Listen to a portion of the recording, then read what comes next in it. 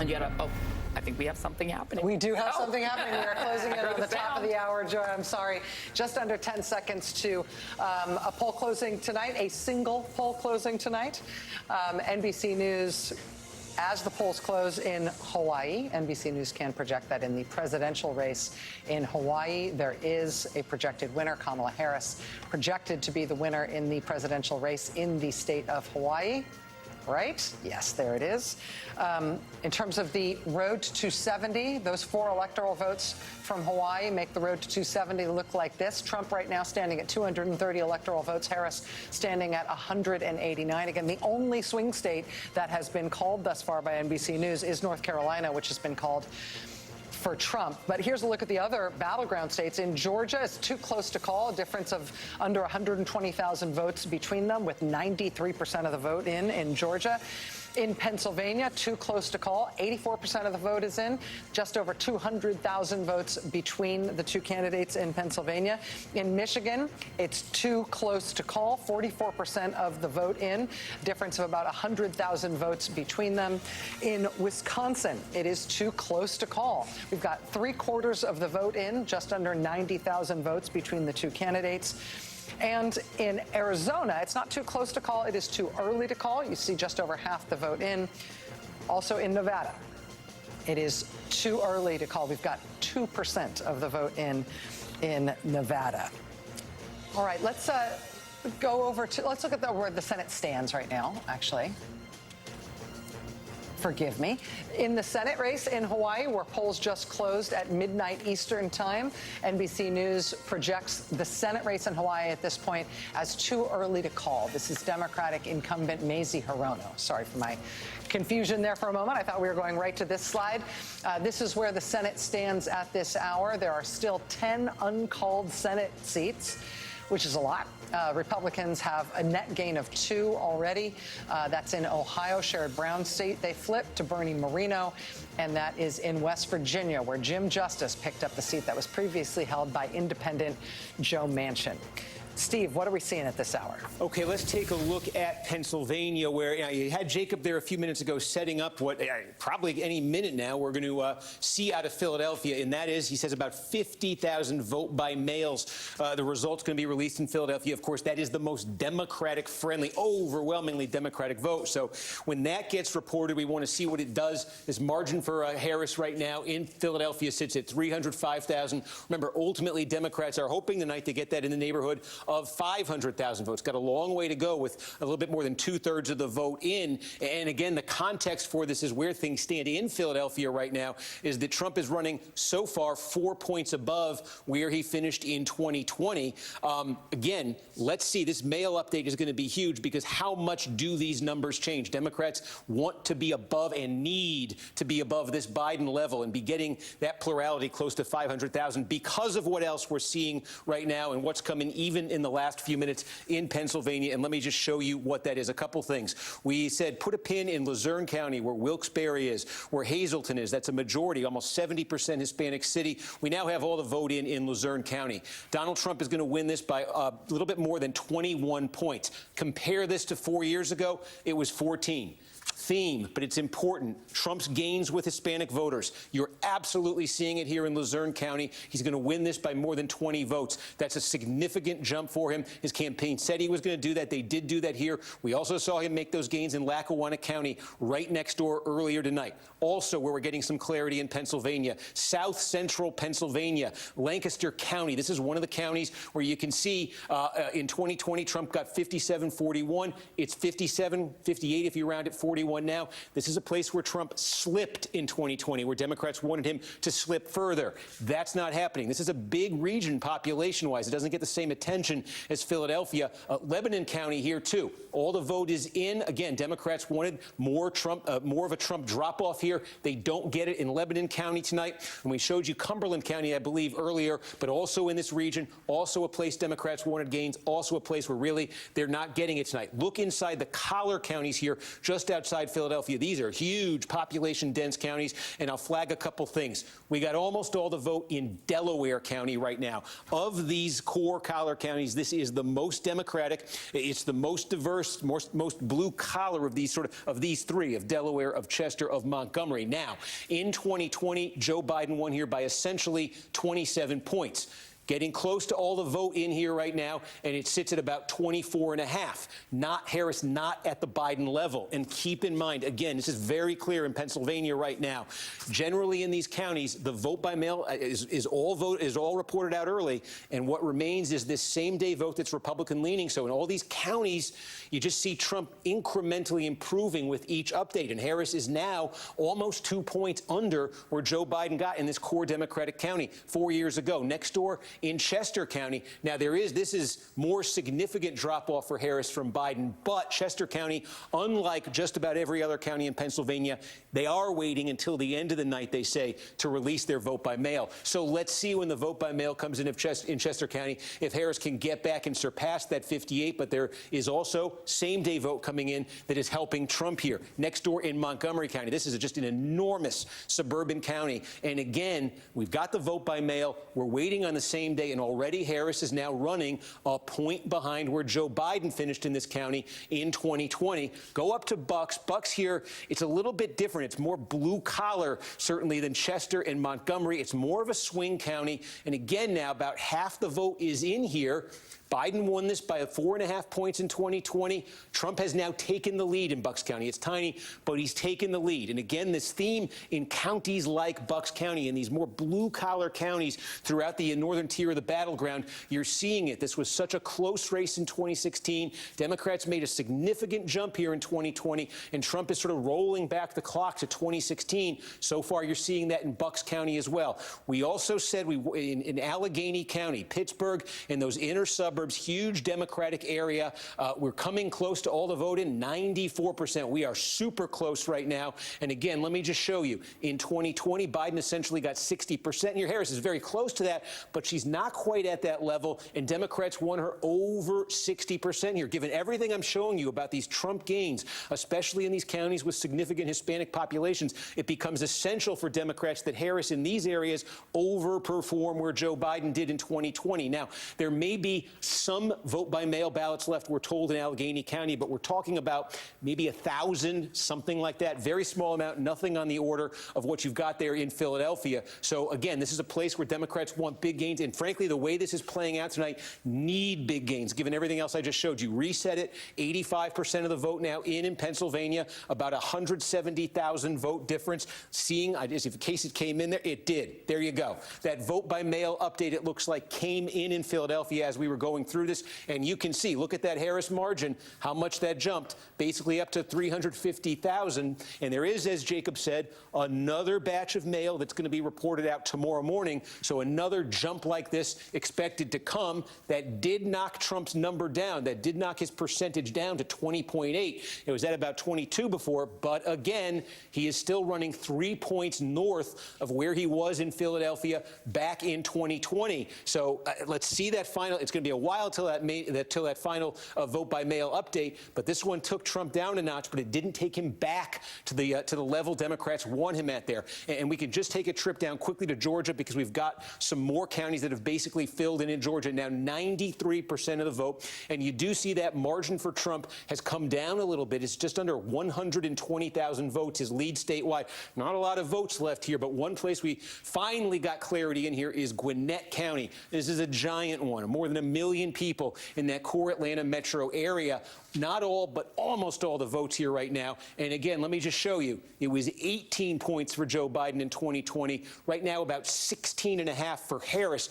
This has been the trajectory. Clinton won this thing by only about 6. Margin exploded for Democrats in 20, and they wanted it to take that next step forward in 2024, again, to offset what has been one of the stories tonight. We don't really show it because these counties are all so individually small, but I could just take you through dozens of counties that you see in red here here where it's a Trump gain of 2 points, of 3 points, of 2 points, of 3 points, and you add those all together and put them together, that's a big reason why Trump has amassed this lead statewide.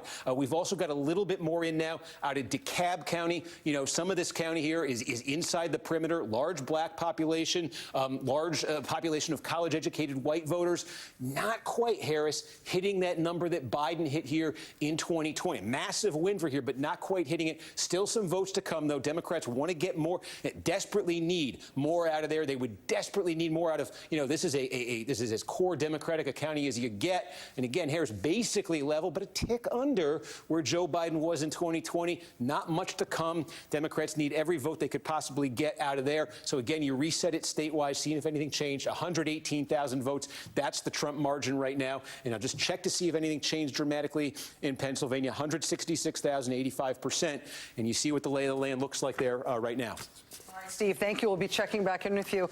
We've been periodically updating you over the course of the night about a few House races that we have been watching. This is a notable House race just because it's a flip, and there have been very few seats that have flipped from one party to the other tonight, but that has happened in New York 22. There was a whole passel of Republicans who were elected in more or less blue districts in New York in 2022. One of them was Republican Brandon Williams. Well, in New York 22, Brandon Williams has just lost his seat tonight.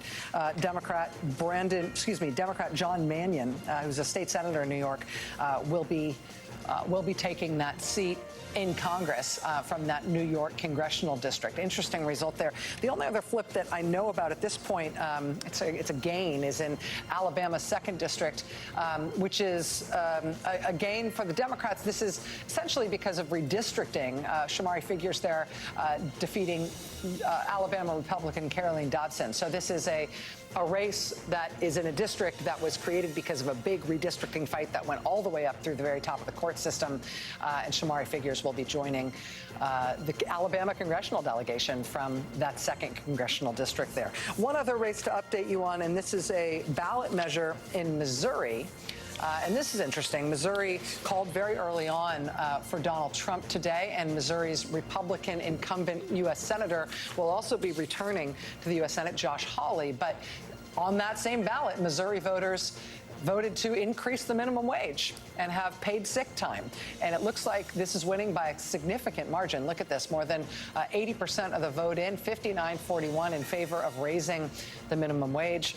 Again, a phenomenon that we're seeing in lots of different races in lots of different states over the course of tonight about people picking politicians who are absolutely opposed to the policy position that they are then voting for in a ballot measure. Well, which tells us something important about policy, right? Yeah. That maybe this was never about policy. Maybe it's about cultural alienation from the pro-democracy coalition. I mean, I don't even know if you can call it the Democratic Party. Vice President Kamala Harris ran alongside Liz Cheney, and a whole bunch of people, large numbers of Latino men, mostly men, but women also felt no magnetic pull toward that coalition. And I think there's a lot to learn. I just read some comments Chuck Todd made that are similar to comments you made and that Ari's made. I mean, there is a story about realignment. And of course, the ultimate outcome is not known. But what we're learning about how people voted, they did not vote along sort of even traditional party lines. I mean, your point earlier about black voters, but there are policies that you're talking about that didn't make a difference in terms of how people voted, and then there are policies that mattered very much to how people voted, but just not at the top of the ticket. So there's a whole lot of information that we're going to be digesting in the coming days. We can see that impact right now, and I don't want to get too wonky on you, but right now the bond market, the 30-year bond market is absolutely getting decimated, and here's why. To your point earlier, inflation, people don't like the cost of things. We're going to vote for the business guy. The reason the bond market is getting crushed right now is because people are anticipating corporate tax cuts, which are going to balloon our deficit. Yes. They're also saying, well, if Donald Trump imposes tariffs, it will reignite inflation. So this whole thing is we're voting for someone based on a personality of a celebrity business guy because we don't like the economy. But what he would actually do to the economy, the policy policies he will put forth, right? The corporate tax cuts, which he's not just going to sunset, he's going to make them even bigger. Right. And then these tariffs are terrible for the economy. I think that's absolutely right. And 2 points on that quickly. One is Democrat Bob Casey in Pennsylvania, which we're all watching, closed his campaign not by pantomiming a sexual act on stage, which is not how most candidates in most parties ever close, but he did close with an ad touting his support for the, quote, Trump tariffs in Pennsylvania as a Democrat. That's point one. Point two I want to share, we've talked about a lot of races. We don't do a ton with exit polls, and I think when you dice them down really small, the numbers don't work. But on big questions, here's a nonpartisan exit poll question I just want us to touch on. This is out of all votes around the nation. You ask people, in the last year, mind you, that's not 2 years ago. In the last year, inflation has caused your family, not everyone else, your family, what? And if you ask for a moderate or severe hardship, it's 75% of the voting public. A bunch of those people voted for Democrats and Harris, but that's a reminder that, with no insult to the people trading in the bond market every day, and the only thing I know about bonds is word is bond, which is an old saying. You know way more about how bonds actually work. But the people doing those trades, the so-called self-anointed masters of the universe, Elon Musk and his bro buddies and people in D.C., most of those people don't feel and couldn't pass a lie detector test claiming that inflation personally affected their family as a severe hardship. But it's a heck of a lot of Americans. But by the way, the question about raising the minimum wage almost never loses, by the way. Whenever it's put on a ballot, on a state ballot, whether it's a red state or a blue state or a purple state, it is a winner every time. I'm surprised Democrats don't use it more.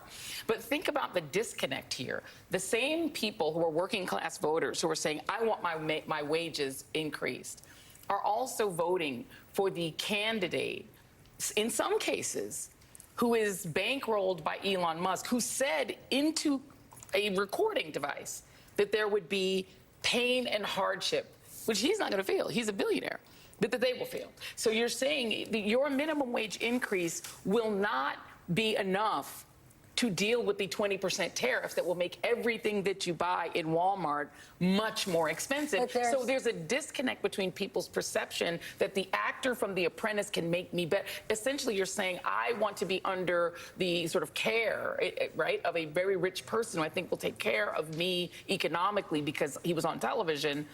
But literally, the policies that you're going to get. And this is what listen, you get the government you ask for. And if you're saying you want 20% tariffs and mass deportation that will make everything unaffordable, this is what will happen. But there is a group of people that we often don't talk about that aren't, to how you like to say, down with the care economy, and it's small business owners. And the reason small business owners are not down with the care economy is because when you increase minimum wage, when you offer maternity leave and paternity leave to low-wage workers, that sounds great, and we all support this idea. But there's lots of small business owners that don't want to say it in public, but are saying, I don't want to do that. Right. I can't afford to do that. My margins are small. So there is this quiet universe of people out there that run small businesses that want absolutely no regulation. And while they like the idea of paying someone more money and giving them more jobs with dignity, they're saying, well, let the government cover that. Because in my small business or my restaurant, I cannot afford to do that. I just want to say one thing, just as we were talking about this Pennsylvania races and the Missouri race. You know, one of the things that happens is because of the sort of nature of structural polarization in the U.S. and the fact that we have close race after close race after close race after close race, is that when we're interpreting results, again, we're talking about what is looking right now like a 3 or 4 point swing in the national political environment from 2020. Right. These are, again, extremely important, meaningful switches for who wields power and what the government does and who it serves. As a sociological fact, these are relatively small margins, right? Yeah. We're not, you know, when you look back at what happened in 64 or what happened in 72 or what happened in 1980, we're talking landslide, huge elections, right? Like 10, 15 point, like. Right. One of the candidates wins one state. Right, yeah, wins one state. Yeah. Like we're just in a completely different world than that. And what will happen in the days to come, independent of the actual outcome, the winner that's called, is looking at these margins because they matter a huge amount to political professionals, to who wields power, to who wins campaigns. But we're talking, again, 3 points here, 4 points there, 2 points there. So, like, there's this tendency to extrapolate out to be like, everyone now is this. Right. And everyone used to be that, and now everyone is this. No, there's 2 people in the room of 100 people who put a different color shirt on. Right. And that's what happened. That determined the election. And again, that's, millions of people, and it matters in the structural forces, but like, it's always just really important because there is a tendency to draw out enormous conclusions about the nature of the American soul to keep that in mind.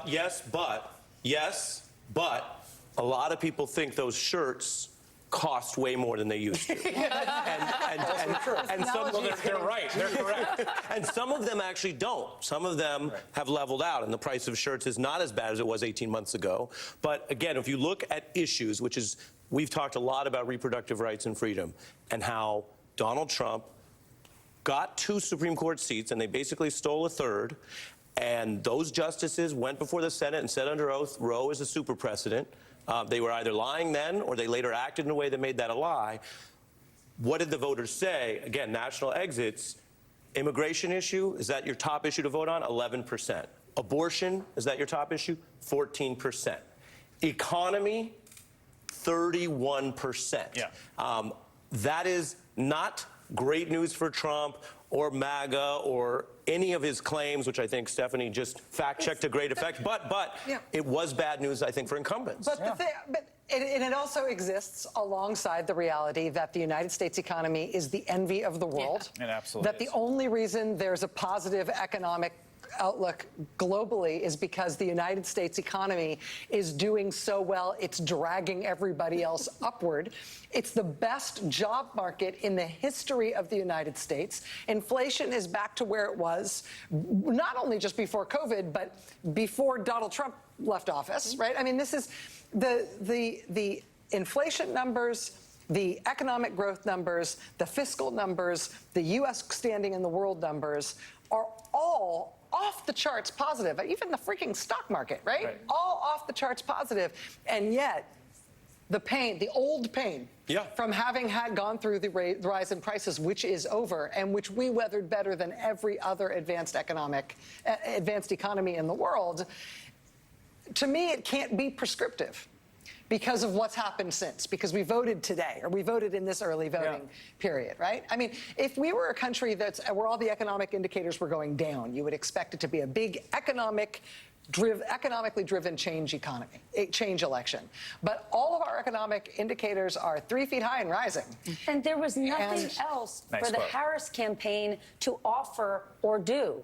They delivered a very strong economy, and they put a plan forth for one going forward. And what Donald Trump has offered is only going to worsen the economy. And also, the polling above the economy was democracy.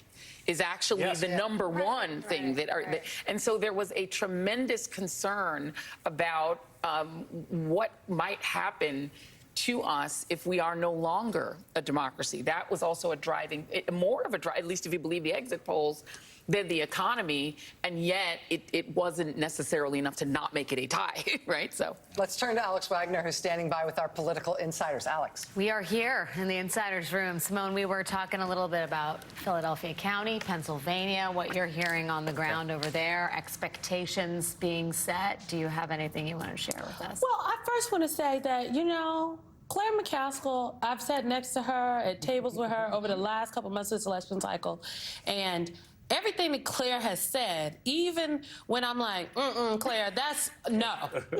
It hit, in this cycle has come to fruition. So I was fighting Claire McCaskill about 2 hours ago, but what I am hearing there, again, as Steve Kornacki just told us at the big board, there were a number of votes, absentee ballots that came in this latest batch, lots from Philadelphia County.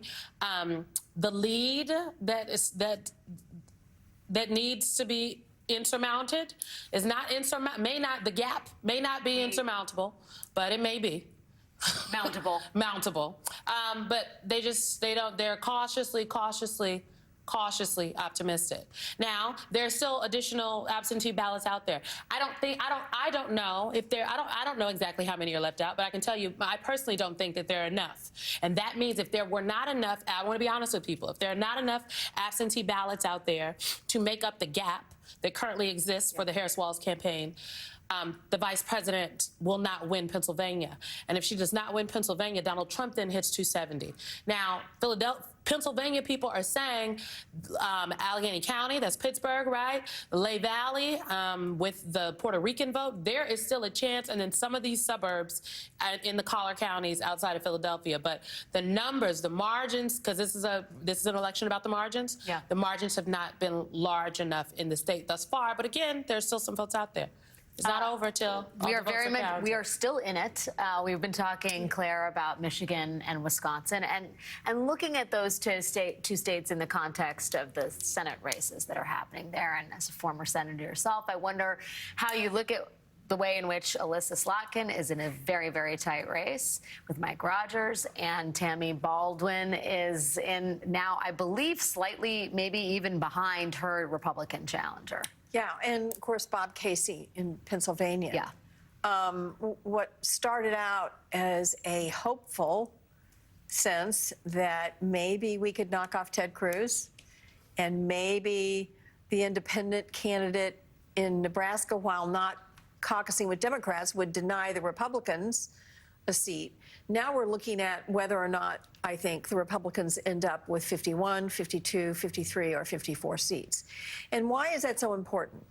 Well, one reason it's so important is because it probably means if this all happens, this is very depressing. I'm sorry to do this to everyone, but it means maybe the worst instincts of Donald Trump as to who he would appoint to the cabinet can become real, because there wouldn't be enough people that would say, no, no, you're not putting somebody who's been in prison in charge of the National Security Council. This is not a good idea.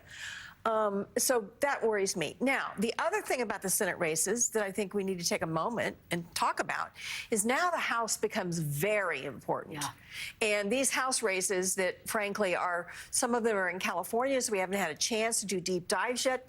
Karnacki has not really educated us yet fully on all of these House races that are out there. But we flipped some already.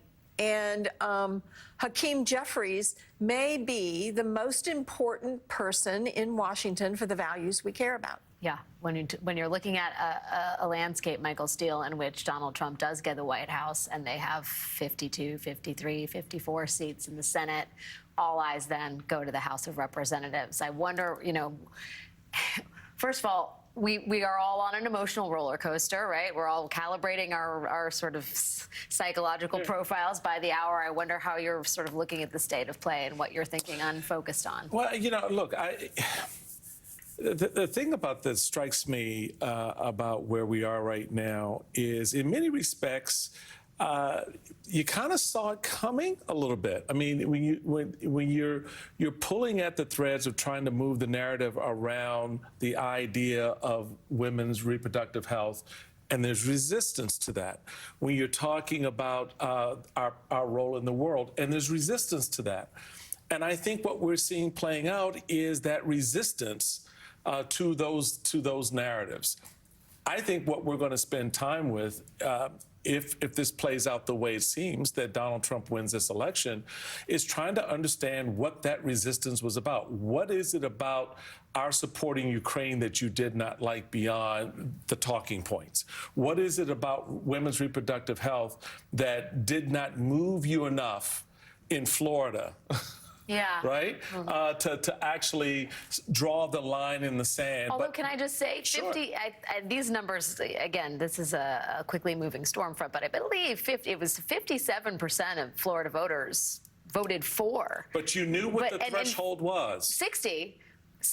You knew. But and 56 or 57% also voted for Donald Trump, which gets to the phenomenon of people voting for Trump and for abortion rights. You go. There you go. But I don't think it's as black as white. Like, no, I'm not saying it's black and white. I'm saying it's absolutely every color under the rainbow. It is every shade of how we start to parse and understand elections like this, because it's going to be important for what happens next. if the MAGA movement continues to expand, as it seemingly has, I mean, there's some real consideration about whether or not Trump hits the national popular vote here tonight.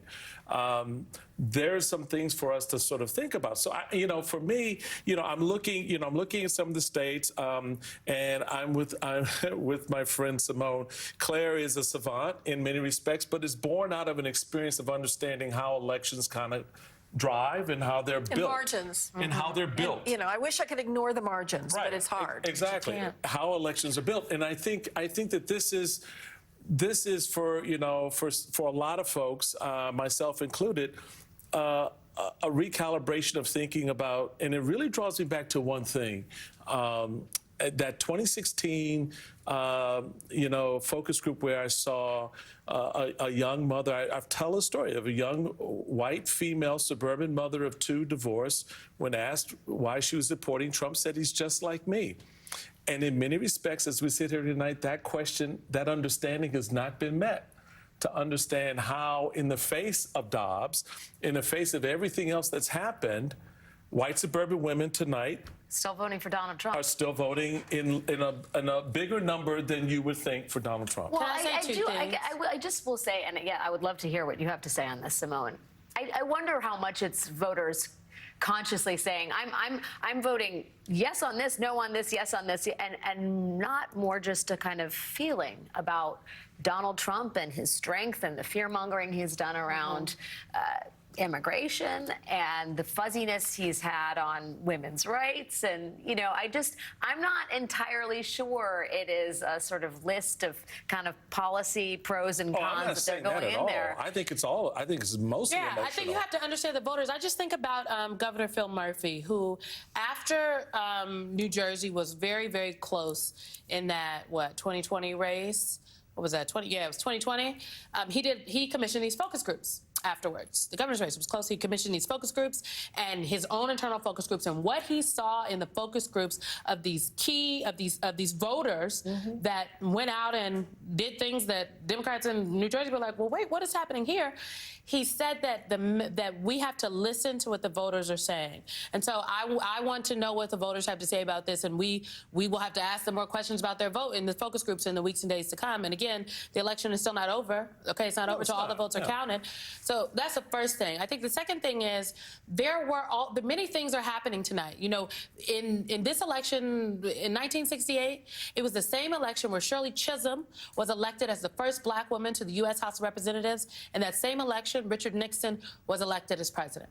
Right? And so I fundamentally believe that the legacies of both of those individuals were on the ballot in this election. And Lisa Blunt Rochester and Angela Alsobrooks now join the ranks of black women who have been elected to the United States Senate. Shamari Figures in Alabama, a district that was created because people in Alabama, with the help of the NAACP Legal Defense Fund, the ACLU, and so many others, went all the way up to the Supreme Court to fight for their voting rights, their right to be represented, to have their voices heard, got districts created in Alabama, in Louisiana, and now and they're called Black Opportunity Districts, majority black districts, and now there's more representation.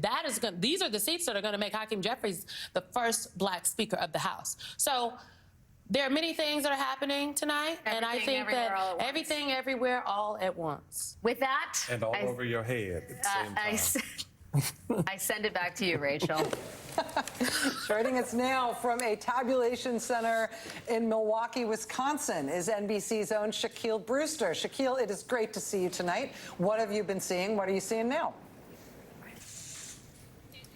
Good to see you as well. Let me just set up where I am, because we are in downtown Milwaukee, and how Wisconsin counts the ballots, especially in these bigger cities like Milwaukee, is when you look at the early vote and when you look at the mail-in vote, they essentially all go to one location and they're counted, and then those results are posted all at once. And we just heard from the clerk that they are still working through these ballots, but we're likely not going to see the results from Milwaukee until the overnight hours. And you can see a little bit of the process. Just look at how wide open this entire room is. And we just got an update saying that clerks are working through some of the larger wards right now. So far, they processed about 80,000 ballots today. You see some of that processing going on right now as we speak. Once those ballots are processed, then they go into the tabulators, and then that's when they are finally tabulated and sent over to the county. Now, this is all important because there are about 107,000 ballots in this room alone for the state of Wisconsin. And when you talk to Republicans in this state, they are getting more and more optimistic. I'll tell you, they are very chatty right now, reaching out to us saying that, one, they don't think that Vice President Kamala Harris got enough vote out of Dane County. That's in Madison, big college area. But two, we know that Milwaukee is usually the last to post its results. And when you look at the margin right now in Wisconsin with Donald Trump currently ahead with about 100,000 votes, if I'm telling you there's only about 107,000 ballots here that will be posted later tonight, Republicans are pointing to that and saying that they are very skeptical that the vice president will be able to make up that total. So the votes are still being counted. There are other places where votes are outstanding right now, but it's because of what you're seeing here, the fact that we're waiting on a lot of these ballots to come, that Republicans in the state are saying they're very optimistic, guys. Shaq Brewster for us in Milwaukee, Wisconsin. We'll be coming back to you, Shaq. And Parks has some follow-up questions, but I have to interrupt my own train of thought to bring you a call. For the second time this evening, NBC News is able to make a projection in a battleground state.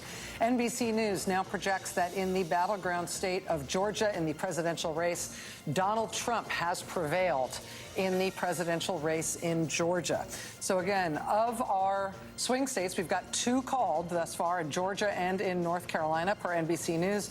That puts the electoral map at Donald Trump with 246 electoral votes, and Kamala Harris at 189 electoral votes. Again, both candidates aiming at 270.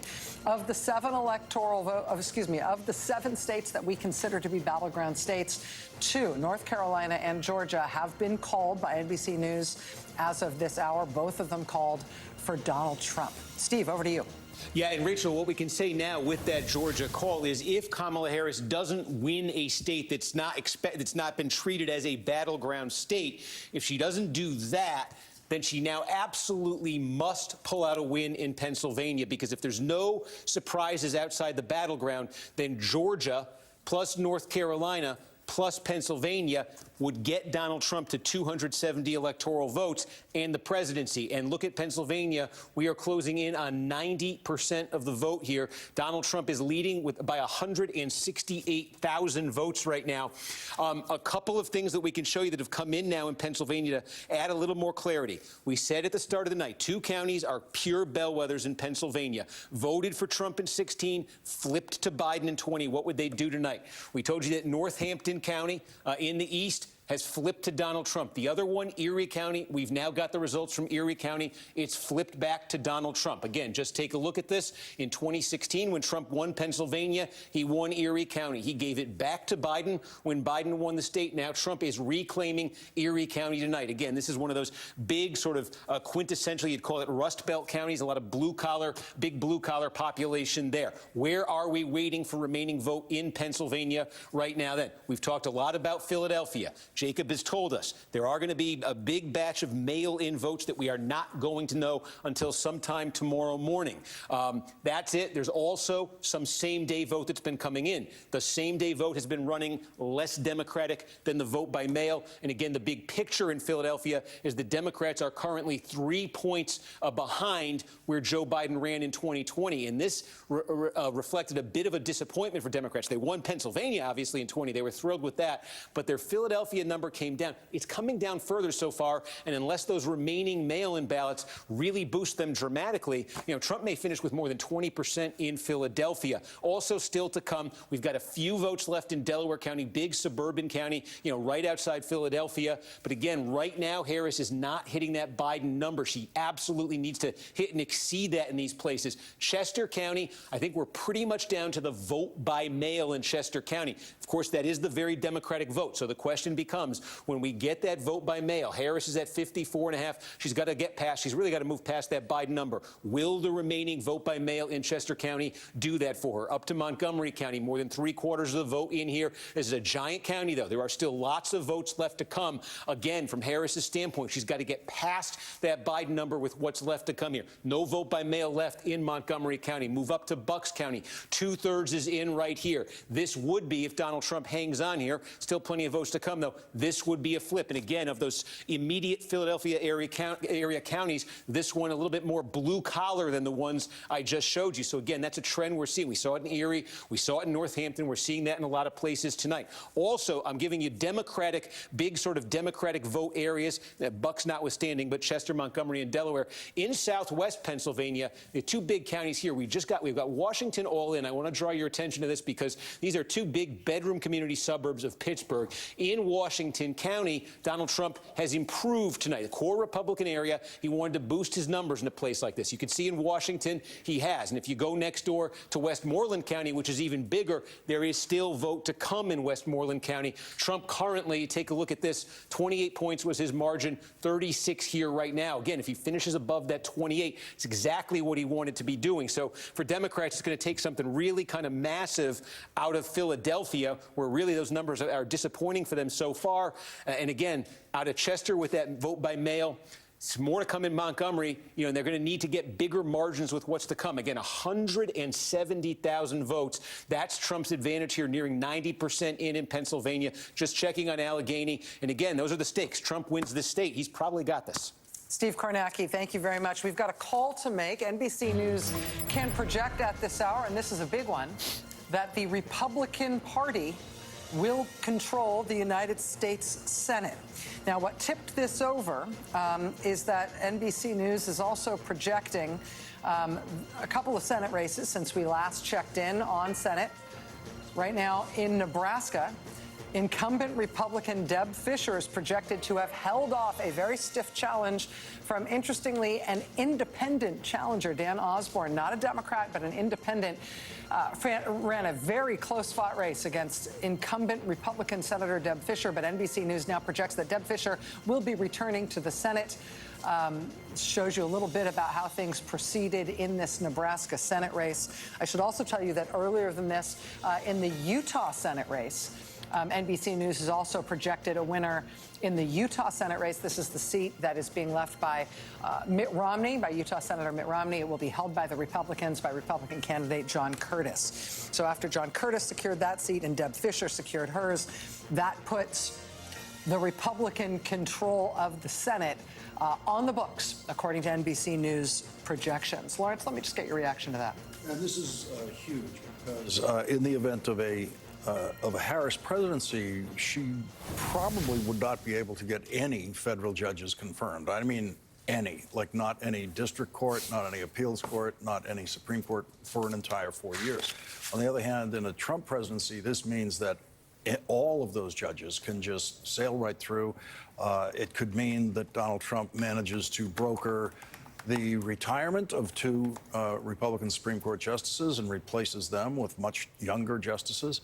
So the issue now becomes, what about the House of Representatives? What are we going to end up with in the House? If the House, if the Democrats can get control of the House, then they really have control of government. They do not have control of the confirmation process. That's gone. That is already gone. But in terms of what could happen legislatively, the House would be in control of that, meaning they could prevent any of the worst things. And let me just interject for a moment. We have eyes on Howard University right now. We can tell you that Vice President Harris is not expected to speak tonight, but we are seeing quite a crowd there, and we are expecting, we're within the 2-minute warning from a statement that we're expecting from the Harris campaign co-chair Cedric Richmond. Cedric Richmond expected to address this crowd at Howard momentarily. Again, we don't expect to be hearing from Vice President Harris. But I think, actually, if we can go to this live so we can hear the Natsat here, so we can hear Cedric Richmond and what he's going to say to the crowd and also how the crowd receives him. This is live from Howard University in Washington, D.C.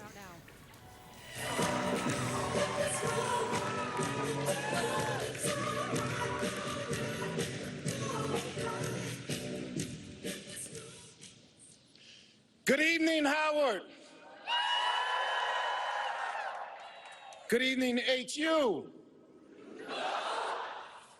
I want to say good evening to all of the Harris campaign, the campaign family. Thank you for all that you have done.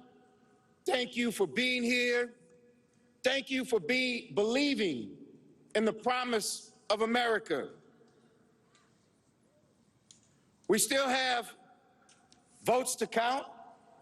We still have states that have not been called yet. We will continue overnight to fight to make sure that every vote is counted, that every voice has spoken. So you won't hear from the Vice President tonight, but you will hear from her tomorrow. She will be back here tomorrow to address not only the HU family, not only to address her supporters, but to address the nation. So thank you. We believe in you. May God bless you. May God keep you. And go HU and go Harris. Thank you all. A short and to-the-point statement from Cedric Richmond, the Harris campaign co-chair, speaking to what is still a considerable crowd at Howard University in Washington, D.C. You now see them turn as one to start to leave the grounds. They're letting the crowd assembled there for the Harris campaign and in support of Vice President Harris, letting everybody know that she's not going to be speaking on any subject over the course of this evening. Cedric Richmond saying we still have votes to count. We still have states that have not been called yet. You will not hear from her tonight, but he did say that you will hear from her tomorrow, I think indicating that she may be speaking from Howard tomorrow, both addressing HU, Howard University, but also addressing the nation, in his words. I just wanted to sort of re-emphasize a point that Lawrence made before that speech about where we stand tonight. We're looking at a map that appears to show somewhere in a national 3 or 4 point swing from 2020 towards the Republican Party. We have called the Senate for the Republican Party. That they were always favored to take the Senate, given the map, so it's not hugely surprising. There is a weird wrinkle here, which is the House of Representatives. Now, in 2016, of course, Donald Trump won that race despite losing the national popular vote. He won the White House, the Senate, and a House majority. He had a trifecta. When Joe Biden won in 2020, he had the Senate and the House a trifecta, thanks to those 2 Georgia runoffs. It is a genuine possibility that should Donald Trump win the presidency, which is not yet called, the Senate is called for Republicans, the Democrats take back the House from Republicans. This is not like crazy talk. This is not like some, it's 1 in the morning and I'm punchy. Like, mathematically, based on what we know so far, based on the flips we have, that is genuinely an outstanding possibility. That could be massively consequential in ways that I cannot overemphasize. And we're going to have to, as we start to see House races get called and as we watch for additional flips and ads, we're going to have to talk about those consequences over the course of this night. You're not going to get away with it, with leaving without talking about those consequences. But before we leave Howard University, I want to go actually to MSNBC's Michelle Norris, who's at Howard University for us, who just saw those remarks from Cedric Richmond. We saw the reaction from the crowd from that aerial or that high-mounted shot in terms of people turning and leaving. Cedric Richmond, Michelle, making clear that the vice president will not be speaking tonight. Nobody should be waiting to hear anything from her. But it does sound like, was I right in understanding what Cedric Richmond was saying, that she will be back at Howard tomorrow to make remarks both to Howard and to the nation? Yes, you heard that right. The crowd, you can probably see behind me the rush to the exits. I mean, as soon as he said that, people turned on their heels and they were out of here. The evening was getting increasingly somber as people realized what this map is looking like. He did indicate that she would be back tomorrow to speak to people here and to speak to the nation. That, of course, is a logistical nightmare on several levels because the university was not expecting her to come back tomorrow. I don't know how large the crowd will be. There are a lot of unknowns in that statement. I do know that there was a lot of hand-wringing and consternation in her camp about when she should leave, about when she should start to head here. And her victory party, which was in another part of town, at what point they turned off the TV set and just piped up the music because the room was starting to get increasingly somber. So a lot of people here, I haven't had a chance to talk to people who expressed disappointment. And there really is still a lot of people who are holding on to hope, trying hard to hold on to hope. But the numbers, it's hard to do that in the face of a map that really looks like it's presenting a very steep challenge, and a country that at this point is still very divided. And to be clear, Michelle, NBC News has called 2 of the 7 swing states. They have called Georgia and North Carolina for Donald Trump. They've also called Senate control for the Republican Party. 5 swing states remain to be called. But as you say, the internal math, which we have been following with Steve Kornacki, the wins in Georgia and North Carolina have created the mood that you're describing. The last thing that we have reportable from the Harris campaign, the top of the Harris campaign manager, Jen O'Malley Dillon, said, we always knew it was going to be down to the blue wall, and the blue wall is still uncalled at this point.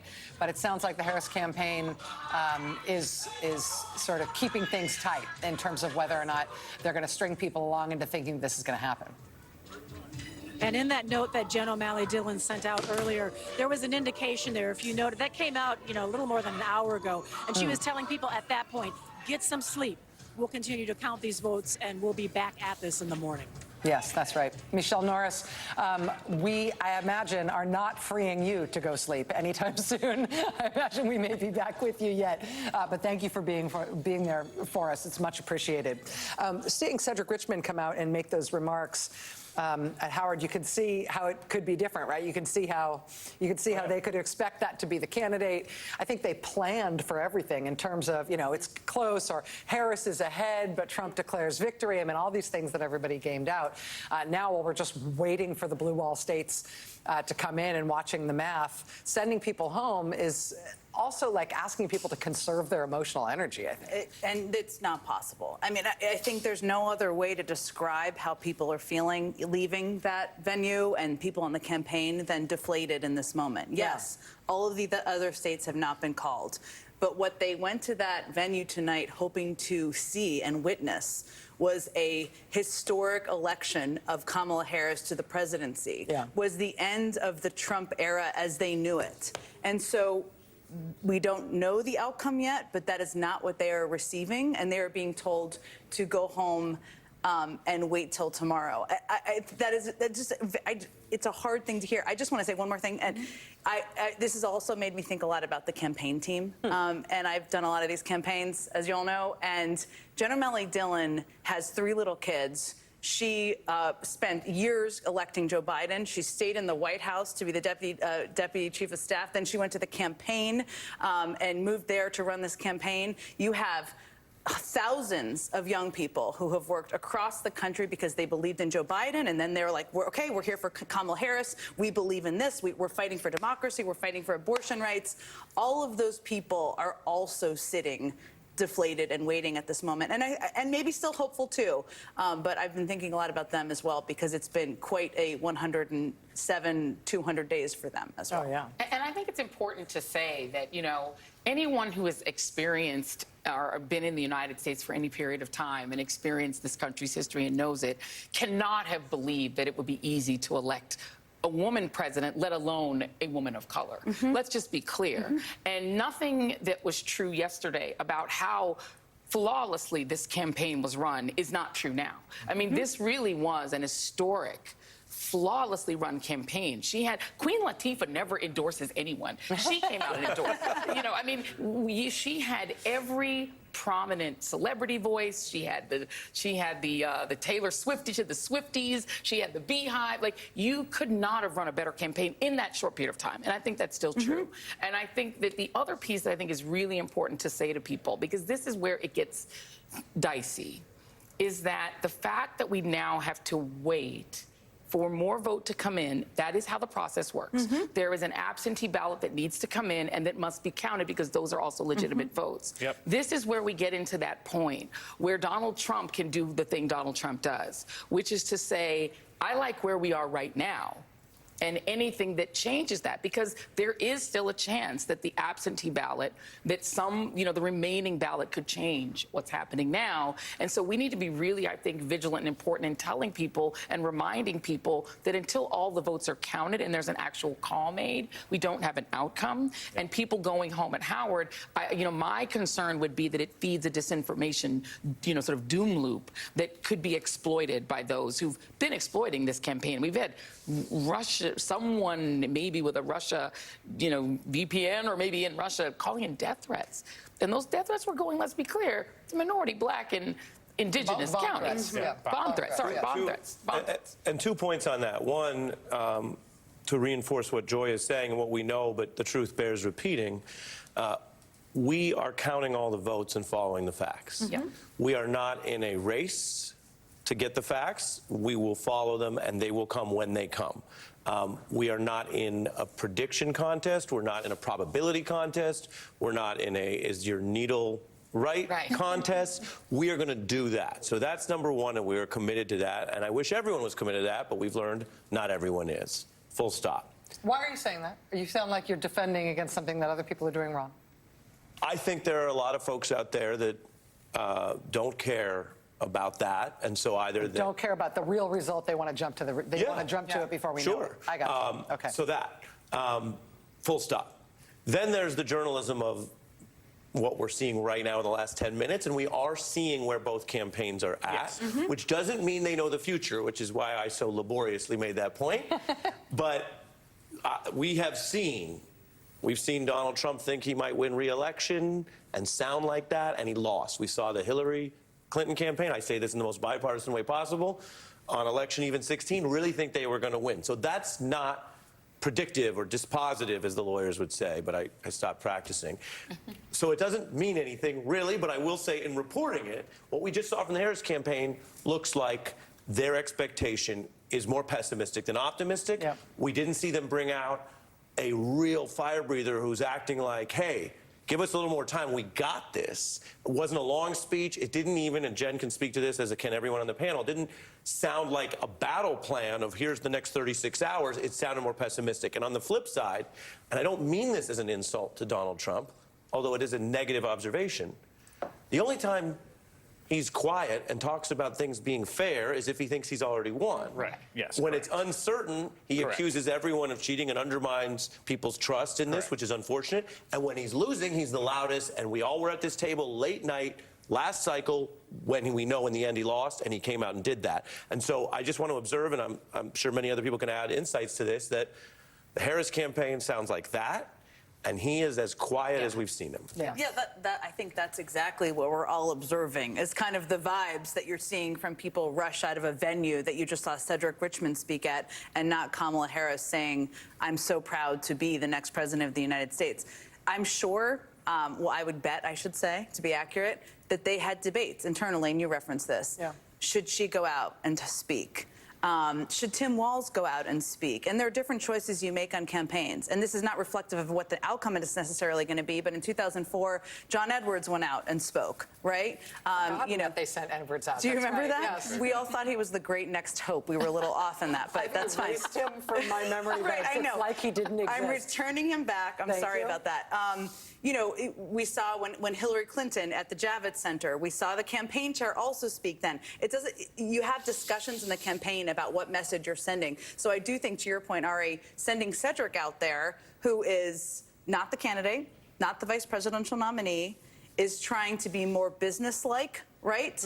Than sending a message that, guys, we don't want to keep you up till 5 in the morning. It's going to happen. And not But the we don't know running what's gonna mate happen, and not but the still. campaign manager. Let me interject for a moment. We do have a call. NBC News can project that in the presidential race in New Mexico, there is a winner, and the winner is Democratic Vice President Kamala Harris. When the Trump campaign was getting very, very, very cocky about how they were going to do tonight, they started talking about expanding the map, expanding to Virginia, which they lost tonight to Kamala Harris. They talked about expanding the map to New Mexico, where they sent Donald Trump in the closing days. Now NBC News projects they have lost New Mexico to Kamala Harris as well. we shall see. I think the Democrats were hoping they'd do so well they'd expand the map to Texas and Iowa, and they didn't win either of those either. At this point, we've got 2 of the 7 swing states called. They are North Carolina and Georgia, both called per NBC News for Donald Trump. We're still watching the results come in all of the other swing states. We're heading toward a 1 a.m. closing in Alaska. That'll be our last poll closing of the night. Steve, as we're heading toward that, what are you watching? Yeah, I'm watching Pennsylvania because now we've inched over 90% of the vote in, and Trump's margin now has moved over 200,000 votes in Pennsylvania. That's a 3.5 almost point advantage for Trump. What just happened and what's left? Well, we just got a big piece of the puzzle. York County this is a biggie. Again, we talk about that south central Pennsylvania region as a sleeper. We just got all of the rest of the vote here. There was a lot outstanding, and again, to put this in perspective, this is an improvement from Trump over where it was 4 years ago, and that completes pretty much the storyline in this region of the state. One of the big questions we asked in Pennsylvania at the start of the night was, would Trump decline further in this part of the state? He had dropped a bit. He had dropped a bit in 2020. He didn't drop any further in counties like this tonight: Lebanon County, Lancaster County, Cumberland County, now York County. Where else did we just get results? We got it in Westmoreland County. We're almost complete here. Again, big Republican suburban, some rural areas too, certainly, but big Republican county outside Pittsburgh. And again, Trump is running a little bit better than he did here in 2020. That's what his campaign wanted to see. We also got some more results out of Montgomery County. We're getting close to everything in there, 86%. Harris is winning in Montgomery County, big suburban county right outside Philadelphia. It's a 22-point margin for her. But what we have been watching is this number, this Harris number, has been ticking down ever so slightly with every update. Why? Because every update is the vote that was cast today. That is the most Republican-friendly vote. The vote by mail, the most Democratic-friendly, that was released early in Montgomery County. So what are we still waiting on in Pennsylvania? Well, again, Philadelphia, we've got about 80% of the vote in here right now. Harris's margin, 356,000. Again, Democrats want to get that somewhere around, need it, somewhere around north of, frankly, 500,000 votes probably. Again, Jacob said, going to be a big vote by mail update in the morning, get some clarity on that. But Democrats need to boost the number there. We are waiting as well in Chester County on the vote by mail. They do it at the very end there. Oh. Sorry, Steve, didn't mean to catch off mid-word there. This is our final poll closing of the night. It is 1 o'clock in the morning on the East Coast, and that means we've got our final poll closing, and that is in Alaska. Right now, the projection in the presidential race in Alaska is that it is too early to call between Kamala Harris and Donald Trump. In terms of the road to 270, this is where the two candidates stand right now as they both try to get to 270 electoral votes. Shazam! There it is. 246 electoral votes for Donald Trump, 194 electoral votes for Kamala Harris. In terms of the battleground states right now, let's look at the, battleground states right now. Pennsylvania, too close to call, 92% of the vote in. In Michigan, it is too close to call with just over 60% of the vote in. In Wisconsin, it is too close to call with 114,000 votes between the two candidates, 86% of the vote in. In Arizona, it is not too close to call. It is too early to call. We've got just over half the vote in Arizona. You can see the numbers there. And in Nevada, similarly, it is not too close to call. It is too early to call, with 70% of the vote in Nevada. Looking at the Alaska House race, there's no Senate race right now in Alaska, but there is a House race in Alaska that is of interest, and is one of these races to watch in the country right now. In the Alaska House race, where Democratic incumbent Mary Peltola is trying to hold on to that seat, facing Nick Begich from a famous Alaska family. Nick Begich running in this race as a Republican, despite his family's Democratic history in the state. This race is, at this point, too early to call in the House race in Alaska. That is where we stand. Steve, I'll get back to you. Yep. So again, in Pennsylvania here, it's about 220,000 just to reset. We were just looking at where else could votes be coming in significant numbers. Center County here, we still have some to come. This is where State College is. Now, Trump leading here right now. I believe vote by mail still to come here. This was a Democratic county for Joe Biden in 2020, so an opportunity for Democrats to add a little bit. Penn State University right there. So there are some pockets that, though, frankly, this should be a Republican county in a big way by the end of the night. We still have a ton of votes to come. We knew it was going to take a long time here. The vote by mail, it looks like, has been processed. So there are pockets here where Trump can gain, too. But again, Philadelphia, by far the biggest thing outstanding. Democrats just trying to squeeze everything they can out of those collar counties, but with 93% in, making up a deficit of 220,000, getting to be a very tall order for Democrats. I wanted to update Wisconsin as well as we approached 90% in. The Trump margin there, about 4 points, as you can see right now, 116,000 votes. We have been following this story of Dane County, and it's been a bit of a mystery for some of the night exactly how much vote was left. We actually believe, now take a look at this, we said at the start of the night, the margin for Democrats in 2020 for Joe Biden was about 182,000 votes. So Harris has now actually gotten basically to the Biden level in 2020. And we believe there is a little bit more to come still in Dane County. So it appears actually that question we posed at the beginning of the night here, could Democrats squeeze more out of Dane County than they've been getting? Every election this century they have, it looks like they may be able to do that. We'll see. Make sure there are a few left there. Obviously, if they do, we expect them to break decisively for Kamala Harris. And one other thing I did want to point out and just make sure we kind of get on the record, as we look at the map of the country here and you see in gray the states that aren't called, you take a look on the East Coast here, and this one stands out. New Jersey, which in 2020 was a state that Joe Biden won by 16 points. Now, nearly 90% of the vote is in here, and Harris does have a pretty healthy lead over Donald Trump. But a couple things we can note here. I wanted to call your attention to this. This is Passaic County. The city of Paterson, New Jersey is here. Passaic is here. This is a plurality Hispanic county, working-class Hispanic county, 42% Hispanic. Look at this. With just about all the vote in, Trump is leading in Passaic County. This was a 17-point Joe Biden victory in 2020. Trump has turned that around in leads here. And again, this is just, as I look at this map, county by county across the country tonight, even outside of the swing states that we're concentrating on, I am seeing this over and over again. Counties with substantial Hispanic populations, that's where Trump is making his most dramatic gains. I think we had just mentioned New Mexico a minute ago. The Trump campaign said they were targeting this. It's a 5-point win for Kamala Harris. But just take a look at the story of this. This is down from about 10 points for Joe Biden in 2020. I'm going to show you just 2 counties here to give you an idea, because this is a microcosm of what I've been seeing around the country tonight. Bernalillo County, this is where Albuquerque is. This is the big sort of metro, suburban, high concentration of college degrees county we've been talking about. And Harris almost gets to the Biden level here. There isn't much of a drop-off for Harris here. And this is where Albuquerque is, just giant vote-producing county. Now let's get to a county that's almost 70% Hispanic. Down where Las Cruces is. And you see, again, this is going to be a Harris County tonight. But look at the change. This was almost a 19-point victory for Joe Biden, cut down by 10 points here. Core Democratic county in New Mexico. The counties in New Mexico with the highest Hispanic populations are where Donald Trump has made his gains. The reason he got this down to 5 points are the counties with Hispanic population there.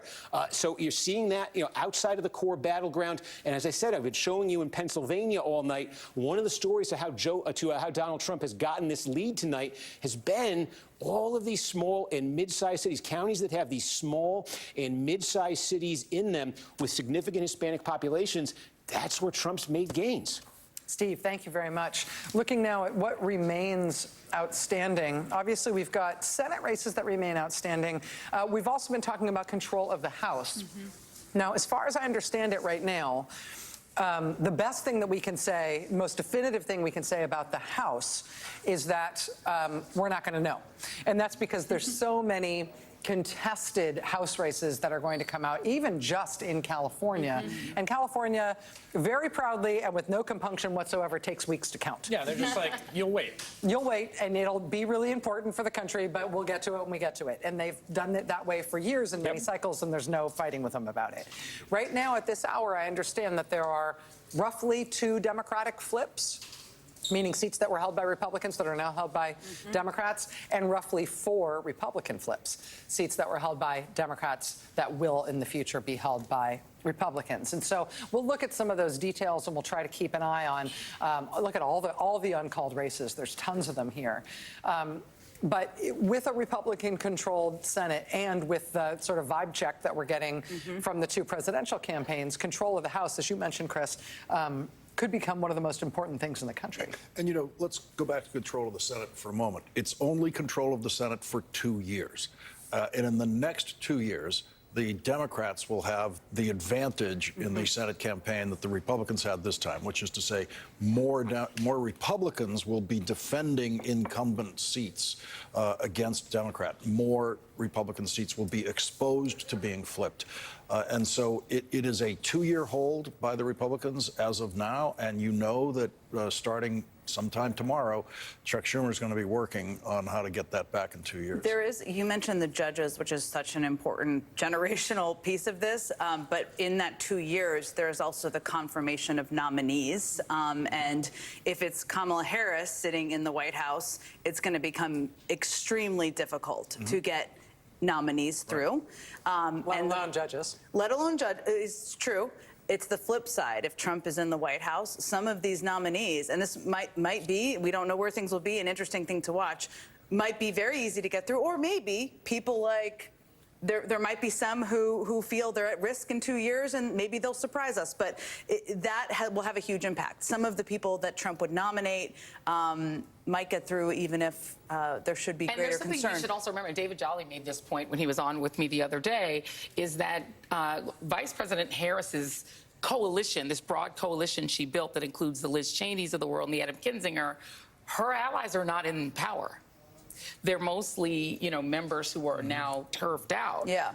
So the actual existing House, the current House majority, is very Trumpy. It's very far right wing. Led by Mike Johnson, who led the coup. Who led the coup. And so even if you had like a narrow Democratic majority, it would be incumbent upon Hakeem Jeffries. He would have to do what Speaker Pelosi has been able to do, which is to navigate a narrow majority, because it doesn't look like either side, either way, would have a very large majority. If the Democrats take the House, which again, it's going to be a while, everybody settle in, Jamie Raskin will be the chairman of the Oversight Committee. And there will be people like that who will take on outsized leadership roles and help guide through to be a check on if there's a Trump in the White House with Senate controlled by Republicans. And that could be an interesting dynamic of this that people are undervaluing at this moment. I just wanted to add one note of explanation about why California can take as long as it does.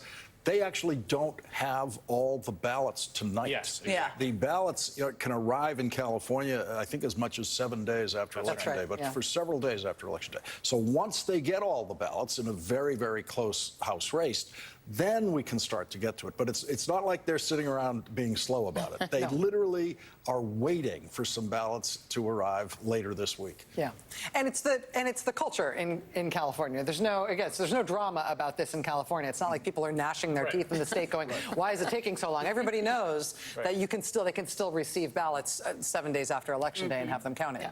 Just, I want to say one more point about checks, because there's a sort of saying you've heard for years in the world of sort of the, you know, democratic development about democracy is more than elections. And, you know, the reason I think that's an important statement to think about is it's possible we don't know what the night is going to bring. The Senate, we've called for Republicans. Donald Trump is currently up in Pennsylvania. If he wins Pennsylvania, he would be the next president of the United States. The House, we're not going to know for weeks. But it's possible that Donald Trump and the Republicans will have a trifecta, as they did in 2016.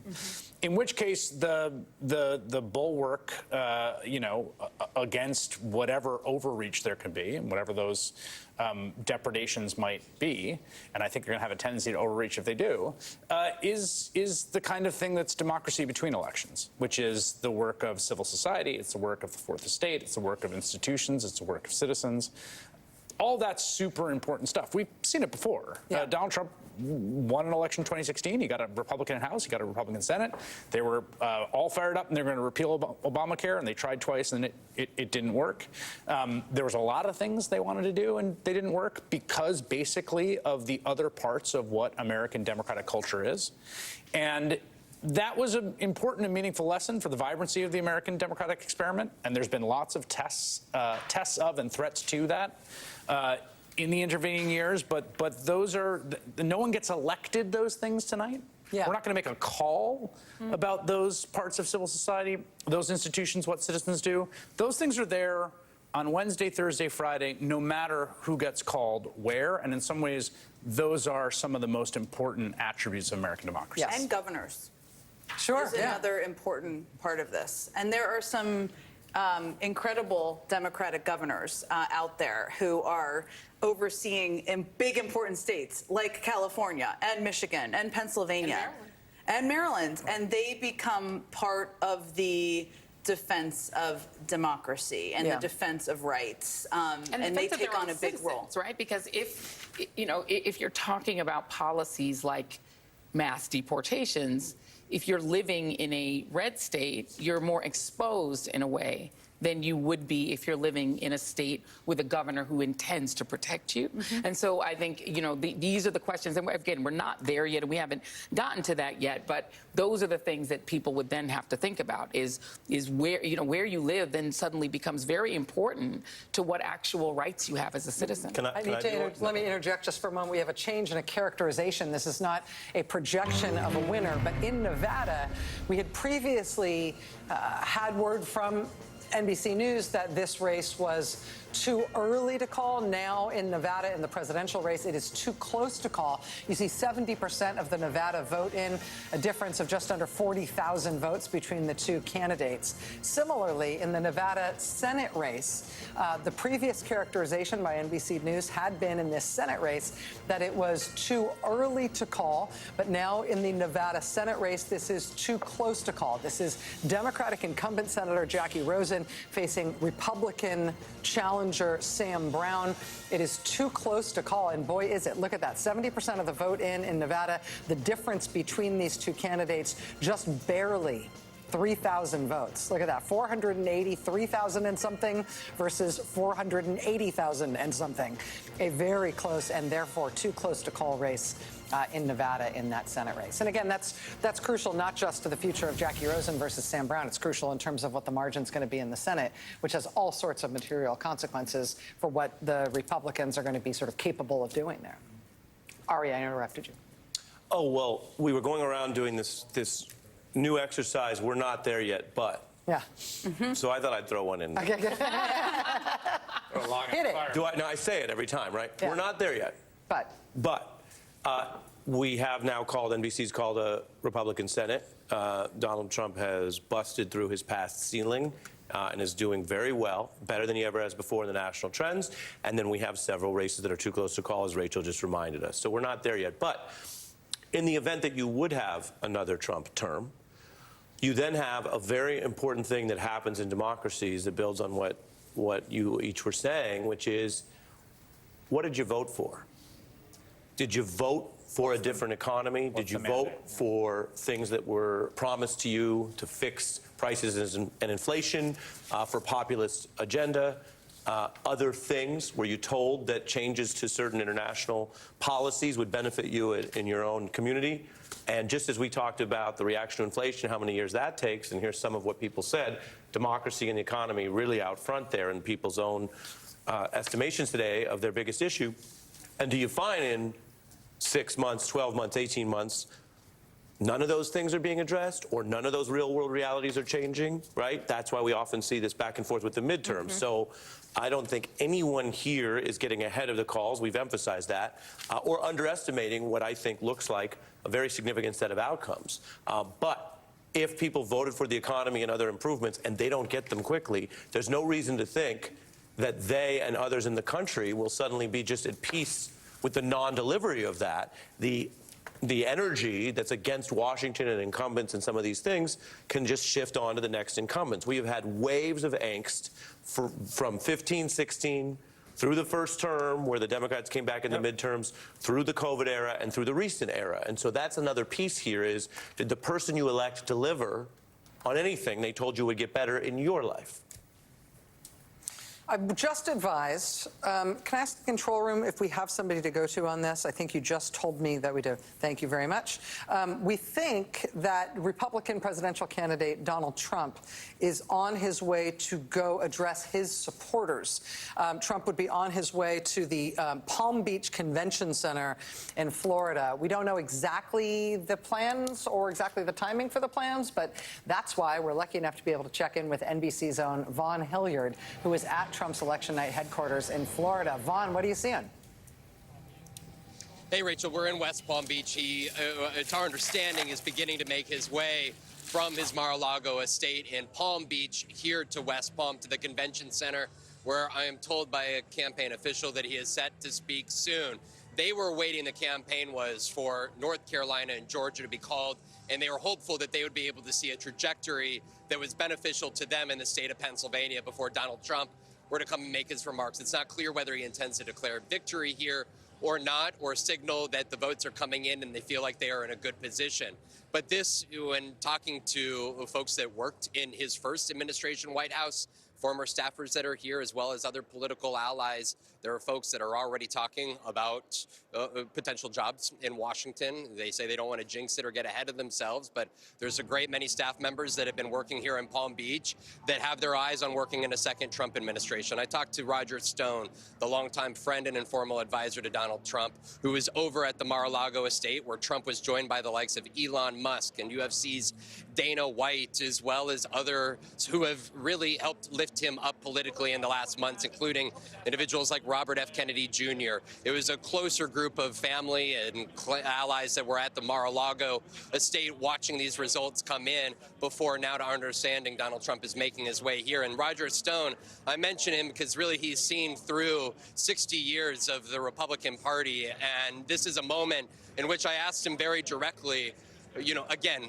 I understand that we are still counting votes here at this time, but at the least bit, there is a part of the American electorate that has chosen to elevate somebody like Donald Trump potentially back to the White House. And I asked Roger Stone, what did he make of this for the history books of watching, after 9 years of America, become acquainted with Donald Trump, somebody who is so transparently brash and somebody who is so willing to denigrate his perceived enemies.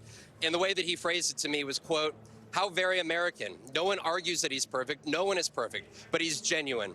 He's not a construct or handled or managed. We embrace the imperfect. We're Americans." That's Donald Trump. And Donald Trump is on his way now here at a moment, of course, that would potentially, in the days ahead, lead to many conversations about the potential policy impact of what a Trump White House with a Republican Congress could look at.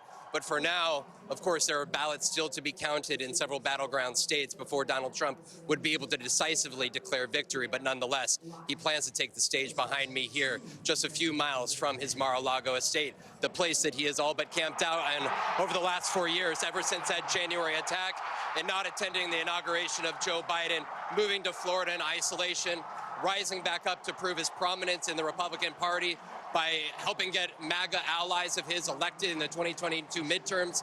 And Donald Trump here today, about to take the stage at a moment in which he and his team feel like they have politically proved from these early results that he is in a good position here. Guys. Vaughn, I don't know if you can hear me. I know there's big cheers going up from the crowd there. You had mentioned at the outset of your remarks that they had wanted to see the results in Georgia and North Carolina, and they had wanted to see things going their way in Virginia before he spoke. He did not win Virginia. Do you know anything about the calculus as to have him speaking anyway without another state that they were watching for under their belt? Right. Apologies for misspeaking on my part. I meant Pennsylvania, where we go back to 4 years ago, of course. It was Steve Bannon that urged Donald Trump to prematurely declare victory. Donald Trump, at 2 a.m. on election night in 2020, he did exactly that. We asked, our colleague Jake Traylor asked Donald Trump earlier today inside of the West Palm Gymnasium where he voted, whether he would potentially acknowledge that it may take several days to count ballots. and be willing to acknowledge that he may not be able to declare victory tonight. He did affirmatively say that he understood that we may not know the results at this point in time based off of MBC's, another news organization. We have not called it. But of course, Donald Trump has shown an eagerness to, in 2012, in 2016, in 2018, 2020, in 2022, to declare victories even when news organizations have declared otherwise. So, of course, we expect now in a matter of minutes here, guys, to hear directly from the former president. Vaughn Hilliard for us in Florida. Thank you very much, Vaughn. We'll be back with you as the night progresses. As Vaughn was just reporting there, Trump has been watching election returns at his home at Mar-a-Lago, which I used to call a golf club, and then I learned there's no golf there. Nope. No, wrong one. Corral. He's on his way from there by car to the convention center there in Palm Beach, and we expect him to be addressing that exultant crowd. So we shall see. I mean, presumably he's going to declare victory. We thought he would declare victory even if he was losing badly at this point in the night. So given the way things look, we assume that he's going to declare victory, but we'll have to wait until we see what those remarks are. Yeah, I mean, Ari made this point before, which I thought was a really smart one, about how he's loudest when he's thinks he's losing and more quiet when he thinks he's winning, at least in terms of what was coming out of that operation.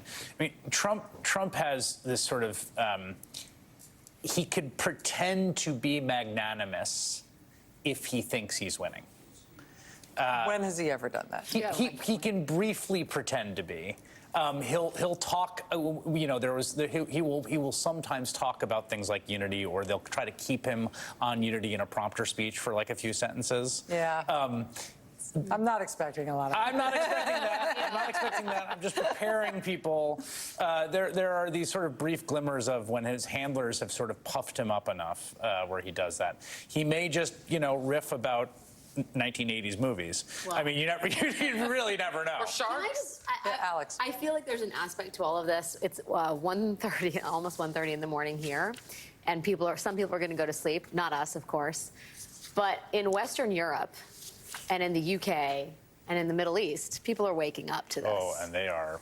And I'm thinking the people who are going to wake up to Donald Trump's remarks tonight are people like Emmanuel Macron and Vladimir Zelensky and the people of Poland and people in Gaza and people in Tel Aviv and I've already gotten a text from Ghana and South Africa. And I've gotten people from Western Europe who are extraordinarily alarmed and terrified about, as a friend of a friend said, maps being redrawn in Western Europe if Donald Trump is president. I mean, we think about the implications of all of this in terms of domestic politics, but the world is at a hinge point. And, this is very much an election about the global world order. And I think we shouldn't forget, as we are kind of trying to think about how to go to bed and grapple with all of this, there's another side of the world that's waking up to this and is trying to figure out what this may mean, not just for America, but for them. May I reiterate, there are 2 of the 7 swing states that have been called by NBC News right now, which is Georgia and North Carolina. None of the other 5 states have been called at this point. You can see this is the battleground states, Pennsylvania, Michigan, and Wisconsin, the so-called blue wall. None of those states called by NBC News. Neither has Nevada nor Arizona. What has been called is Senate control, and of course we can read the campaigns in terms of what they are saying without saying anything yet. Yeah. And it's 8:25 a.m. in Kyiv, where people they wake up earlier than that, and they are very worried as they look at where this election stands at this hour. And you've seen, there was a whole sort of conflagration over whether the Harris campaign would embrace the uncommitted movement, which actually wanted to move in her direction at the convention.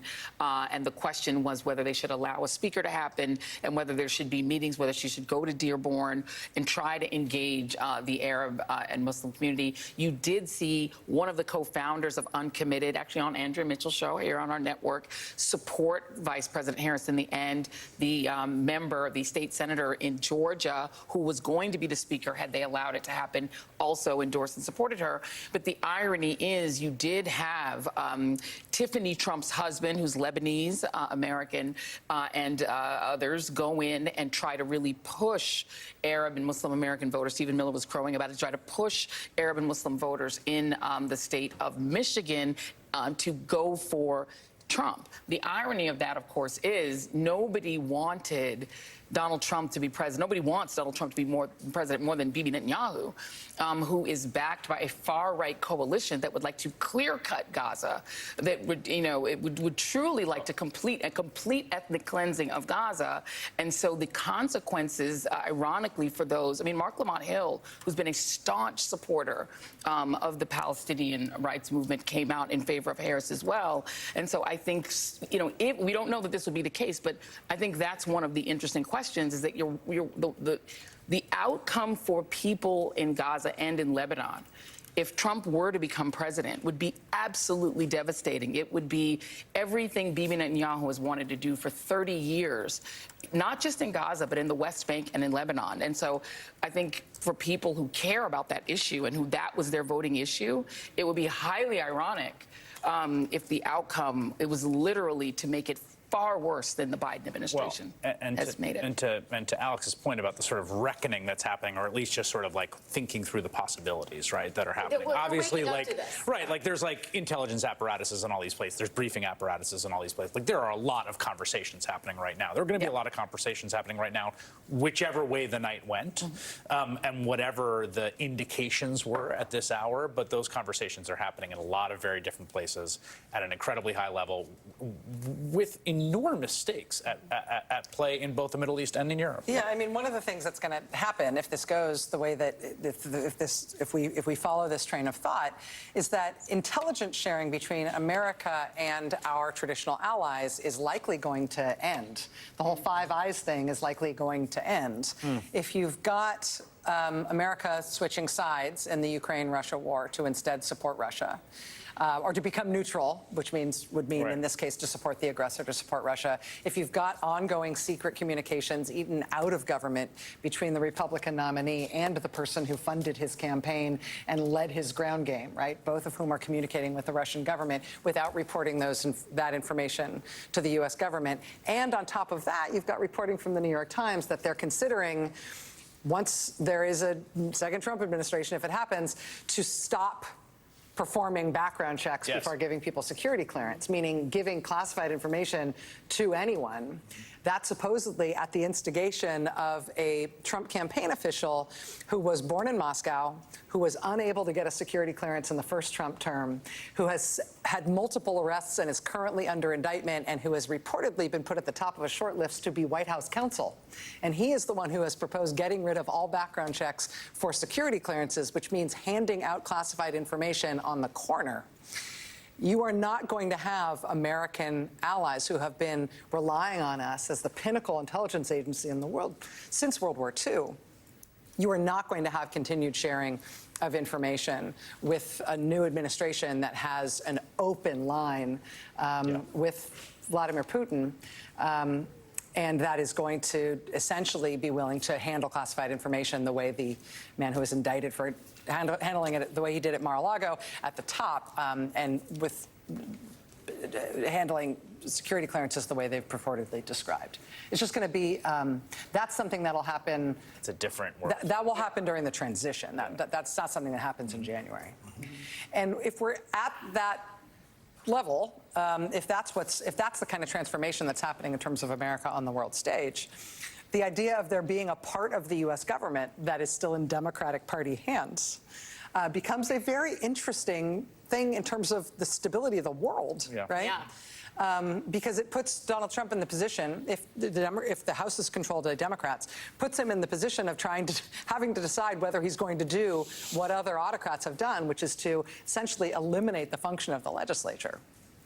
Right? That's one of the things they do, from Orban to Putin to everybody else. You have a Potemkin legislature that's not allowed to actually do anything, and you do that when your opponents still have some foothold there. But that's just going to push those questions right to the very front, very fast. And I, for one, am glad to have a little breathing room before we get there. Well, and the other piece, if Stephanie was here, she would also say that you think about the U.S. bond market, you think about the way that the U.S. is sort of a reserve currency for the world, and the rest of the world counts on political stability here to help to create political and financial stability globally. So, I mean, and these are the things that people who are voting, on very pecuniary, very particular issues, the price of eggs. I'm voting on this one thing. It's not something you have to think about. It's not your job to think about it, right? You're thinking about the things you want or who you vibe with as a candidate. But the implications of who is the American president go far beyond, right, who you like and who you prefer performatively in that White House. It matters for the stability of our currency. It matters for the stability of our economy.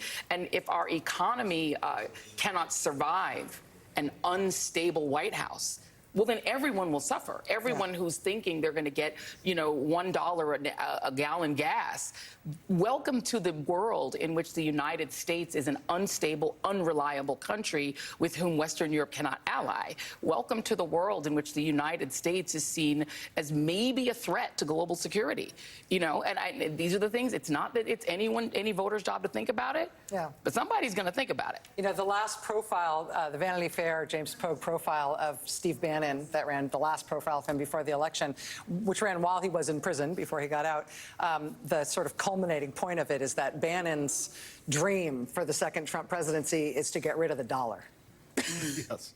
And so, if that's the kind of crypto, crypto. But that the dollar should no longer be the world's reserve currency, and that in fact maybe the dollar itself is a bad idea. Yeah. And so, if that's what we're going to be entertaining, then exactly what you're talking about is exactly where we're at. I'm open to eliminating the penny. But that's as far as we We've been want trying to go. to get rid of that forever.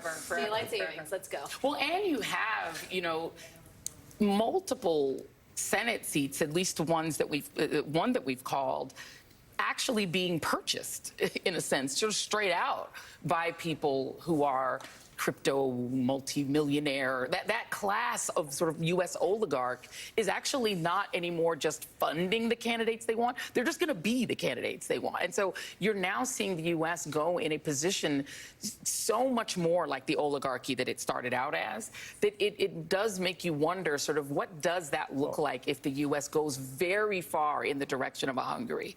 What does it look like? Because Hungary is a small economy. Russia is a tiny economy. I think it's smaller than Texas' economy.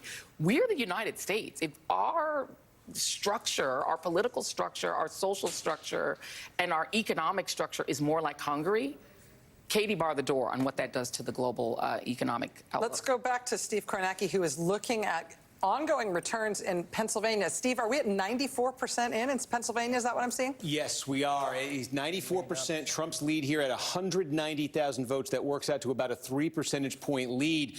It is a very significant hill for Kamala Harris to climb here. Just in terms of what's left, the picture is really kind of condensing and clarifying. Obviously, the biggest outstanding source of votes is right here in Philadelphia, the city of Philadelphia. You see with 83% there, it's a lead there of about 58 points for Harris. I'm just glancing over to get the number. We expect there are still 137,000 or so votes to come out of Philadelphia. Remember, a chunk of them are going to be that vote by mail that's going to come out sometime tomorrow morning. The wild card in Philadelphia, and what's I think has kept folks at bay a little bit here, is provisional ballots. There's a big number of provisional ballots, and these are expected to break decisively to the Democrats. How many? Well, in 2020, the COVID year, things were all, it had been a one-off, but there were about 100,000 provisional ballots. In the 2022 midterm, this is in Philadelphia, in the 2022 midterm, about 45,000. And so the question is, how many of them are there? And what does that remaining provisional ballot pool look like when you get the rest of these votes in? Is there plausibly something there that could boost the Democrats enough to make up for this big gap that they have statewide now, which, again, I'll show you, 190,000 votes there. So you got what's left in Philadelphia. You got the provisional ballots in Philadelphia. That's what the Democrats are kind of hanging their hopes on, because the rest of these counties here, we're just waiting on a little bit from Chester County. Democrats will gain some here, but at a 54-44 clip, anything like that, it's not going to be a huge gain. Same in Montgomery County. There's some left here Democratic, but again, if it's about a 60-40 split of what's to come, that won't net out to a ton. And then there are places to come with significant vote where, look, Trump is running ahead in Bucks County now by 2.5 points. Votes to come there may net out a bit in his benefit. You could look here. This is just the mail-in ballot in an overwhelmingly Republican county. You're talking tens of thousands of votes still to come here in a place Trump won by almost 40 points. So he's going to make up ground there. He's going to make up ground still in a place like Schuylkill County, core Republican county. He's winning it by 52 points. There's still votes to come. There are still pockets of votes as well in these deeply red Trump counties. They add up as well. So again, Democrats stand to make some gains in these places, maybe some very substantial gains out of Philadelphia. The provisional vote, we are trying to figure out how much there is. That looms as a wild card here. But again, looking at a mountain of 191,000 votes you got to make up with this little left in Pennsylvania, that's looking like close to a Mount Everest there for Harris. But let's get a sense of that provisional. Steve, can we look at Pennsylvania Senate before we leave the state of Pennsylvania? Yes, let's call it up right there. And again, this is basically the same situation here. It's 49-4-48. So there is a bit of separation there where Dave McCormick, the Republican Senate candidate, is running a bit below Trump's number. Bob Casey, the Democrat, you can see is running a bit above Harris's number. Again, I'll just show you the eye test here, 49-4-48. And we'll show you again the presidential race, 50.9 to 48 flat. Why that is significant is because while this is a very big margin for Democrats to try to overcome, and we'll see what happens as we learn more about the provisionals, but while 191,000 is that steep, when you look back at the Senate race, 88,000 with what's remaining in terms of the votes in Philadelphia, in terms of the vote by mail in Philadelphia, in terms of potentially the provisional ballots. That is closer. That's decidedly more doable. Just given the numbers that are left for the Democrats, for Bob Casey to potentially make that up. So there is a bit of separation here. We were wondering about this in a lot of these key Senate races. How much would the sort of the partisan split just roll down to the Senate race? You could see to a great degree it's done that in Pennsylvania, but is this one separated enough for the Democrats where what's left could boost Bob Casey? There's suspense there definitely right now. Steve, while we are waiting for Donald Trump to speak to his supporters in Palm Beach, I'm going to put you to work a little bit on a couple more Senate races, if you don't mind. You can say no if it's inappropriate, but I'd love to hear your take, either Wisconsin, Michigan, take your pick. Yeah, let's take a look in Wisconsin because we have more complete results in Wisconsin. Michigan still remains a bit of a mishmash there in terms of these counties we're looking at, but close to 90% of the vote is in here.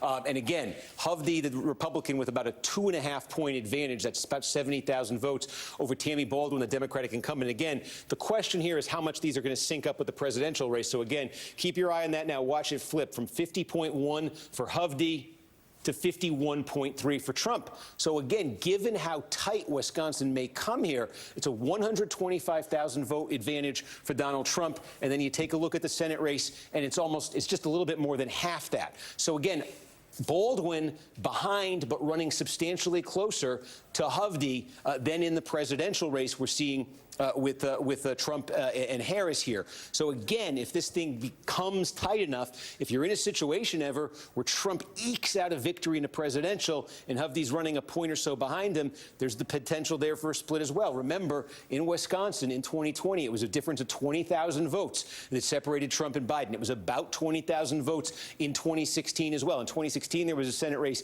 The outcomes did sync up that time with Trump and Ron Johnson both winning. But there is separation there. And again, these basic dynamics, I wanted to take a look here. I did want to see Baldwin has gone to 183,000, and I wanted to measure this against.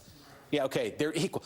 This is significant because we've talked about it all night, and now officially Harris has expanded the Democratic margin in Dane County. It was about 182,000 last time. So this is yet again this century. Democrats are getting more out of Dane County. That's rolling right over, as you would expect, to the Senate race as well. Okay, so parallels there. Can we look at Michigan? Yes. So Michigan, though, 70% of the vote is in here. And again, 52.2, 46. Let's call up the Senate results. 50.7, 46.4. So I think you can see where this one is going. It's a similar story here. It's close to being synced up, but Mike Rogers, the Republican Senate candidate, running a bit behind Trump.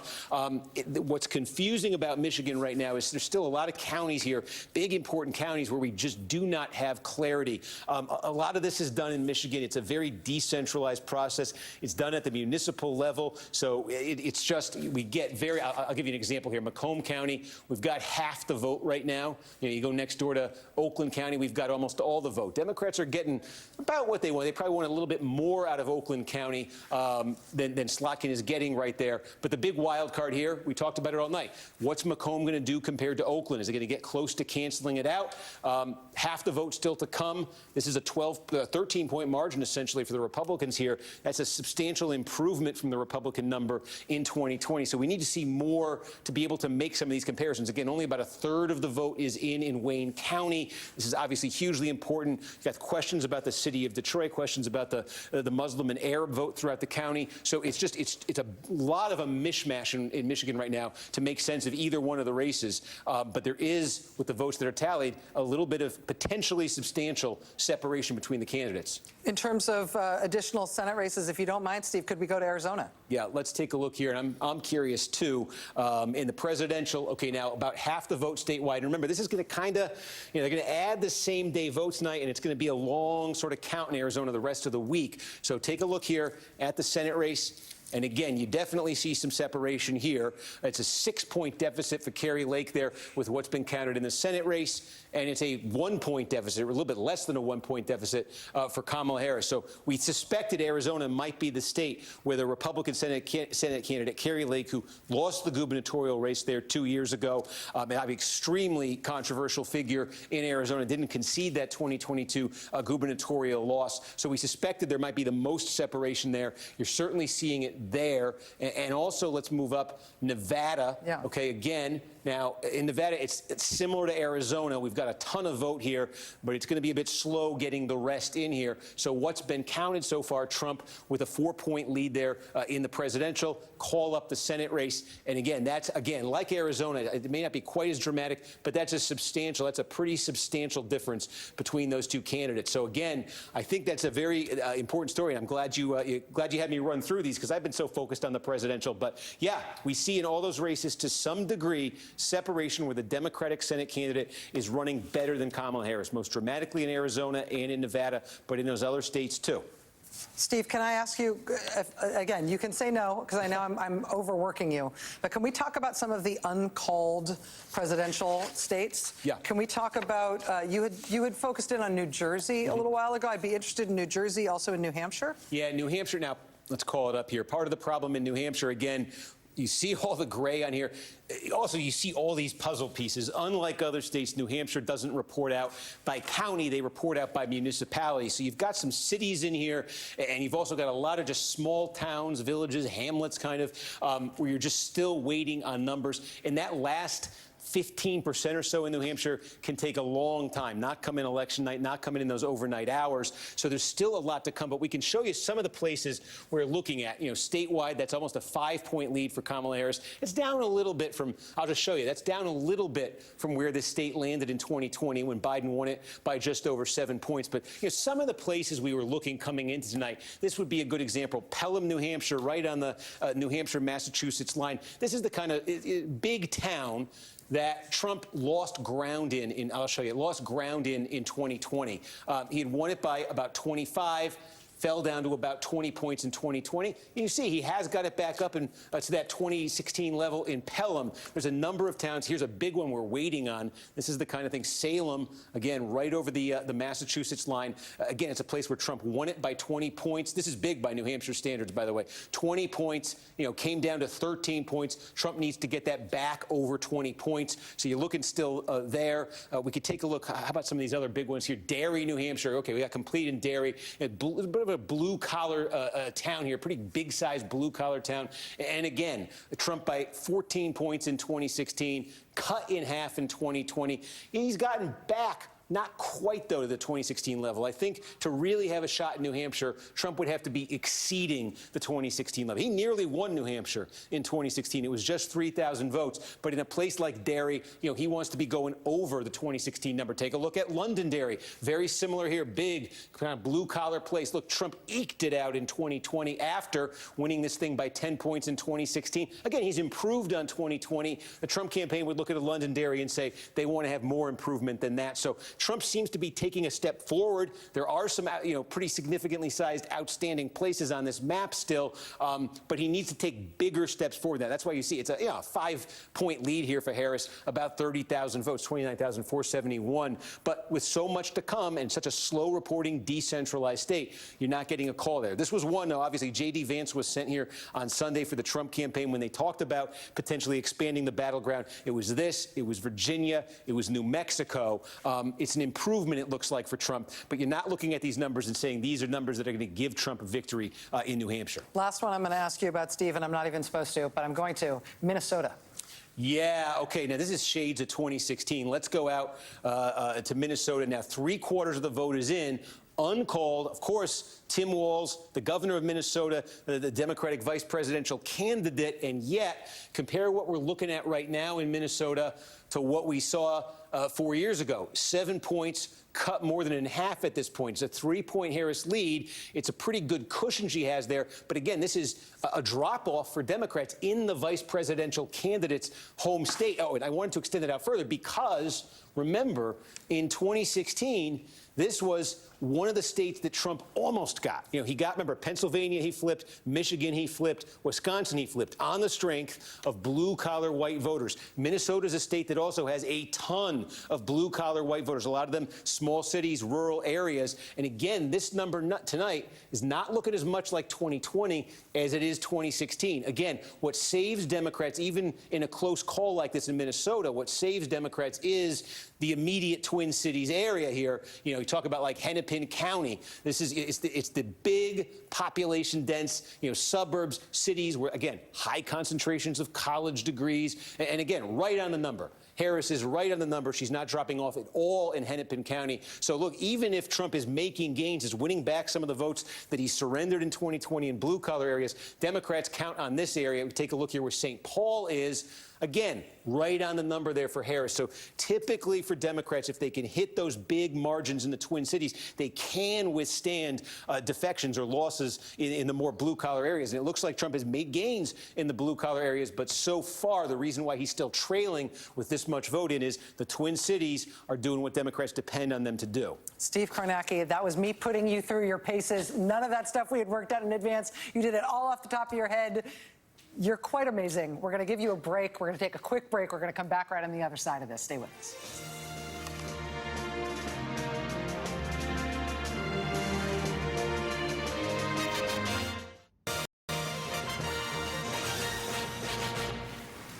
Welcome back to our coverage of the presidential election. It is 1:52 a.m., which means we're obviously at our best. At this point, 2 of the 7 swing states have been called by NBC News. North Carolina and Georgia have both been projected as having been won by Republican candidate Donald Trump. Now, on the Democratic side, the campaign that had posted up at Howard University in Washington, D.C., the alma mater of Democratic candidate Kamala Harris, the co-chair of the campaign, Cedric Richmond, came out and told the assembled crowd there, as our correspondent told us, as Michelle Norris told us, the increasingly somber crowd there told them basically to go home, that Vice President Harris would not be making any remarks tonight, that she will be speaking both to Howard University and to the nation tomorrow. And so that sort of ended the event, at least, the physical in-person event for the Harris campaign tonight at Howard University. On the Republican side, Donald Trump has been watching election returns at his home/private club/membership club thing at Mar-a-Lago, and has since moved to the Palm Beach Convention Center, where his supporters have been gathered over the course of the evening watching returns, and they are now preparing to hear from their candidate. We don't know exactly when Donald Trump is going to speak or exactly what the character of his remarks will be. Our own Vaughn Hilliard is at the convention center. He's been covering the Trump campaign throughout this, for the duration, and has been there tonight as that crowd has become increasingly exuberant and excited about the results that they're seeing in this race. Vaughn, what are you expecting, if anything, if you have any reason to have any expectation in terms of what we're going to hear from their candidate tonight? Right, Rachel. I think it's notable, number one, that he's waiting to take the stage. Of course, the hope from this campaign is that this race would be completely called in his favor and he would be declared the 47th president-elect of the United States of America. Of course, North Carolina and Georgia, I was told, were two states that they were specifically waiting to be called before he took the stage. NBC News has called both of those states. And when you're looking at the battleground data that is coming in through the Midwest, right now the Trump campaign officials are telling us that they're very eager about the direction that this is going. And I think it's important to kind of scene set for everybody what this event venue looks like tonight. Donald Trump, he was first watching the results come in alongside the likes of UFC's Dana White, Elon Musk, Robert F. Kennedy Jr. at his Mar-a-Lago estate, Roger Stone, other close family, friends, and allies and campaign advisors. Of course, after the January 6th insurrection, there were a great many staffers from that White House that left Trump world. And those that stuck around at Mar-a-Lago as he sort of existed down here in Florida in isolation, it's those folks who 3.5 years later are the ones here in West Palm Beach at the convention center about to celebrate alongside Donald Trump as he either declares victory or gives the indication that he intends to in the days ahead. You're talking about the likes of Rudy Giuliani, who is here. You're talking about Roger Stone. These are folks that have really stood by Donald Trump through these years, and it's not Nikki Haley or Ron DeSantis who are going to be joining him on stage, but it's those loyalists, including at the staff level, that are going to be the ones that take his side here tonight. We expect J.D. Vance, who we are told went from Mar-a-Lago here in the motorcade with Donald Trump. J.D. Vance, who 8 years ago was on our own air, saying that the country should be warned about what Donald Trump could potentially do to this country, referring to him as America's Hitler. But in 2022, he ultimately ran with the Trump endorsement. And since then, he has been by his side. We are going to see J.D. Vance here take the stage alongside Donald Trump. So there's a lot at play when we're looking at what this administration could very well look like, guys, from the extent to aid to Ukraine, from Elon Musk and whether he actually takes a role in this federal government. Elon Musk himself has said that he intends to cut the federal budget by 1/3. That's $2 trillion. Of course, you have conversation around Social Security, defense spending, Medicaid and Medicare. You have the likes of conversations that go at the use of the Department of Justice. Steve Bannon has been airing his podcast, War Room, from the Willard Hotel in Washington, D.C., alongside the likes of Jeffrey Clark, of course, who was the individual that Donald Trump had tried to install as Attorney General after the 2020 election when he was trying to hold on to power. And so for Donald Trump, he and his team, they have made the case for the last years that the country was by his side, not only the Republican Party, but they were going to effectively be able to build the MAGA movement. And so far, what our data has shown us is that he was able to grow support among voters of color, the young voters. And for him and his coalition, he did it well, acting as his unvarnished self, denigrating his opponents, suggesting that prosecutors that went after him should be jailed. This weekend, suggesting that members of the press, that he would be fine with them being shot. There's a reckoning here of whether Donald Trump is ultimately called the victor in this race or not. Of course, the ballots are going to be counted, but at a minimum, the MAGA movement has grown over the course of 9 years, and we have watched it up close, and Donald Trump feels like this Republican Party is not only his, but also the American electorate here has given him a resounding head nod that they back his intended use of a greater executive office and a teaming up with a Republican Congress potentially that could very well pass the MAGA agenda that Donald Trump has been clearly outlining for the American public over the course of these last years. Rachel. Vaughn, in terms of what happens next, one of the things that's been sort of an unusual, like a thing to kind of, it's hard to get your head around, and the reporting on it has been really fuzzy, is that the Trump campaign didn't participate, at least didn't seem to participate in any of the standard transition things that campaigns are supposed to do. The way the transition process is structured, it's supposed to be set up so that if either candidate from either major party wins, each of them already has plenty of runway, plenty of on-ramp, plenty of ability to integrate their transition team seamlessly into the government so they can take office on inauguration day one sort of seamlessly. The Trump campaign has refused to do any of that. And in fact, Trump has refused intelligence briefings throughout the campaign itself. And so part of the question here is how well stood up are they as a professional organization in order to take on the responsibilities of governing if that is in fact what's going to happen here? Howard Lutnick and Linda McMahon are the two co-chairs of the Transition Project, and I was talking with Howard Lutnick, who insisted to me just the other day that he has been engaged in phone calls with the litany of not only top executives but other political allies, as Donald Trump will make very clear who he intends to surround himself with in this administration. But you've also seen members of Congress, but also people like Tulsi Gabbard and Robert F. Kennedy Jr., who have been traveling with him on the campaign trail. You know, I covered the transition 8 years ago when Donald Trump was living at Trump Tower in Midtown Manhattan at the time, and a great many people came up and down those elevators to meet with him. We could see, I'm told, a similar operation taking place here out of Palm Beach, Florida, and Mar-a-Lago, effectively serving as the transition office. I was talking to one potential staffer who was indicating to me that they could envision sort of half of the operation being here, the other half being in Washington, D.C.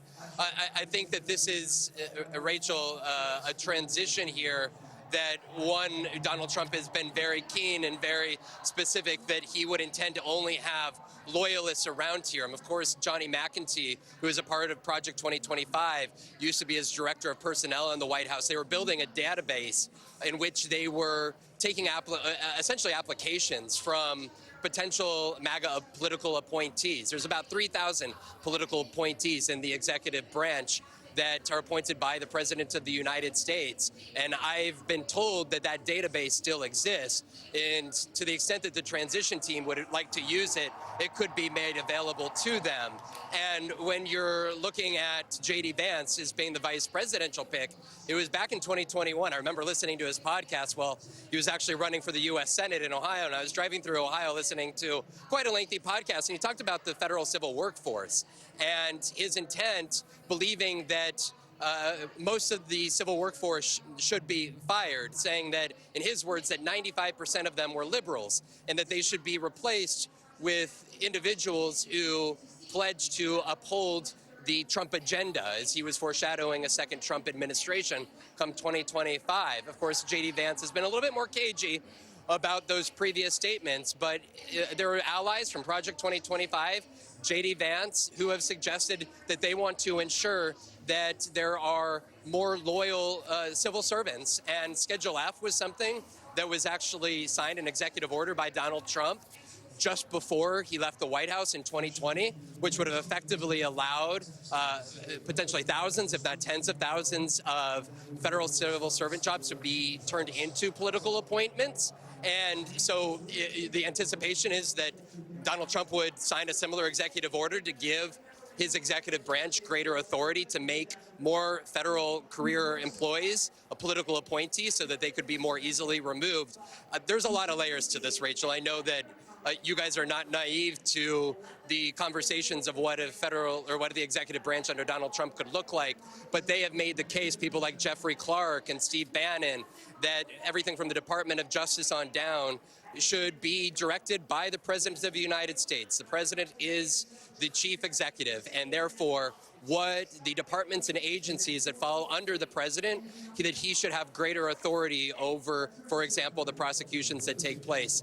This is, if Donald Trump is declared the 47th President of the United States, it's going to be a very intense several weeks as we ask questions about exactly whether people like Robert F. Kennedy Jr. are actually going to be tasked with overseeing the U.S.'s 13 different health agencies and the HHS and potentially vaccine policy. And those are conversations that would begin immediately just a couple miles from where we are, theoretically over at his Mar-a-Lago estate.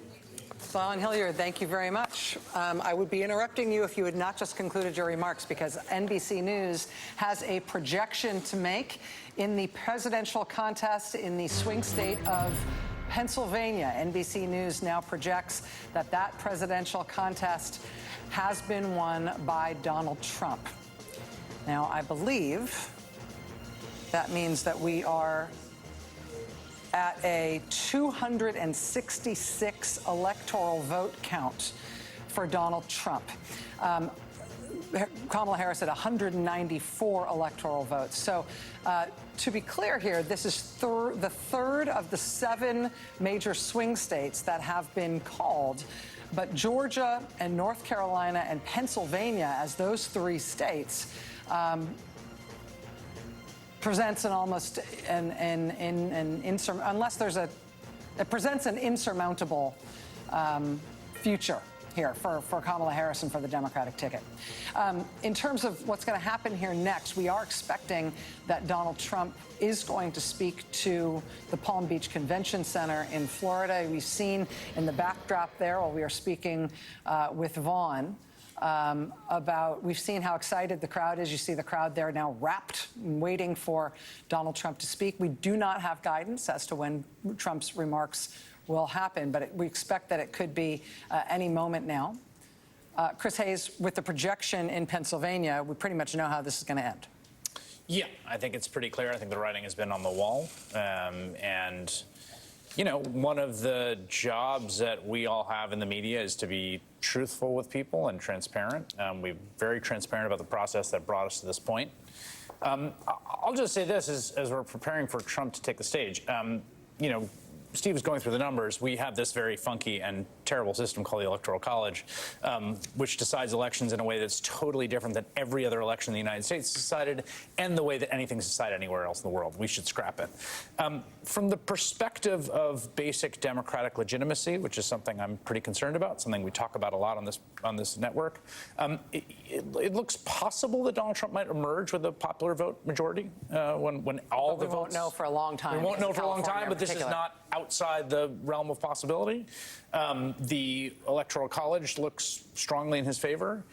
And if that is the case, if he has won the election, then he has won the election. And the reason I say that is because we've spent many years talking about democracy and its vibrancy and the importance of the peaceful transfer of power. We had a violent insurrection staged against the constitutional order by the man we're expecting to speak here, who urged his supporters to march to that Capitol, where they assaulted police officers and attempted to essentially steal power away from the majority of the country that had voted for Joe Biden. It's really important to note that while I believe that institutions have failed dramatically in putting us in the position we are, including the Supreme Court and other institutions, the Republican Party, that if he won, then he won.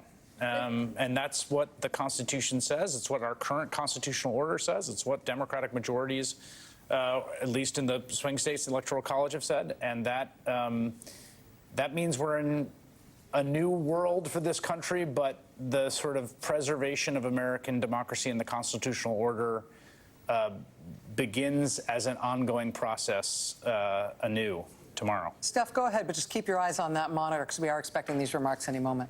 But unlike 2016, there are no surprises, right? In 2016, Yes.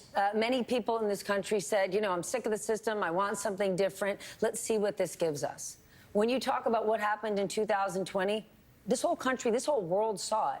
People know exactly who they're getting, and they chose this. So as we go into this next phase, I'm sure for the next month, it's going to be an autopsy of Kamala Harris's campaign and what she did or didn't do. I don't actually think this is about Kamala Harris or Donald Trump. I think this is about the American people. We know exactly who he is, and we, or the majority of the people who voted for him and created this outcome, chose this. And I think that's the important point, right? To elect is to choose. To vote is to choose. And you were never given, I think, in the modern era, a clearer choice than voters were given in this election. In 2016, Trump was, at least as a politician, an unknown quantity. People knew him as a television star, people knew him from TV, and that's all they really knew. But to Stephanie's point, they absolutely know not just who he is, but who he closed as. Calling a powerful woman the B word, his running mate calling Kamala Harris garbage, trash, calling her trash. We're going to take out the trash, vowing to arrest his supporters, talking about Liz Cheney being shot in the face. I mean, and so it's not as if this was a surprise being pulled on the American people. This was a very clear message. It was not done through a ground game. This was Elon Musk doing a fake lottery in Pennsylvania. This was not a ground game situation. This was nothing to do with Kamala Harris's campaign, which was, again, flawlessly run in 100 days. And so that wasn't the reason for the choice. And so whatever the reason for the choice was, a choice is made, and then you get what you chose. And so if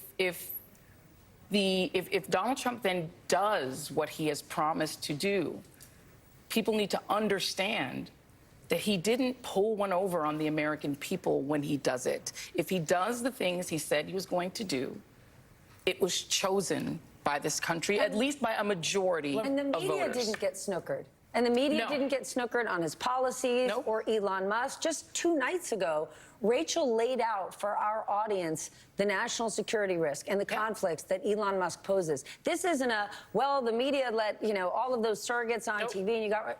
All of it has been laid out, and this is what was chosen. I'll just say one thing, I think. One of the weird axes that sort of developed over the course of this campaign, to your point about sort of choices, was a sort of pro-system, anti-system dynamic. And one of the very intentional cultivations of the Trump campaign was the kind of anti-system people. Like, you bring RFK into your coalition to get his voters, right? Like the sort of, the conspiracists or the skeptics or the people that are like, it's all corrupt and it's all rigged and it's all wrong. And that axis, has ended up, I think, being a potent one. I think we see it in some of the realignment figures we're seeing. But I would also say that, like, the valence of that should also be viewed in the context of a international situation in which we have seen incumbent parties in just about every developed democracy across the ideological spectrum, left, right, and center, get their butts kicked coming out of the period of post-COVID inflation. The Labour Party in the UK, which couldn't win an election for 20 years, it was completely one of the most sort of deficient and moribund parties since Tony Blair finally took power of that government. Massively in the context of and when you polled voters in the exit polls in the election that Labour won for the first time in basically 2 decades, they said they didn't like the cost of living, they didn't like the economy. It's true in a whole bunch of countries across the world. So, like, there is a context here that we've seen from democratic republics and publics across the country. That is a huge part of this. And then the last thing I would just say is, like, it was a 4-point swing from 2020. And majorities matter because they matter for democracy, and they matter because we care about democracy, and we care about all of us choosing together what we do. But it's going to end up being about a 4 or 5 point swing. But by the way, it's a 4-point swing, and it's not even across the board. No. Because it does appear that Vice President Harris did really well with young voters, with the voters who have the most at stake, who are going to have to live with the consequences of this in a way that they can do the least about. At least if these early sort of exits are accurate, it's 18 to 29-year-olds and 30 to 34-year-olds with whom she did the best. And she also did well with seniors who understand the consequences of things like losing Roe. unfortunately, we're talking about my generation, the generation that grew up under Trump, that were his sort of fan base. Gen Xers. In the Gen Xers, who were his fan base for The Apprentice, are the one constituency, but it's a big group. They're now larger as a share of the electorate than seniors. And so, there you go. I mean, I would just say, I remember when Obama was reelected in 2012, and for both that president and the people that worked for him, in many ways, the reelection was much more meaningful than the initial election because it was basically an affirmation that it wasn't an aberration, right? That he was someone the country wanted and wanted again. And I think when you have a result like this, potentially, it's obviously not concluded. We're still waiting for more count. But if Donald Trump is reelected, given the entire history that you outlined, Stephanie, that we've talked about a lot on this network, it suggests that MAGAism needs to be considered a real movement with potentially legs. J.D. Vance is 20 years old, not really, but he's young, you know. Just turned 40, yeah. There is a real question about the sort of tenets of MAGAism that exist beyond Donald Trump that I think people need to take seriously, both in terms of their threat and the weight that pull on American democracy. One thing I would add to that, which I totally agree with, is that in the specific case of Donald Trump, we will be inaugurating, again, if things go the way they appear to go at the moment as we wait for him to speak, we will be inaugurating a lame duck president for the first time since Grover Cleveland in the late 19th century. Now, that's a strange thing. That's the only other time we've done it. It's the only other time we did it, and the political dynamics around that are completely new and untested because of the question of political capital, the question of legacy, the question of how the people in that room read their mandate. And what I will say is this. The people in that room right now, the Vivek Ramaswamis and the RFKs, they are going to read this as an enormous, bold mandate. They are going to read this as a mandate to do whatever they want. They're going to read it as a mandate on abortion, which the political coalition of the right is going to push extremely hard for because they're going to show up tomorrow at Mar-a-Lago and say, see, especially after they're with Florida us on couldn't abortion. protect women there. Push on abortion, national abortion ban. They're going to read this mandate broadly. And I'm telling you, to the extent the seeds of their own political destruction are planted, it is in that, which I'm telling you right now in that room, they are feeling it and they're thinking about it. But again, nothing in politics is permanent. Nothing in democratic politics is permanent. And every action has an equal and opposite reaction. And Trump sometimes is the action and sometimes he's the reaction. And we've seen him on both sides of that coin. And he's neither a complete idiot nor a genius. And that's where we find ourselves tonight. While we've been talking, we do have some results that I can share with you. You just mentioned some of the abortion referendums.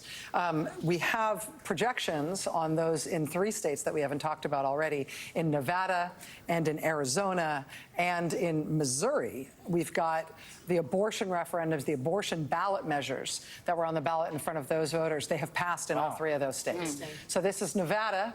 You see the yes vote here for right to an abortion, question 6 on the Nevada ballot with 62 to 38. So that passes in Nevada. That is the projection. In Arizona, we have similarly the Arizona abortion rights measure, Proposition 139, right to an abortion. Look, similar margin there. 63% vote in Arizona in favor of abortion rights. Pretty stunning result there. And also a third one in Missouri, in deep red Missouri, where they have both elected Donald Trump president tonight and also, or cast their electoral votes for Donald Trump and reelected Josh Hawley.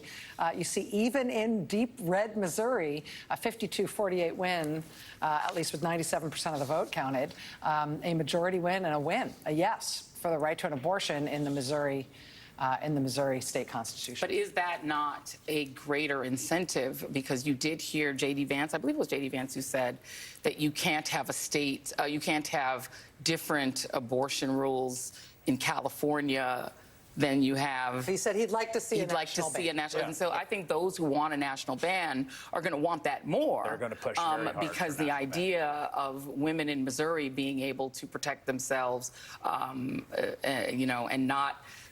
I just do not see the forced birth movement being satisfied with the idea that the states get to decide. And so I think the conversation about a national abortion ban just got a lot more important. I think it's actually much less likely because of these votes tonight, because these Republicans can count those votes, and they can count 57% of the vote in the state of Florida. They know how to count that. The Senate is going to have a new Republican majority leader, probably John Thune. He is not going to want to bring an abortion ban through the United States Senate. Very unlikely that they would try to even get it through the House. Donald Trump will tell them, don't do it. We've seen the way Donald Trump plays the abortion game.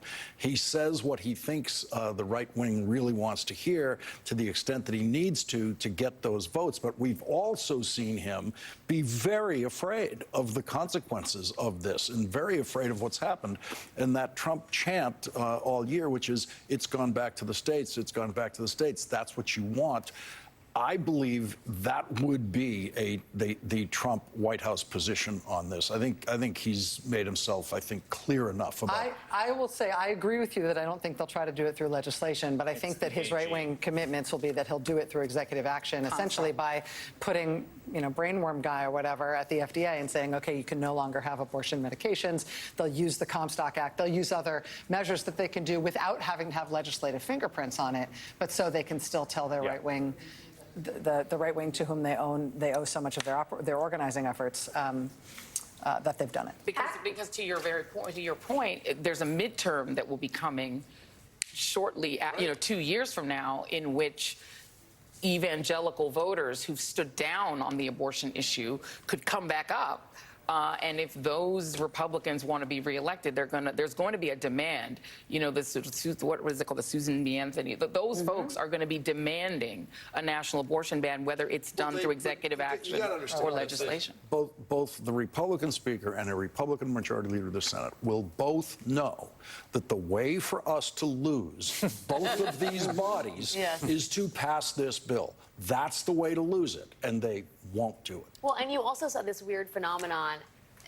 These states are red states in large part, or they have elected Donald Trump, or they've gone for a Republican Senate candidate, and they've also enshrined the right to an abortion. And what that tells you is, A, the mixed messaging from Republicans or Donald Trump worked to some degree, but also potentially that the abortion referenda acted as kind of a permission structure, maybe for voters who understood, I know Trump says a lot of controversial stuff. This is a way for me to effectively have my cake and eat it too. Be on the record supporting abortion rights, the right to bodily autonomy, securing them, and then also voting for Trump because potentially, theoretically, he has my economic. I'm not defending it, but the other things that seem to matter to a lot of people, right, were the economy, immigration, and again, I'm not saying it's my view, and wokeism. And many people felt like their voice wasn't getting heard, right? So immigration is no longer an issue just at the border. And obviously, nobody is eating dogs and cats in Springfield. However,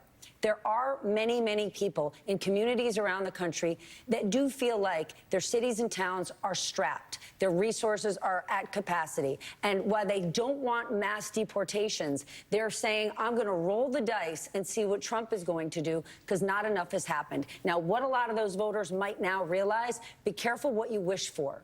Because you just said, I don't like the system, so you just chose somebody who is going to blow that system up. Well, giddy up. Look what you're about to get. Can I also say something about the uncharted territory that we appear to be on the precipice of? One of the things we saw with Joe Biden, who was, when sworn in, the oldest man up to that point to be sworn in as President of the United States. We all knew this going in, but we all seen the pictures of Abraham Lincoln and Barack Obama before and after. We all know the job ages you. Now, that was very clear with Joe Biden. The job aged him, and because he was already at advanced age, it really took a toll. We've never had someone this old about to be sworn in. Certainly one who has not released any detailed medical information since 2019. Or his taxes. So we are in, again, there's a lot of uncharted territory, but this is one of the places, I mean, we all heard him in the campaign, and I have to say, at 78, it was somewhat remarkable to me that he was doing 4 rallies a day, even if he sounded at the end like a record player was a little out of whack. But it's a demanding job. And to the extent that he'll spend a lot of time at Mar-a-Lago, which he will, and a lot of time on the golf course, which he absolutely will, I just don't know what that is going to mean for how he does the job. I mean, the big concern that they ran on in the spring about Joe Biden was that he had lost the capacity to do the job. That was the argument against Joe Biden, and fundamentally, I think that was what ended up being reaffirmed enough by the debate performance that we had the switch. Yeah. That didn't just disappear as an actuarial fact because Joe Biden left the ticket. The exact same reality of aging exists now with the man who it appears will be the oldest man ever to And then the question becomes of how much of the responsibilities get outsourced to people like Elon Musk, who have tremendous power, to people like Peter Thiel, who have tremendous power, Bill Ackman, who's already crowing all over Twitter. And so these sort of oligarchs, these men who have bankrolled this effort, and who Donald Trump would presumably rely upon. I mean, the idea, as you said, of RFK Jr. having tremendous power and also maybe tremendous leeway, because it's not, Donald Trump was not exactly an involved supervisor of the federal government the first time. And so, perhaps he spends a lot of time. I mean, he wants the office because he wants the accolade of the office. He wants the respect and he wants the power and he wants to be lauded and he doesn't want to be sentenced, which now it's very clear he can pardon himself because the Supreme Court has made it clear he has broad power and likely he's gotten out of that, right? But potentially. But how much power is he ceding to these oligarchs? Let's watch as Trump takes the stage in Palm Beach, Florida, with former First Lady Melania Trump, his wife, at his side, and his son, Barron, his youngest child, addressing his supporters.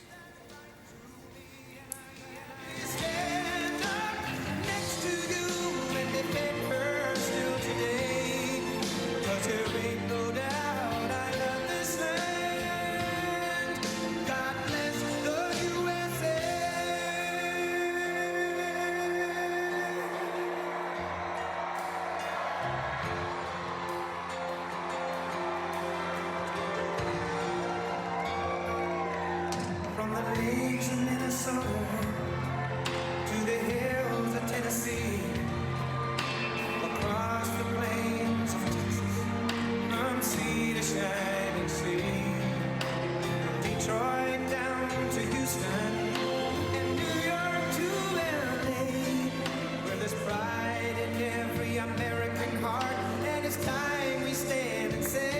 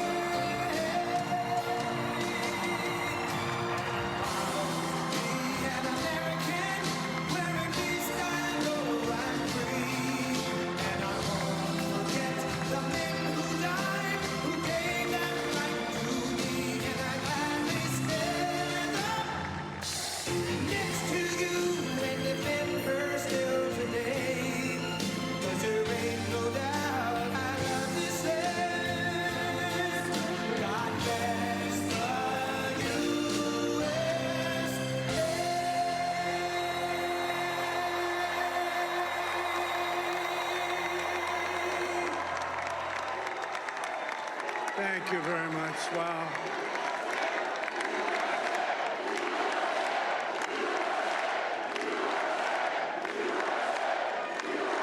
Well, I want to thank you all very much. This is great. These are our friends. We have thousands of friends on this incredible movement. This was a movement like nobody's ever seen before. And frankly, this was, I believe, the greatest political movement of all time. There's never been anything like this in this country, and maybe beyond. And now it's going to reach a new level of importance because we're going to help our country heal. We're going to help our country heal. We have a country that needs help, and it needs help very badly.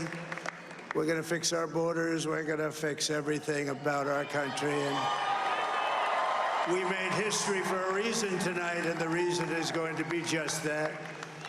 We overcame obstacles that nobody thought possible, and it is now clear that we've achieved the most incredible political thing. Look what happened. Is this crazy?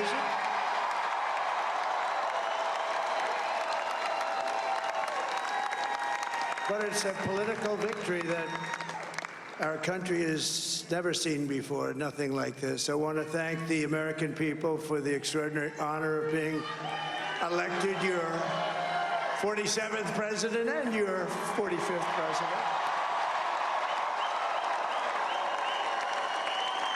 And to every citizen, I will fight for you, for your family, and your future. Every single day, I will be fighting for you, and with every breath in my body, I will not rest until we have delivered the strong, safe, and prosperous America that our children deserve and that you deserve. This will truly be the golden age of America. That's what we have to have. This is a magnificent victory for the American people that will allow us to make America great again. And in addition to having won the battleground states of North Carolina, I love these places, Georgia, Pennsylvania, and Wisconsin, we are now winning in Michigan, Arizona, Nevada, and Alaska, which would result in us carrying at least 315 electoral votes, but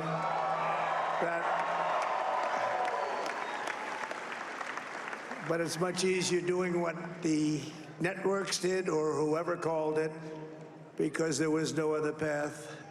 There was no other path to victory. We also have won the popular vote. That was great. Very proud of it.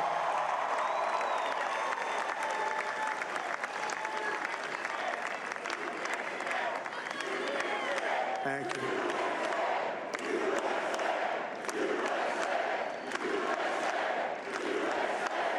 Thank you very much. Thank you. And, winning the popular vote was very nice, I will tell you.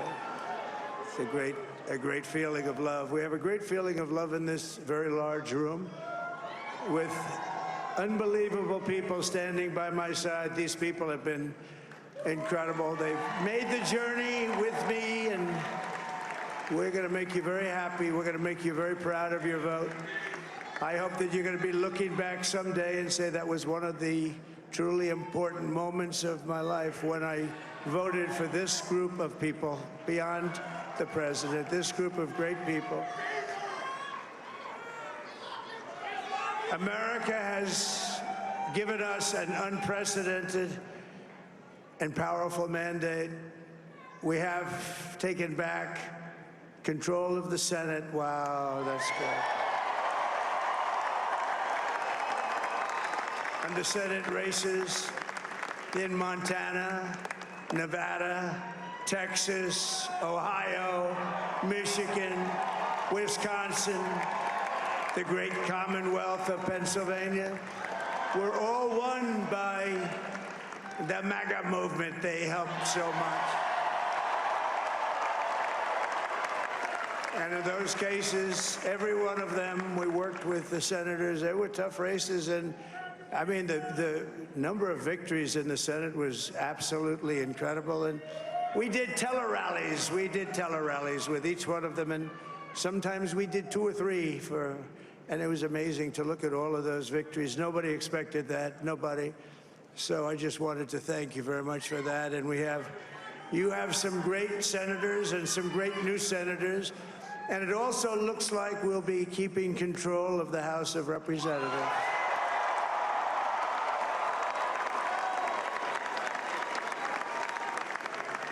And I want to thank Mike Johnson. I think he's doing a terrific job. Terrific job.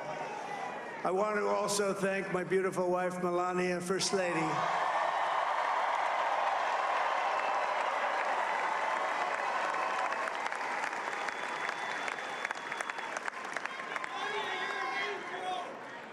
who has the #1 best-selling book in the country. Can you believe that?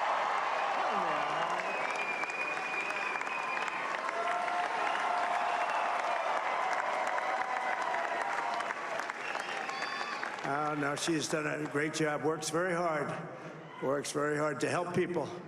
So I just want to thank her. But I want to thank my whole family, my amazing children, and they are amazing children. Now, we all think our children are amazing. Everybody here thinks their children are amazing, but that's a good thing when you think they are. But Don, Eric, Ivanka, Tiffany, Barron, Laura, Jared, Kimberly, Michael, thank you all. What a help. What a great.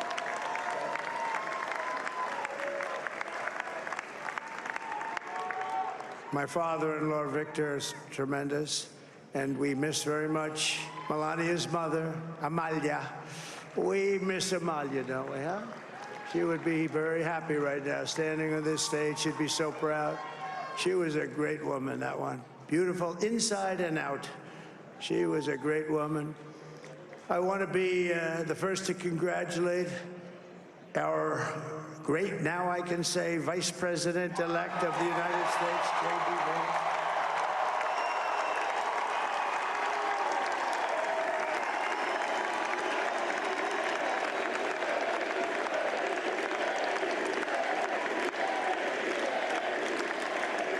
And his absolutely remarkable and beautiful wife, Usha Vance.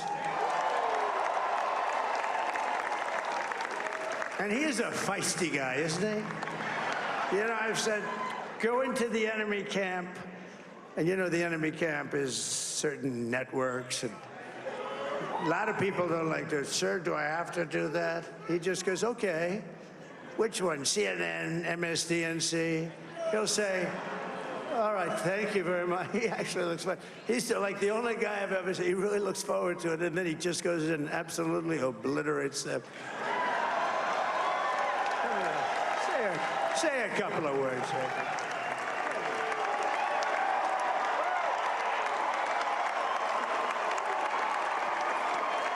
Wow.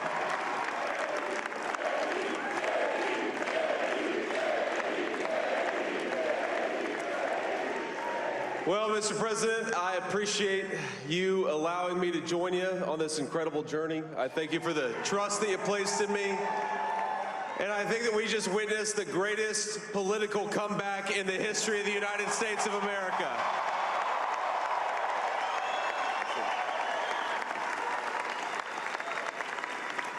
And under President Trump's leadership, we're never going to stop fighting for you, for your dreams, for the future of your children. And after the greatest political comeback in American history, we're going to lead the greatest economic comeback in American history under Donald Trump's leadership.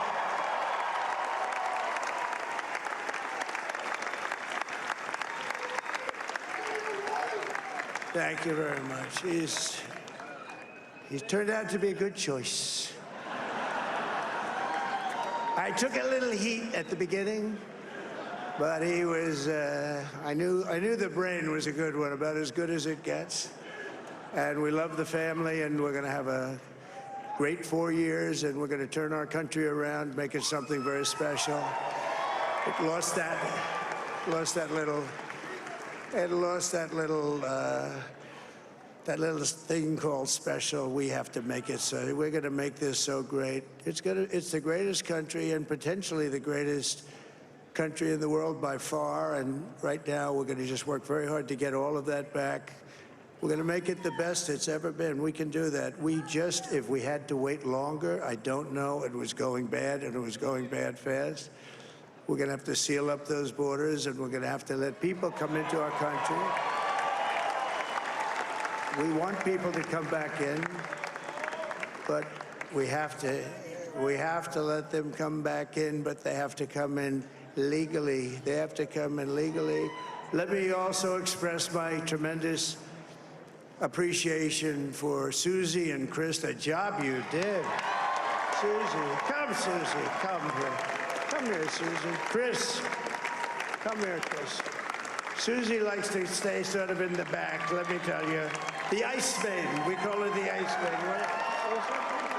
Come here, Come here, Chris.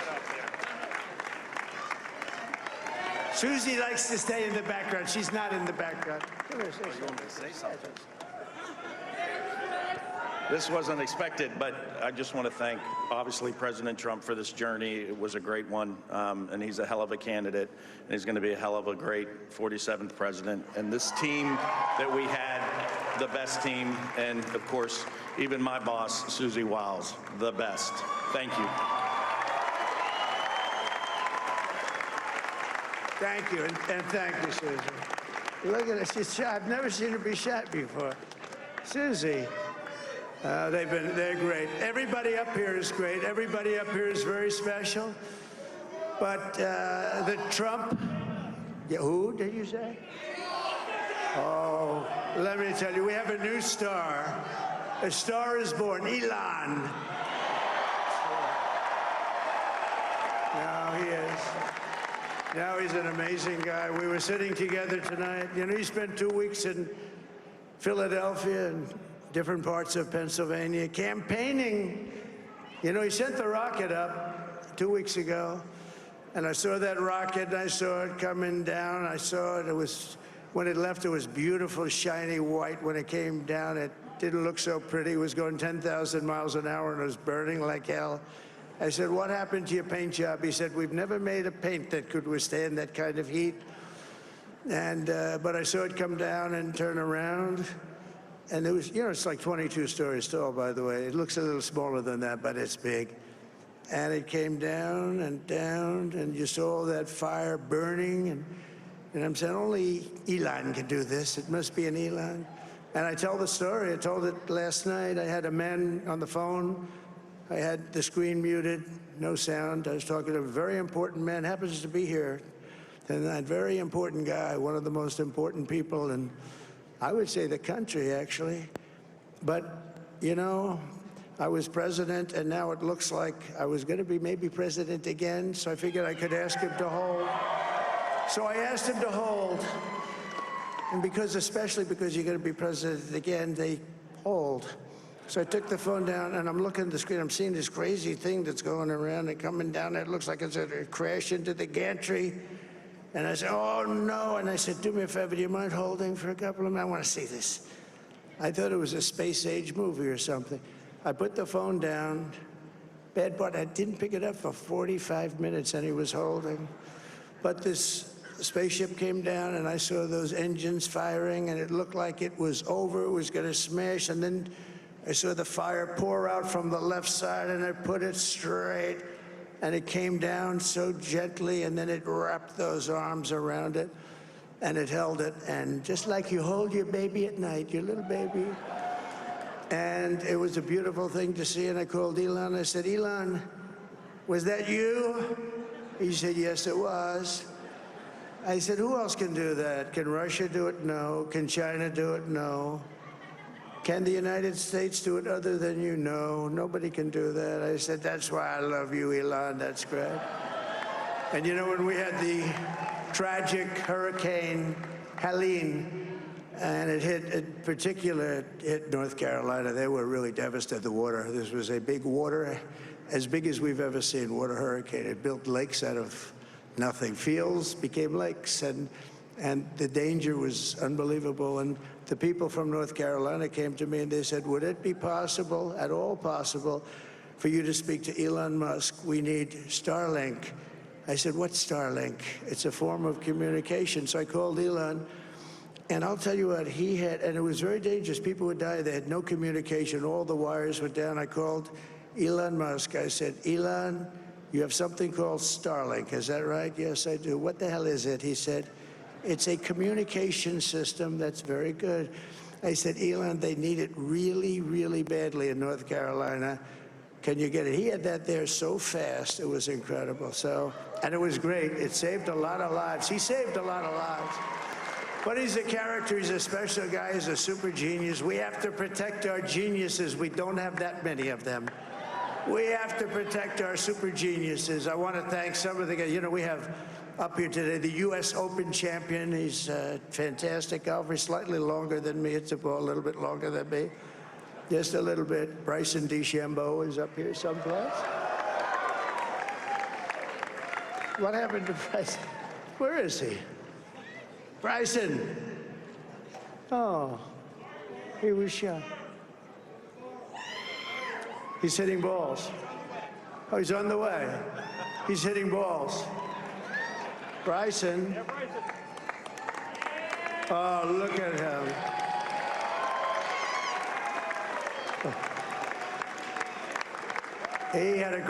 He's got a great career going.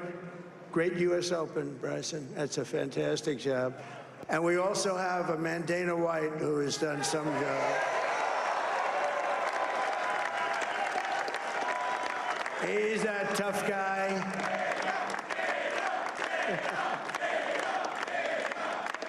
So Dana started UFC and came to me, do you mind if I use your, nobody wanted to give him Marines because they said it's a rough sport, a little rough. And I helped him out a little bit, and I went, and they said, this is the roughest sport I've ever seen, but I began to like it, and he loved it, and nobody's done a better job in sports. And you know, he's a very motivational kind of a guy, what he does. He gets these fighters, and they really go at it, and it's become one of the most successful sports enterprises anywhere at any time.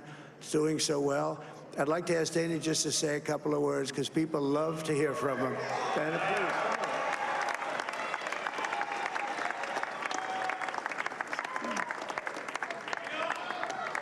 please. Nobody deserves this more than him, and nobody deserves this more than his family does. This is what happens when the machine comes after you. What you've seen over the last several years, this is what it looks like. Couldn't stop him. He keeps going forward. He doesn't quit. He's the most resilient, hard-working man I've ever met in my life. His family are incredible people. This is karma, ladies and gentlemen. He deserves this. They deserve it as a family. I want to thank some people real quick. I want to thank the Nelk boys, Aiden Ross, Theo Vaughn, Bustin' with the boys, and last but not least, the mighty and powerful Joe Rogan. And thank you, America. Thank you. Have a good night.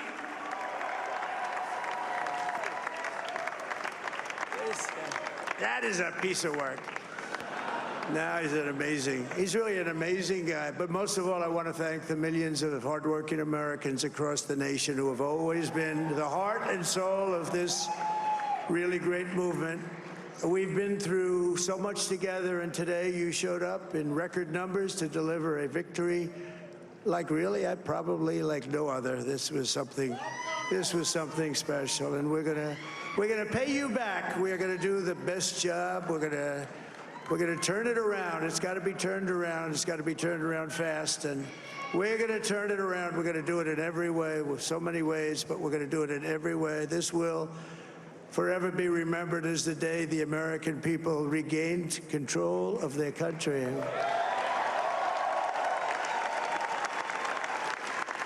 So I just want to say that on behalf of this great group of people, these are hard-working people. These are fantastic people, and we can add a few names like Robert F. Kennedy Jr. He came in. And he's going to help make America healthy again.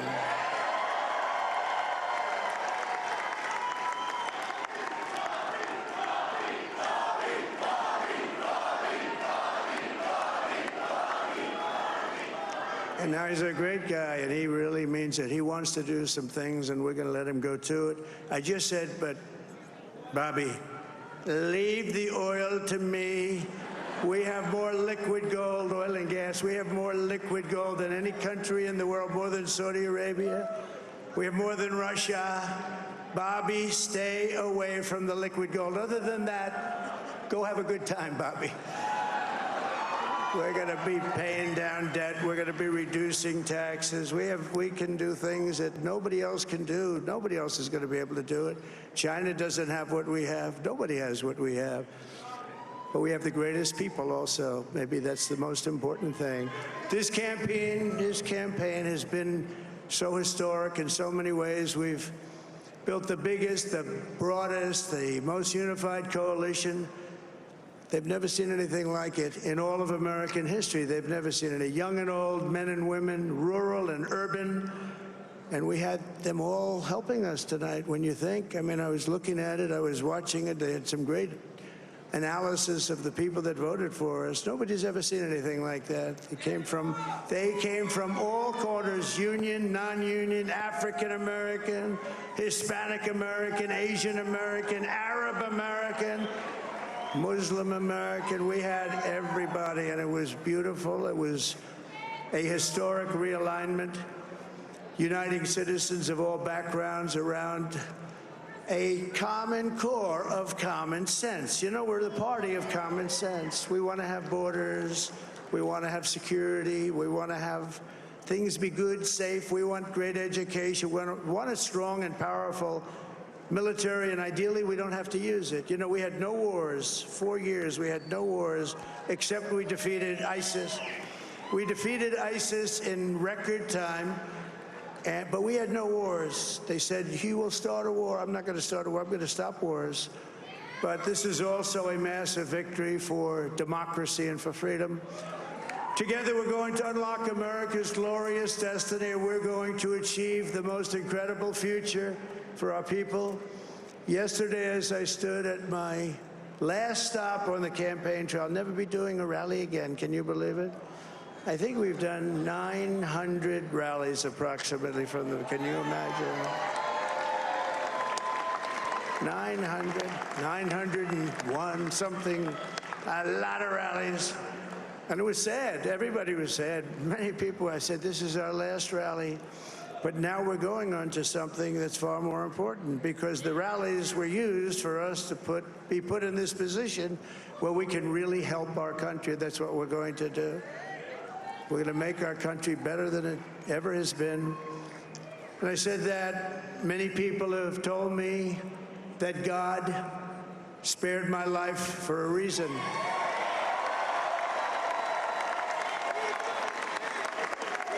And that reason was to save our country and to restore America to greatness.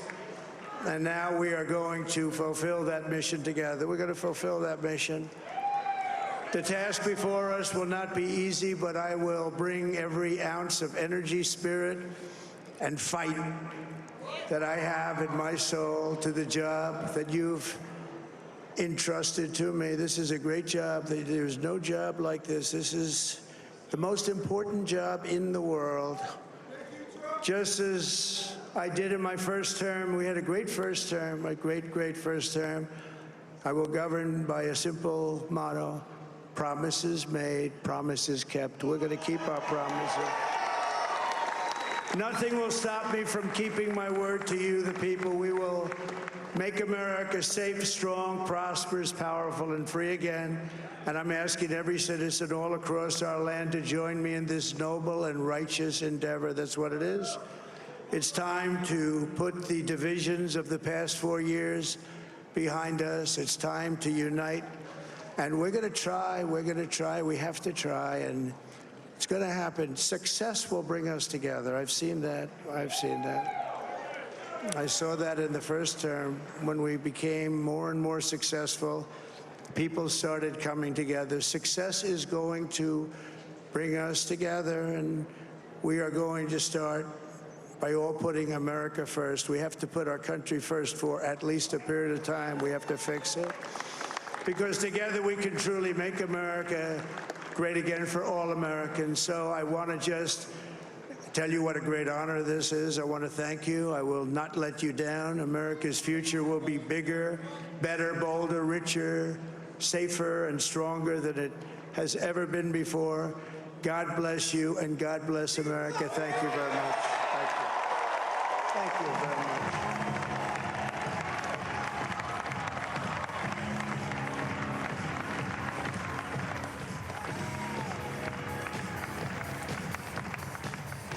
Former President Donald Trump speaking to supporters in West Palm Beach, Florida.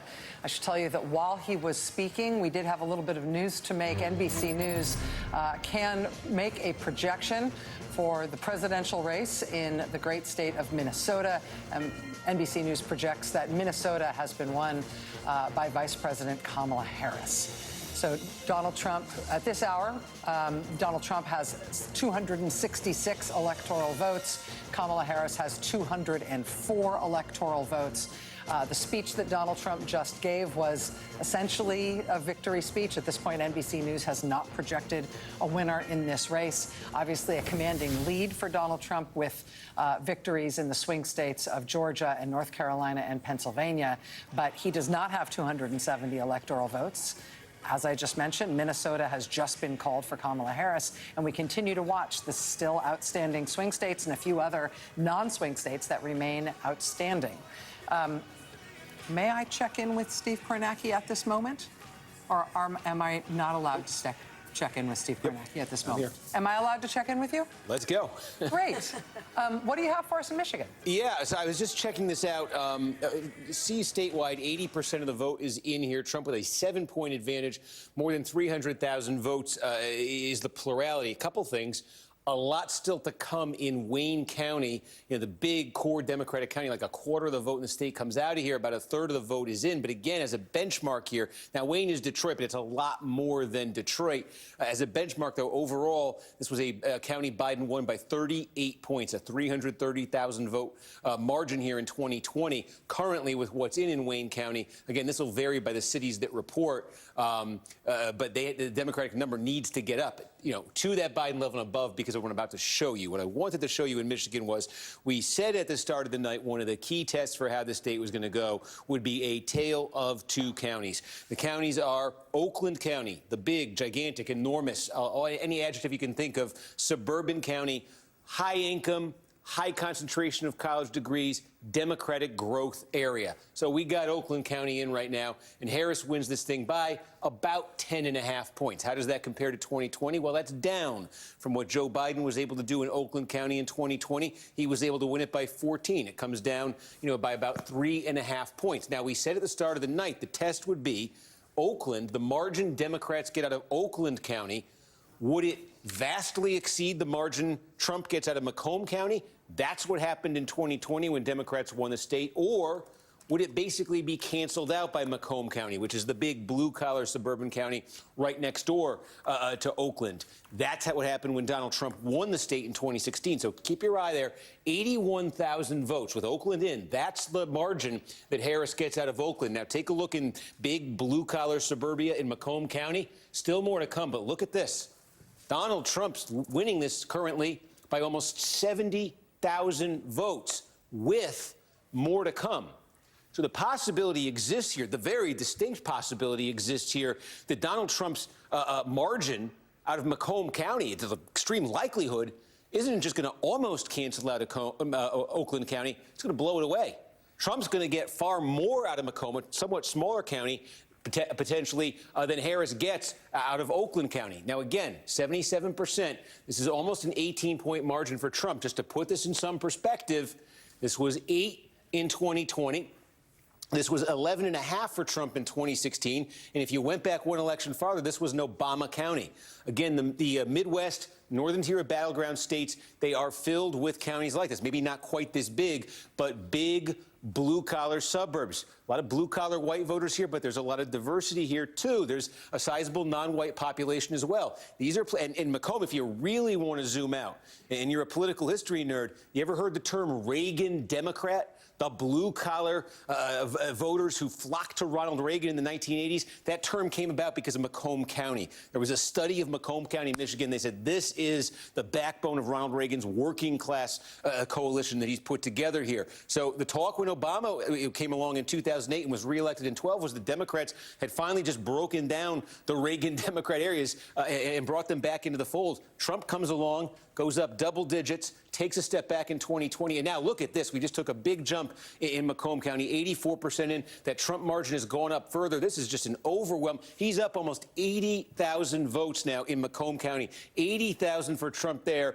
And in the economically upscale Oakland County, it's 81,000. Trump is now getting more out of Macomb County than the Democrats got out of Oakland County. We thought in a good night for Trump, potentially he gets close He's gone past it. That's very significant. There's also two, we said tonight, two kind of big swing counties. One of them is Saginaw County. We now got Saginaw County in. And again, this is one that Joe Biden won narrowly in 2020. Good night, we said Trump would win it. Trump is winning it by 3 points. And the other one here is just north, is just on the coast there.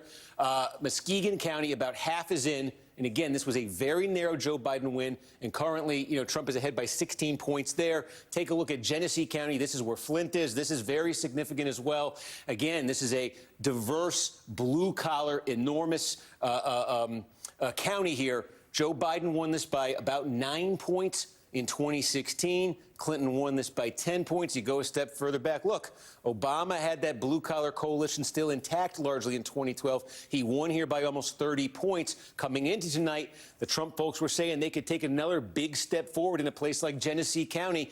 Looks like they have 4.5 points, cutting this in half from 2020. They wanted to make gains in places like that. So, again, we are waiting on, still a lot of vote to come out of Wayne County. And as we really sort of slice and dice the Wayne County vote, we'll be looking at Dearborn. There's some indications in the returns. Dearborn, large Muslim American population, large Arab American population, indications that Kamala Harris may be significantly underperforming what Democrats want out of a place like Dearborn. We'll be analyzing that and getting more of that vote coming in. But you can just see around the state the reason why, with 80% of the vote counted, Donald Trump is more than 313,000 votes ahead. It's not just because we're waiting on Wayne County. It's because some of that significant movement taking you through right there. Steve, while you have been covering those results in Michigan, we did get a little bit more news. NBC News does have a projection to make in one additional presidential race, this time in the state of New Jersey. NBC News projects that the winner of the presidential race in New Jersey is Democratic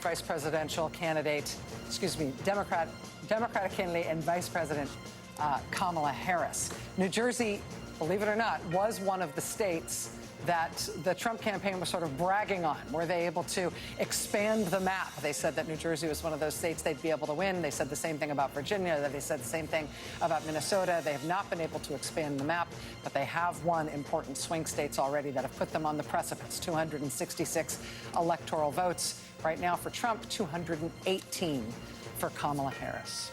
Lawrence. The Trump speech had about 12 minutes of teleprompter written speech in there, and then another, 15 of rambling and inviting other people up to the microphone to speak. In the 12 minutes that they put in the teleprompter, it was a very modest and non-Trumpian speech that had only 2 words of policy, and those 2 words were reducing taxes. There was not another word of policy. Nothing about mass deportation. Nothing about trying to jail his opponents, which he cannot do and will not be doing. None of that kind of political terrorism language that he was including in his rallies.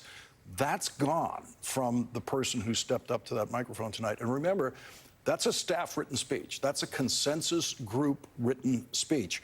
And in the middle of it, there's the understanding you're going to talk about a golf guy, and you're going to talk about some guy who runs a fighting show, and then you're going to bring your campaign manager up to say something, and you can let the vice president-elect say about 3 words.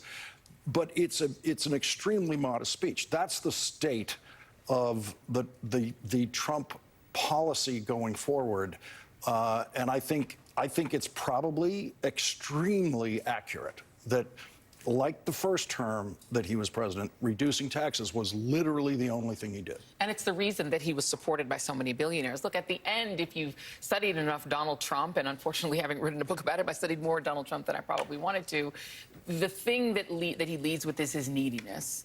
His need for adulation, his need for adoration, his need, that's the reason that he's enjoyed cultivating a sort of cult of personality. He needs the world to think of him as this amazingly powerful and smart and brilliant and whatever. That's what he wants. And so that speech said to me that this is a very needy elderly man who wants to be president because he believes that finally he will get the respect and love and adulation of the country, and particularly of the very media elites that he used as a cudgel to get himself back in. And the threatening language, it's interesting that most of the threat that he made was directed squarely at Latinos, at people who the right fears will sort of outproduce them in terms of children. But that is where he did the best. That's where he gained the most among the people who voted, despite having directly insulted them. And he held steady, it seems, with white American women, despite having really insulted them in J.D. Vance. So he didn't lose much for being insulting and cruel. Stephanie Roll? Well, then I guess, who he's going to be, we're going to see who he's going to choose. Because we noted his family members, we saw Dana White. I didn't actually see Stephen Miller up there. I didn't remember when last time he won, we saw Steve Bannon up there, we saw Stephen Miller. So it'll be interesting to see who his cabinet choices are. Howard Lutnick, his new favorite transition head, the guy who runs Cantor Fitzgerald, was there. So yes, for Trump, it was quite moderate, but that only lasts so long. We'll see what we're in for.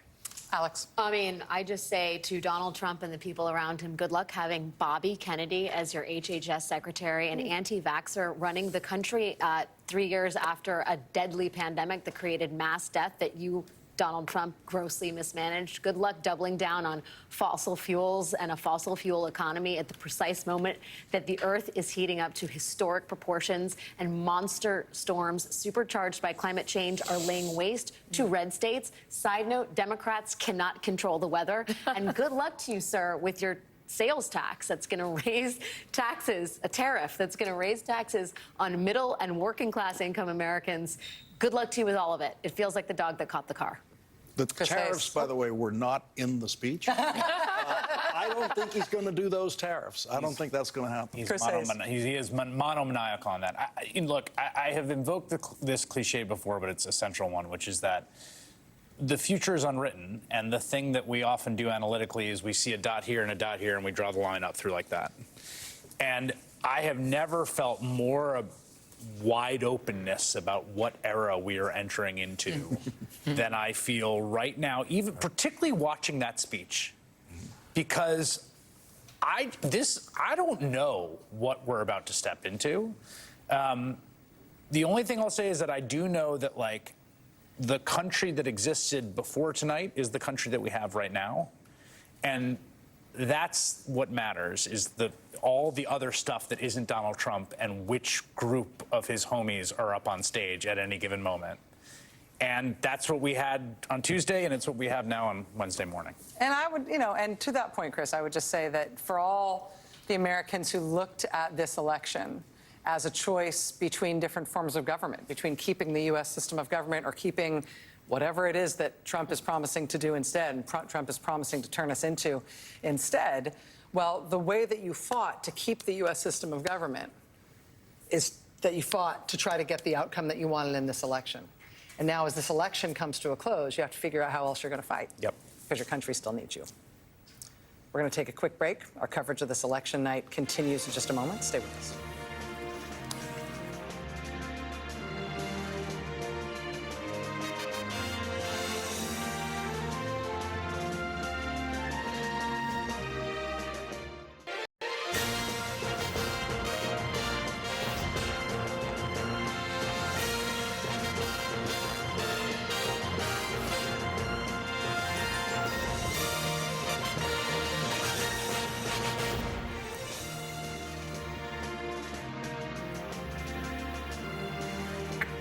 Okay, it is just past 3 a.m. here in the East, and Donald Trump is poised to clinch the presidency.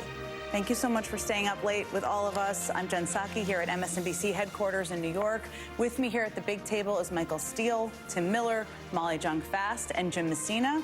Steve Kornacki is, of course, at the big board, still at the big board. We will be with Steve in just one moment. But first, let's get you all caught up very quickly on the state of the race at this hour. We just heard from Donald Trump moments ago in West Palm Beach. He claimed victory, but votes are still being counted, and we have not yet made a projection just yet here at NBC News. So here's the big picture right now in the race to 270. Kamala Harris with 219 electoral votes, Donald Trump with 266 electoral votes.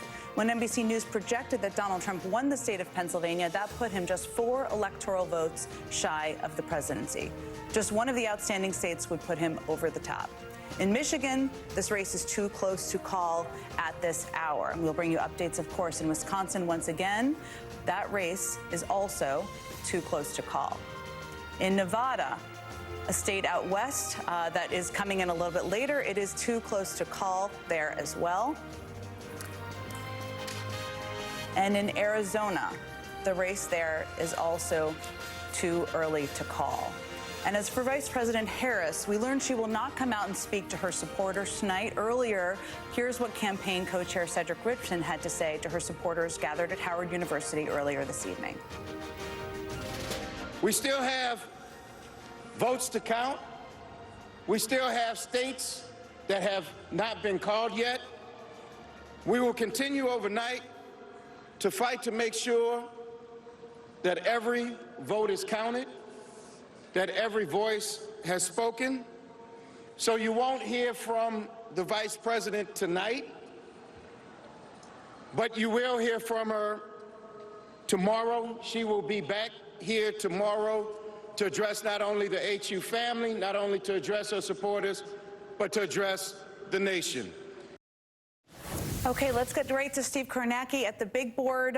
As I noted in my rundown there are some votes, some states we're still waiting for more numbers to come in on. So where do we stand now, Steve? What are we waiting for? Yeah, so I think the question is, at what point can Trump get to 270 here officially? So take a look at what's left. Gray are the uncalled states. One thing to keep in mind, you see Maine is uncalled here. Remember, Maine is one of the 2 states where they give out the electoral votes by congressional district. And this one, the big Western Maine, District 2 has been a Trump district the last 2 elections. We got a lot of the vote in here right now. Trump is leading by 8 points in the 2nd district. Again, this is that, a lot of rural areas, a lot of small, mid-sized cities, like a Bangor, Maine, that kind of thing.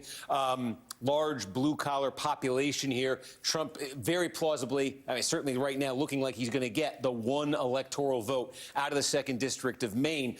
Maine as a whole, you could see Harris leading by 8 points. But if Trump gets that 1, that would put him at 267. Now, I say that 1 because look at this one, this geographically big population, small state of Alaska. We now have more than half the vote is in Alaska. It reports in a very unconventional way. But Trump, with his 15-point lead, Alaska is worth 3 electoral votes. And Trump has a sizable margin in what's been counted so far. If that is something that continues, if that endures, and we get more vote, that could be a way Trump reaches 270. The 1 electoral vote in the 2nd district of Maine, plus the 3 electoral votes potentially out of Alaska. Need more vote to come in there to get clarity on exactly where that's going. But you can see it's been red for a long time. You see where it is right now. Might be just a question of when then. Or is something going to happen in Wisconsin or in Michigan? In Wisconsin, here's the story right now. Trump leads by 122,000 votes statewide. One of the big things we're waiting on is in Milwaukee County, specifically the city of Milwaukee. They count their absentee vote in one place, or they release the results of it from one place hours after they count everything else out. Now, there's more than 100,000 votes at that facility. They call it the Central Count Facility. More than 100,000 votes, and we're expecting this to be something like, an 80% Democratic block of votes. So you want to see from that, that's the best single chance, if you open this up, that's the best single chance Harris and the Democrats have of eliminating that Trump margin. There are a couple of other places here. You look at Brown County. This is where Green Bay is. Trump is getting the number he wants here right now. They also have a central count facility with Democratic-friendly mail votes. Those have to come in. Are they going to be enough for Harris to, erase the 122,000 vote margin that Trump has right there? If they aren't, it's big moments, big batches of votes, then we'll have clarity on Wisconsin. That's 10 electoral votes. That would certainly get Trump over that number officially. And look, Michigan, the big thing we're waiting on, the big single thing we're waiting on is just Wayne County here. Again, this is Detroit, but Detroit's actually not the biggest part of Wayne County. There's a lot outside Detroit, a lot of smaller cities, there's suburbs. There's a lot going on in Wayne County. It's massive, and there's still a lot to come here, and you want to get clarity on the exact shape of what is to come. But again, this is a 38-point Joe Biden county from 2020, where Harris is running now ahead by 16 points. And again, one of the questions in Wayne County has been about the Arab American vote, has been about the Muslim American vote, the issue of the Gaza war. Was that going to take a toll on Harris's political standing? We're seeing from like Dearborn, Michigan, some of the reports coming in there about what's happening in Dearborn. Harris underperforming potentially significantly there. But otherwise, when you look at Michigan, again, this is just the story we've been seeing in Wisconsin, in Michigan, even in Minnesota, in Pennsylvania, all of these states. We saw it down south earlier with North Carolina and with Georgia. You could just look at one county after another where we sort of set a benchmark at the start of the night and say it's a good night for Trump if this, it's a good night for Harris if this. And in almost every case we're finding, I can think of a few exceptions here, but the overwhelming number of cases here, Trump's getting what he needs. If he had a number in 2020 he needs to build on, he's building on it. Meanwhile, Harris, a lot of these suburban counties even where, she's running up the score, she's not running up the score to the degree she wanted to. Good example of that is right here in Oakland County. She's winning it by 10. They wanted this more like 15 points, the Democrats did. Macomb County here, talked about this one just a few minutes ago. This is monster right now for Trump. It may come down a bit here as the remaining vote comes in, but he only won this by 8 points. Massive, massive county here. So there's opportunity here for Trump potentially. Trump is in, I would say, pretty good position here to be winning back, a state that he lost in 2020, had carried by this much in 2016. So it's a question of timing, I think, on maybe Wisconsin. That looks very close, especially with that vote by mail absentee to come out of Milwaukee. You see the margin there in Michigan, the question mark of Wayne. You see the possibility of Maine plus Alaska getting Trump there. Arizona and Nevada, we're just at that point now where we don't get a ton more, and then it starts coming out incrementally over days. You see New Hampshire here, but, they're very, very slow counting with the remainder of the vote there. Trump 4.5 points down, 30,000 votes right there, and you don't expect that to suddenly hit 100% anytime soon. So it's kind of what we're waiting on to get to that official moment. And just one other thing I would point out here, flip this over and show you the national popular vote at this point, because Donald Trump, you can see here, has a lead of more than 5 million in the national popular vote. Now, we've been here in 2020 and 2016, and we said, well, California is going to take a while to come in. It's going to be massive for the Democrats. Of course, they'll win the popular vote. That is very much in doubt right now because we've had big, big changes outside of the battleground in some big, big states. And I just want to highlight a few of these because they are dramatic. Look, New York, it's still blue, but look at this. New York State, Trump has got this within 12 points with 94% in. He lost this by 23 points. He basically cut his margin in half. Double-digit gains for Trump in New York City. Take a look. We mentioned New Jersey tonight earlier. Harris wins New Jersey. This is on track to be the closest margin, the closest Republicans have come to winning New Jersey potentially since 1992. Look what New Jersey was 4 years ago, a 16-point Biden win. Keying Trump here in New Jersey, getting this close. Heavily Hispanic areas, just leaps and strides, gains for him there. Take a look at Illinois. How about this one? 91% of the vote is in Illinois. 4 points for Harris, 17 points for Biden 4 years ago. Big, enormous blue state. Trump not winning it, but look at the popular vote margin that he's cutting into there. Another one we didn't talk anything about tonight. It's not close, but look at Maryland. 60-37 for Harris in Maryland. This was a 33-point state for Joe Biden a few years ago. So you're just seeing Trump lop off. Those add up potentially to millions of popular votes that he lost 4 years ago that he's now losing tonight. And so the possibility that Donald Trump, even when California is all counted, ends up winning the popular vote in an outright majority, that's very real right now. Steve, there's a lot to take in and digest. I wanted to just go back, if you don't mind, to Wisconsin for a moment, since we're waiting on that one. And that is a state that we've been talking about for months as one that was within 1% the last two presidential cycles. I know we're waiting for a vote, but as you look at that state and where things have gone wrong, I should say, for Harris, tell us a little bit more about that, and also the margins and what are the possible margins in terms of what it could be, because it does not seem like it's within 1%, but you tell me if I'm wrong there. Well, it should close, and maybe considerably, because again, the biggest outstanding, the biggest sources of outstanding vote here would be, again, in the city of Milwaukee, in Milwaukee County. Look, it says only about 69% of the vote is in. Overwhelmingly, what that is the absentee vote from the city of Milwaukee. So the most Democratic-friendly type of vote, absentee absentee from the most Democratic city, most Democratic city, one of the most Democratic cities in the state. So whatever happens there, Harris is going to net tens of thousands of votes more when that absentee vote is released there. Look at a place like Brown County where Green Bay is, 90% is in. But again, this is a place that does that absentee late separate location. So this might come down a touch. There's a few other places on the map where she's going to benefit from that late absentee count. Is it enough to overcome what is now a 120,000 vote lead for Trump statewide? That's difficult. It's not impossible for her, but that'd be very difficult right now. But to come down and land back in that, really tight zone we know Wisconsin likes to be in, that's very possible.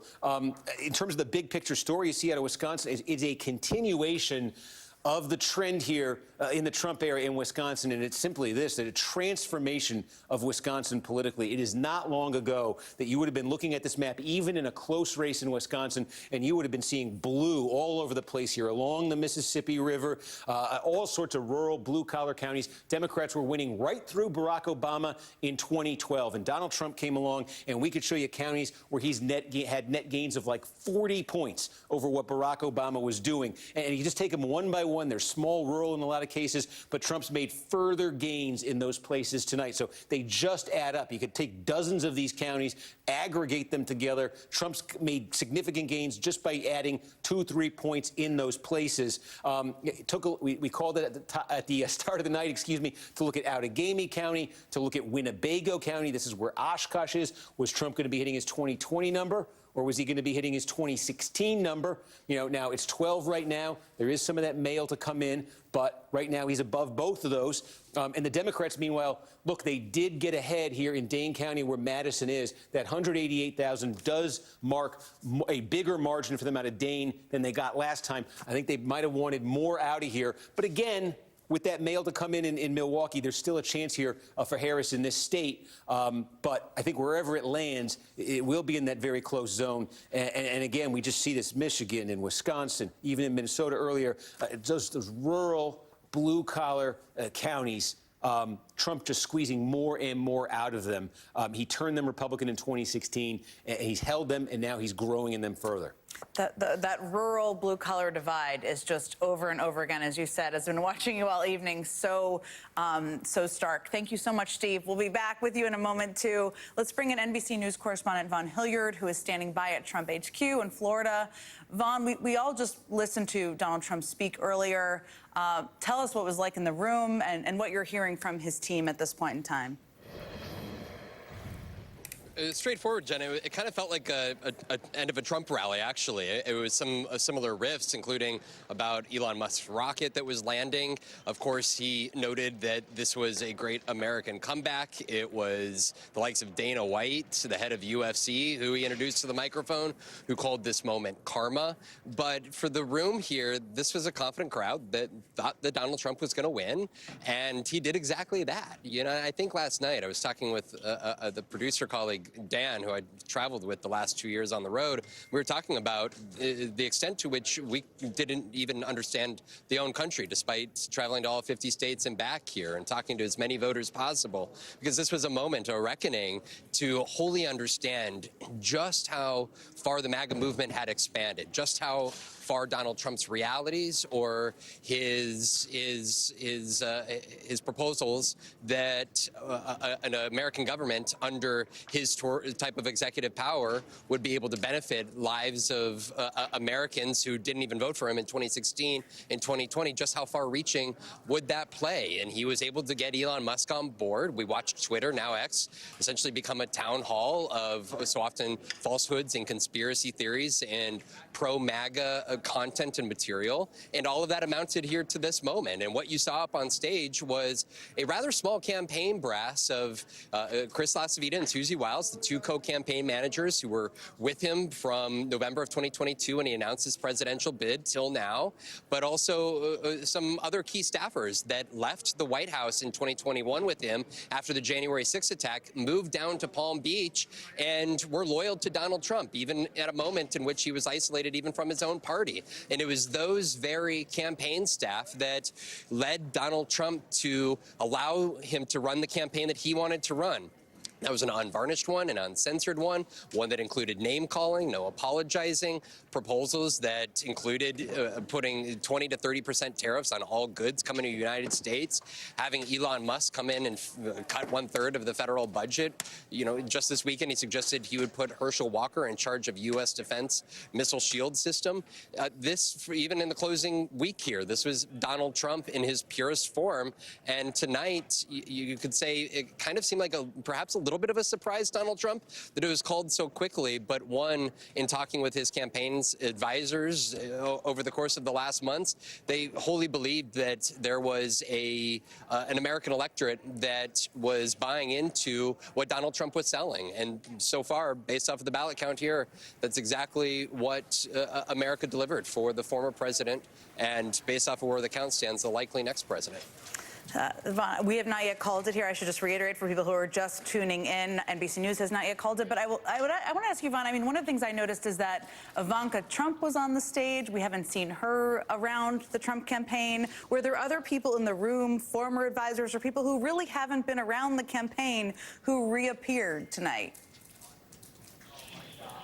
Corey Lewandowski was up on stage. Stephen Miller was up on stage. Stephen Chung, who is that spokesman, who usually puts out derogatory statements on behalf of the former president, he was up on stage. You also had Tucker Carlson was in the room. Elon Musk, we know, was over at Mar-a-Lago watching the results come in. Robert F. Kennedy is here. He was at Mar-a-Lago watching the results come in as well. This was right. There was no Nikki Haley or Ron DeSantis or members of Congress who were urging Donald Trump to move beyond his political status or not run again, right? Tim Scott wasn't here. There was no Asa Hutchinson. We could go through the list of those primary challengers. Of course, his own former Vice President Mike Pence was not here. This was Donald Trump is, and what we've, Howard Lutnick, who is one of the transition co-chairs, he was up on stage, and I was talking to him just last week, and he said that they will make sure that there are only members in his next cabinet administration who are truly loyal, who they trust, noting that the likes of Mark Milley and James Mattis and John Kelly, they will do everything in their power to make sure that they have vetted and they know the entities that are coming into the next administration. And I think that this was a moment here where those people lifted Donald Trump up to essentially the greatest resurrection in American political history. And now, just in the last couple minutes, you see the likes of President Zelensky and Prime Minister Netanyahu already posting statements on X congratulating Donald Trump, a key recognition that this immediately has major international repercussions that extend well beyond American politics, but one that has direct impact on two active wars that are going on. Of course, Donald Trump, if he is elected president, wouldn't take office until January 20th, yet that does not mean that there are not calculated decisions that are taking place in real time overseas, understanding that very well there's a likelihood or a potential of this current Republican candidate for president potentially taking the White House again. It's such an important point. The national security differences between these candidates are a very important part of what the impact could be here, and one we'll definitely be discussing. Vaughn, I know you've been up and standing there for about 19 hours. Thank you for staying up with us, and really appreciate you bringing us your insights. You know the team and the Trump team so well. Let me just turn to our amazing panel here, and there's so many things to discuss, but I want to start with you, Jim Messina. You and I have worked together a lot over the years. I was describing what a boiler room is earlier. You can probably describe it better than I do, but you're a data guy. As you're looking at this data, I don't want to ask you what surprised you. I want to ask you kind of what struck you as different from what maybe a lot of people out there thought would be where things stand right now. The fact that the Trump theory of the case on rural voters really was true. I freaked out a bunch of Dems on Sunday on your show when I said, look at the early vote numbers. The enthusiasm for Trump in rural is real. And that's exactly what you saw. Kornacki was just going over it. He's just doing better than he'd ever done before and just running up these things. And the other thing was the Latino number. It's just, you cannot look at those exit polls and not think that is amazing. Going forward, the Democrats have a real rural problem, and they have real communication challenges to a whole bunch of groups, including young voters and Latinos, that we thought we had a better message to and just didn't at all. Those are the two things that really struck me so far. the rural city divide is one that struck me earlier as well in the evening. And 8 years ago, a lot of the focus was on education. Is education a part of that as well, or is it more community cultural and kind of you're living in a rural area, you're living in a city? I think it's cultural, right? I think the Democrats no longer speak to a whole group of people in these places. I mean, they were just laying it out. Barack Obama did 40 points better than Kamala Harris in some of these precincts just 12 years ago. Like, we have just stopped being able to communicate with these people, and they no longer feel seen by the Democratic Party. And that is a challenge going forward. I hope we don't all rush. I hope we all take some time, look at all these things, do a comprehensive report, and talk about how to move forward, because we got our butts kicked tonight, and we got to figure out how to move forward in a way that gets us back to being the majority party we used to be. Tim, as I said to you earlier, I always hate it when people say it's a communications problem. It's not the totality of it, and that's not what Jim Messina is saying either. But there is this question of how to reach, because there's been a reliance by Democrats on running up the city vote, running up the suburban vote, expanding the blob, as Steve Kornacki always says, the blue blob. You've actually worked in Republican circles. What is going wrong here on that front? And I just think the Democrats right now have to just reckon with the fact that there's a fundamental brand problem with the party as far as not reaching like huge swaths of the country. You know, Jim listed a couple of them with rural and Hispanics. But if you look at the exit polls, Trump gained with every demographic group except college-educated women. Everyone. Black men, Hispanic men and Hispanic women, non-college women. So like, it wasn't really even a race and gender thing in particular. It was widespread. And there's a brand issue. To your reference about my kind of time at the Republican Party, I look back at 2012 when we lost with Romney, right? And afterwards, we did the autopsy and we looked at it and we're like, we need to fix this little thing or that little thing. And that might make the difference if we reached out to this group more or that group. The reality was that the Romney-Ryan party did not appeal to broad swaths of the country. It did not appeal to black and brown Americans. It also didn't really appeal that much to working class Americans. You know, Obama cut into his margins there. That's where the Democrats are right now. They get so when you say communicate, yeah, but it's more like we got to figure out how to talk to them. It's not about like a talking points. Like Democrats have to think about how their brand is resonating outside of college-educated, urban and suburban, white America. Yeah, that's what I mean. It's bigger than a set of words. Yeah. And so people shouldn't define it as words, in my view.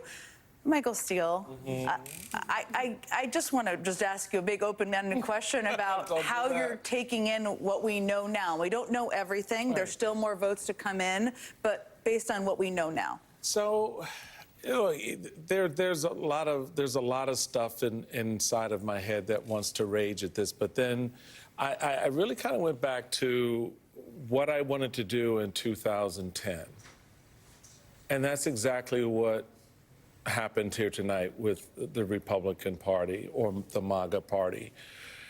What I learned in that period of time was the American people will always tell you what they want. You just better listen to them. But what do you think the American people are telling us they want? They don't like the whole like the whole thing, the impression that their kids are being put through some type of, you know, deprogramming or reprogramming, imagined or real. They think the economy is not their friend. They blame Joe Biden for this economy, right? No, for their personal economy. They're frustrated with, and you talked, Jim, you hit on the cultural piece, as did my friend here, Tim. The cultural piece is a huge piece for the American people. And what we learned tonight, it's not just the folks who live in the rural parts in the country, in the backwoods. It's people who live right over here off of Park Avenue. The people who live off of Pennsylvania Avenue in D.C. And the reality of it is, I think for our political system, because I'm going to set aside the MAGA piece for a while, because those Republicans, you know, like myself and Cheney and others, the question becomes what is the other narrative that you put up? Because once MAGA begins to do its thing, which it will, I mean, tonight was Donald Trump standing there basically reading everything that was on the prompter, looking like, okay, we got this. But you could see, and you know that there's going to be a slide into something else. Well, we've seen this movie a We've thousand seen this times. movie 1,000 times. But here's the thing. The American people are okay with that. So what's the countermeasure? What's the countermeasure to what we see Donald Trump do every day? Because clearly it's not enough to say democracy's at stake. Because the American people are like, yeah, I don't really feel that. I don't think that. Now, even though, ironically, in our own exit polling, folks were like, a democracy was important to them, right? Well, but just to dig into that for a second, yes, but majority say democracy under threat, 75%, but among voters who believe that, half went for Harris and half went for Trump. There you are. Right. That's exactly where I was going. So you've got this space where there's a lot to learn from tonight. The challenge is going to be how the Democratic Party learns what it needs to learn and deal with what's going to come beginning on January 20th, when the further deconstruction of all the administrative states that we think hold this union together come under assault. Because, you know, at the end of the day, it may not be Donald Trump, but a lot of people on that stage and a lot of people who are going to be in that oval with him, that's what they want to do. And as much as they want to lie about Project 2025, they laid it out. They're not going to just go, oh, well, we just 900 pages of nothing. That's not how this works. So you're going to see two competing moments that the country's going to confront, one of which they won't care about, right, which is all the stuff because they think Trump is good. So they're not going to be concerned about that. The Democrats are going to have to worry about that, plus, to Jim's point, how do you begin to level up a message to turn around those numbers that they saw tonight? And we will get into, together, a couple things, including the fact that Trump also has a Republican Senate. We don't know where control of the House is, right. which is a big factor. But, Molly, I want to ask you, there's a lot of data to dig through. One of the things that you and I have talked about a lot is women voters. I mean, Trump improved among women from how he did in the past, according to the exit polls.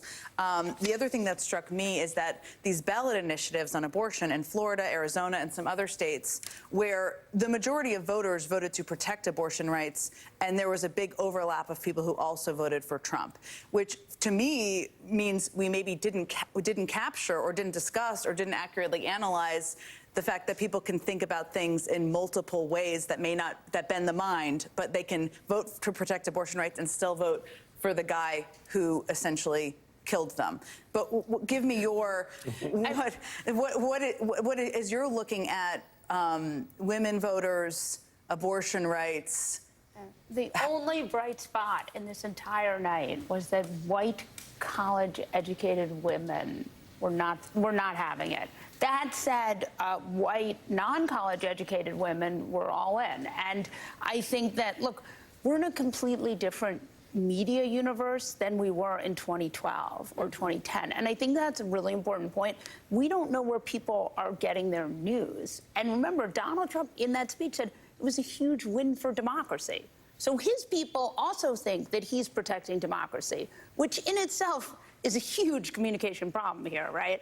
And I think that, when you would talk to the campaign, they would always be like, are we reaching people? Mm-hmm. And that is a media problem, right? Newspapers, some of the reasons why newspapers aren't endorsing are complicated and scary, but some of the reason why is because it doesn't matter. It doesn't move the needle. Newspaper endorsements used to really matter.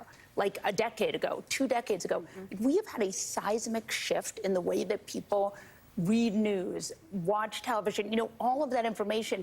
And I think we have to look at also sort of the level of disinformation, misinformation that people are getting and what that looks like.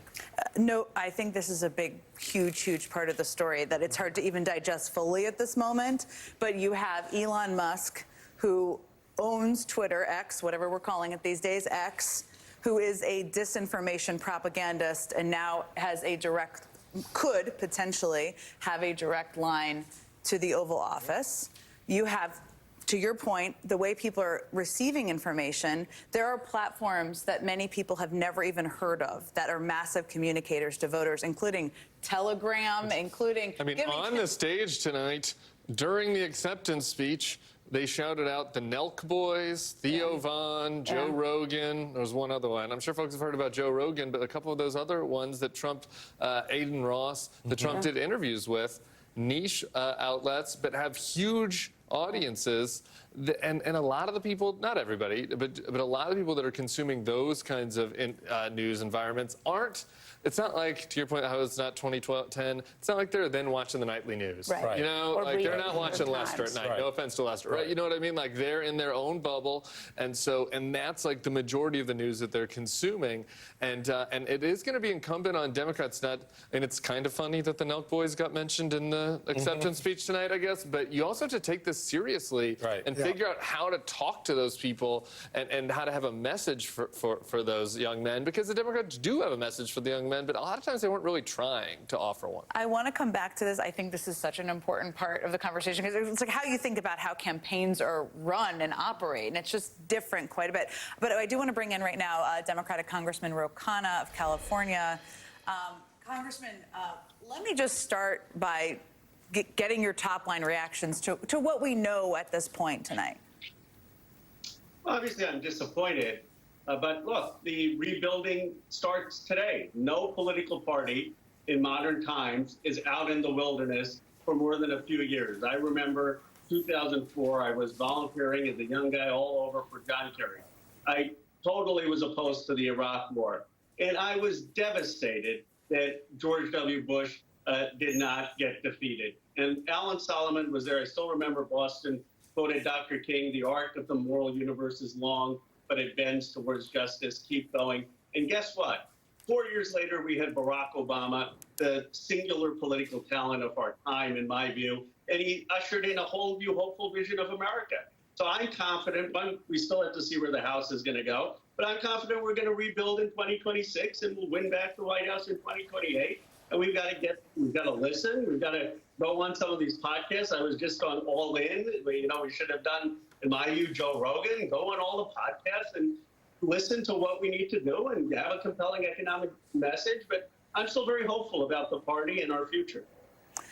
Let me ask you about control of the House. I mean, Republicans are projected to control the Senate. As we've noted, as you just noted, Trump is on the verge of winning the White House, which is going to make the House quite important. What are you hearing from your House colleagues about how things are shaking out tonight in some of these key races, some of which have been called, but some of which we're still waiting for, including a number in your state of California?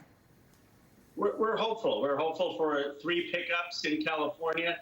It's a world of difference if we have Hakeem Jeffries as Speaker of the House or if we have Mike Johnson. I served for 4 years in Congress in the first Trump administration. The first 2 years, 2016 to 18, we didn't have Congress. That's when he had his extraordinary tax breaks and handouts to the ultra wealthy. That's when he had no check. When Nancy Pelosi took the gavel, that was basically at the end, effectively, of the first Trump term. So getting Hakeem Jeffries in there would be a huge blessing.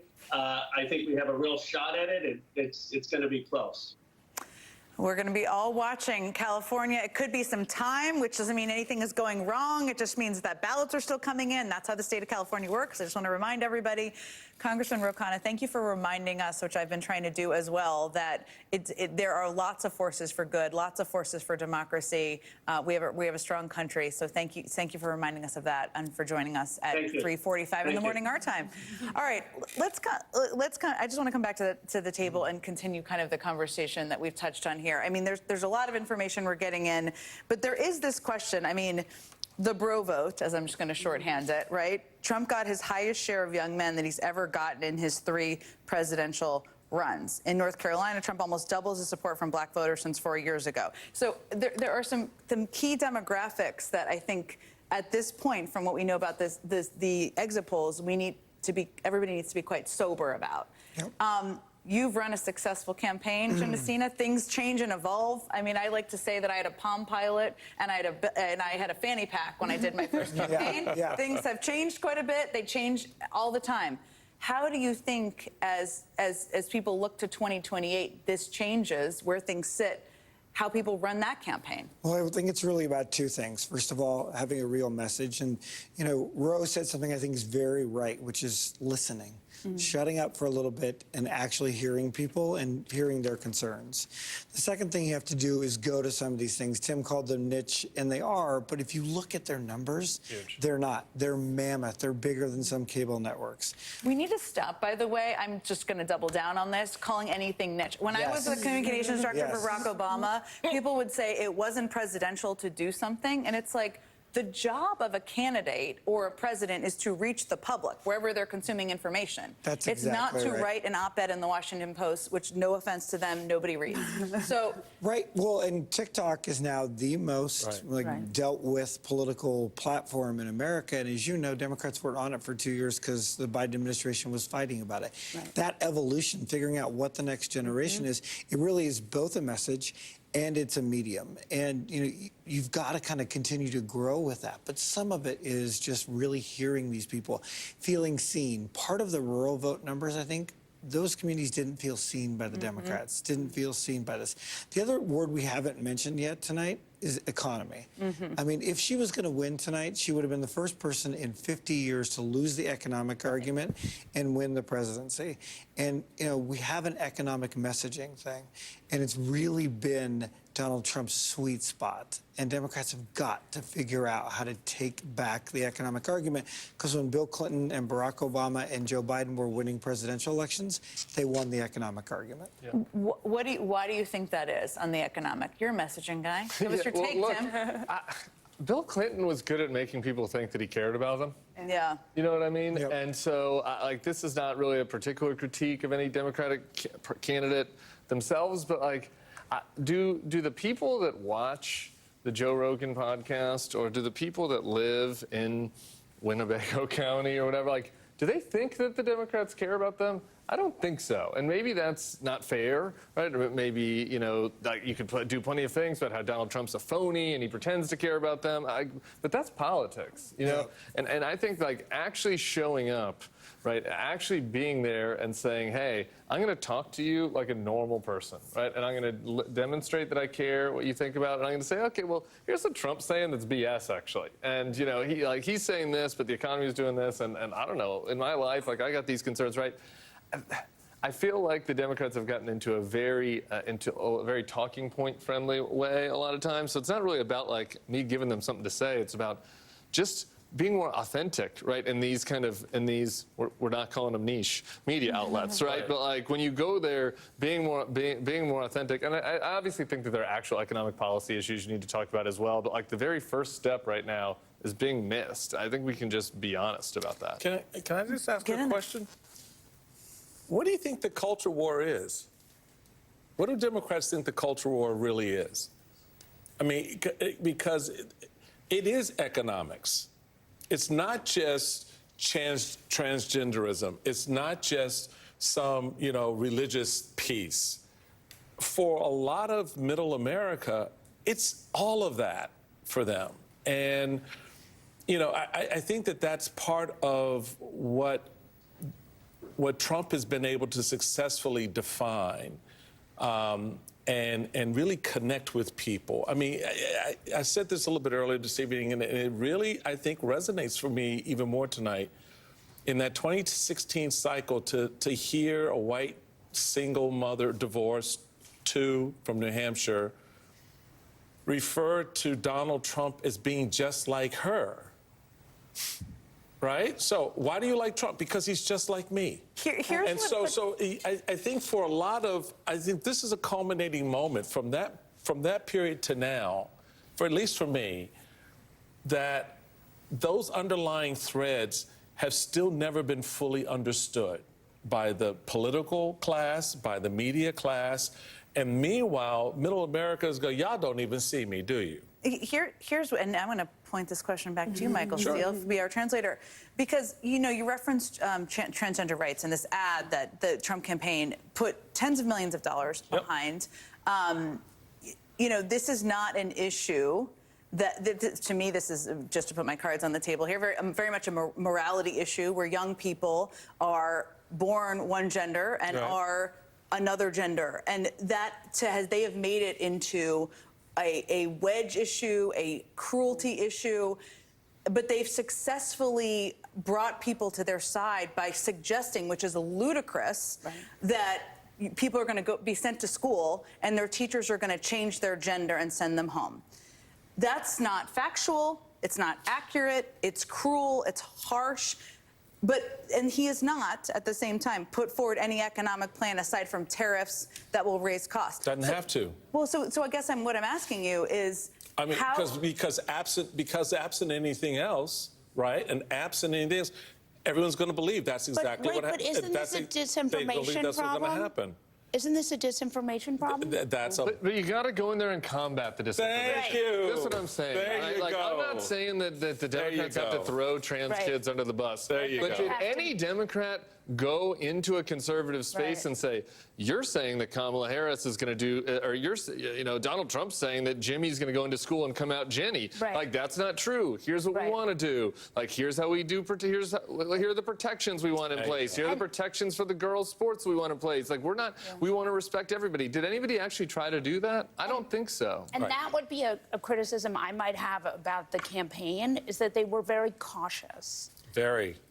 At times, no, you don't have to be sorry. We're having an honest talk here. We're all trying to delve in and understand what's going on. You'll remember Trump world just threw anything. I mean, obviously they have a different set of morals and values, but they threw everything against the wall. Whereas the Harris campaign, just like the Clinton campaign, very, very cautious. Do you guys agree with that? I'm not sure I agree with that. I think they tried to be focused. I think they tried to stay on message, and their theory of the case was democracy and abortion.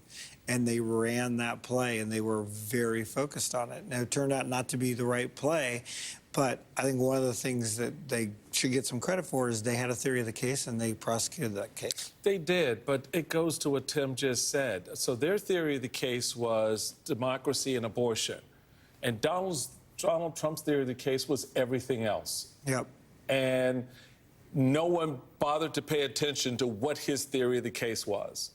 And so when you couple that, and I was just looking at some of the responses from, some of my friends, who've kind of been watching this and are aligned with Trump.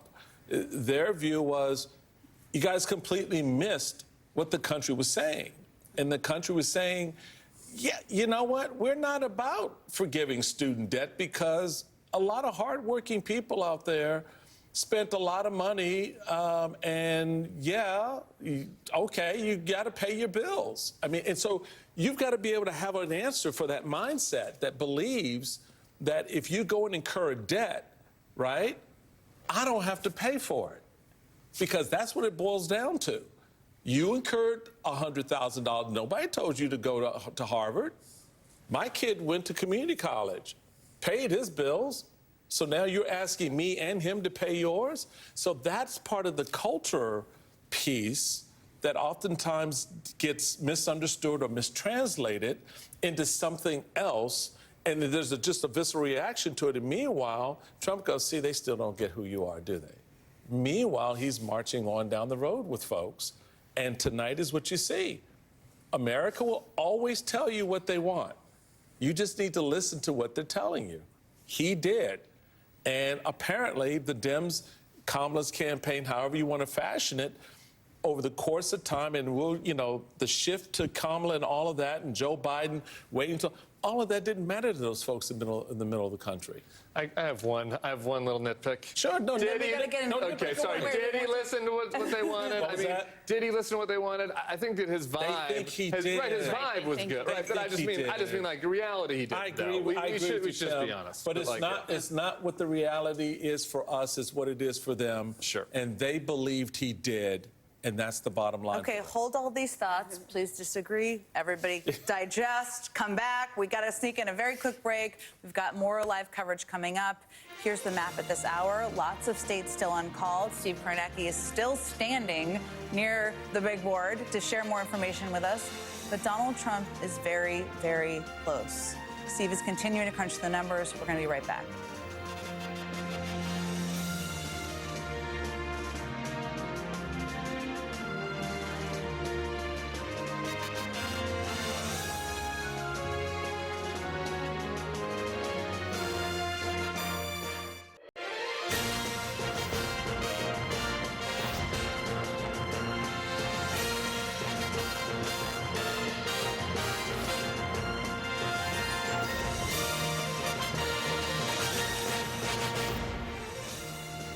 Okay, everyone, it is 4 a.m. here in the East, 1 a.m. out West, and at this hour, we still do not have a winner. But Donald Trump is on the brink of securing the presidency.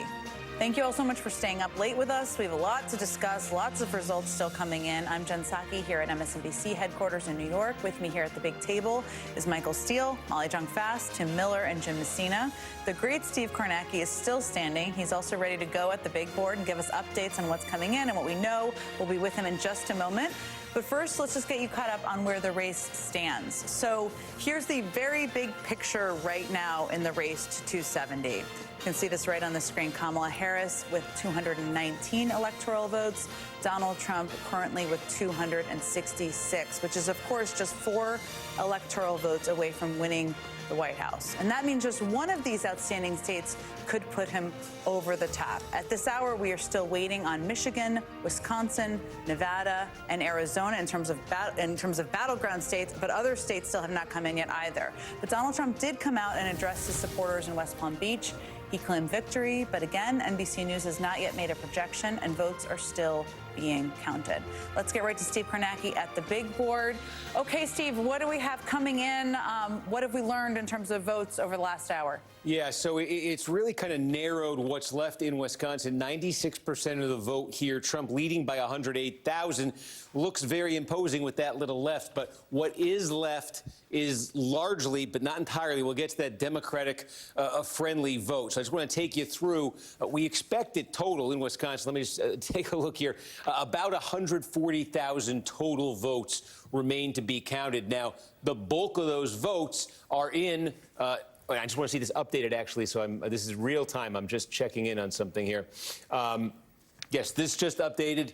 Let me just look county by county. That's going to be the easier way to do this. Sorry for this. I'm just adjusting on the fly. Okay. We think the biggest source of outstanding vote in Wisconsin is in Milwaukee County. Most of that 120,000, probably about 105,000 of it, is absentee vote from the city of Milwaukee. This typically breaks like 80 to 20 for the Democrats, maybe even more than that. They count that, they tally it up, they report it out from one place. So we're awaiting that hopefully very soon. And basically, if the Democrats get what they normally get, out of that vote, maybe they would net 75,000 votes, be maybe a little generous with that, 75,000. The rest of Milwaukee County, there's some absentee ballots, left there, probably about 15,000. Same deal. You expect it to be more Democratic. So look, maybe the Democrats get 80,000 out of there. They need a very, very big number if they're going to flip this in Wisconsin. The other big place is Racine County. We have the same thing. We have that central count for the city of Racine. What do we think we got there? We think we got about 30,000. If those were to break, let's give them optimistic assumptions, 2-1 for Democrats. They could net maybe about 10,000 votes out of Racine. Winnebago County, we're waiting on the city of Oshkosh here. Total, what we're kind of expecting is about 20,000 out of Winnebago. I'll abbreviate that, 20,000. And again, if this went really well for Democrats, maybe 5,000 they net out of this. So, 80, 90, 95. You're trying to close a gap of about 107,000 votes. They probably need more out of here. That Milwaukee thing has to just be absolutely monster for them, because the other problem, despite all of this, there are a couple of pockets of Republican votes left. Okay, so take a look. Core Republican county, 3/4 of the vote in. Trump's winning it almost 2-1. And you could see, though, still votes to come here. So there are other places. The Democrats, you could give them very, very generous assumptions on that absentee vote in those places, and maybe just get them up to that statewide margin. But then you got to account for, there's a handful of places like this where Trump can still net more. So waiting to see those numbers. They have to be massive if Harris is going to turn this around and actually flip this over statewide. It will get closer, significantly closer than this 51-47.5 you see right now. But in terms of actually carrying over for the Democrats, they need something maybe we haven't quite seen out of Milwaukee before for them. What do we have? That's all. We're watching Wisconsin so closely. It's a state that has been so narrow in the last 2 presidential elections.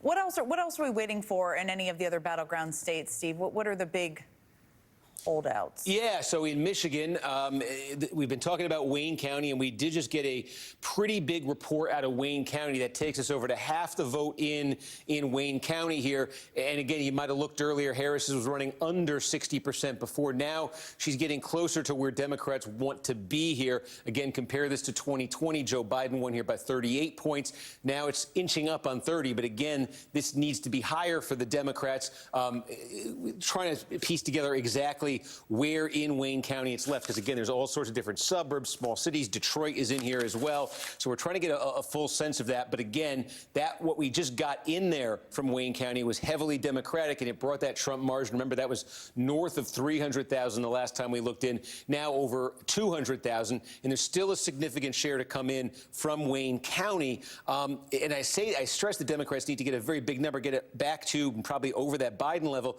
just because what we've seen elsewhere in Michigan, all of these places where Trump, example, Saginaw, we said coming into the night, Saginaw County was one of the swing counties in Michigan. As goes Saginaw, maybe so goes the state. Well, Trump wins it by 3 points. The other one we identified as a swing county at the start of the night was Muskegon. We're getting closer there to a 100%. Trump leading by 2.5 points there. Now take a look at this one. This is Ottawa County. Okay, this is still a core Republican county. You're in the western part of Michigan here.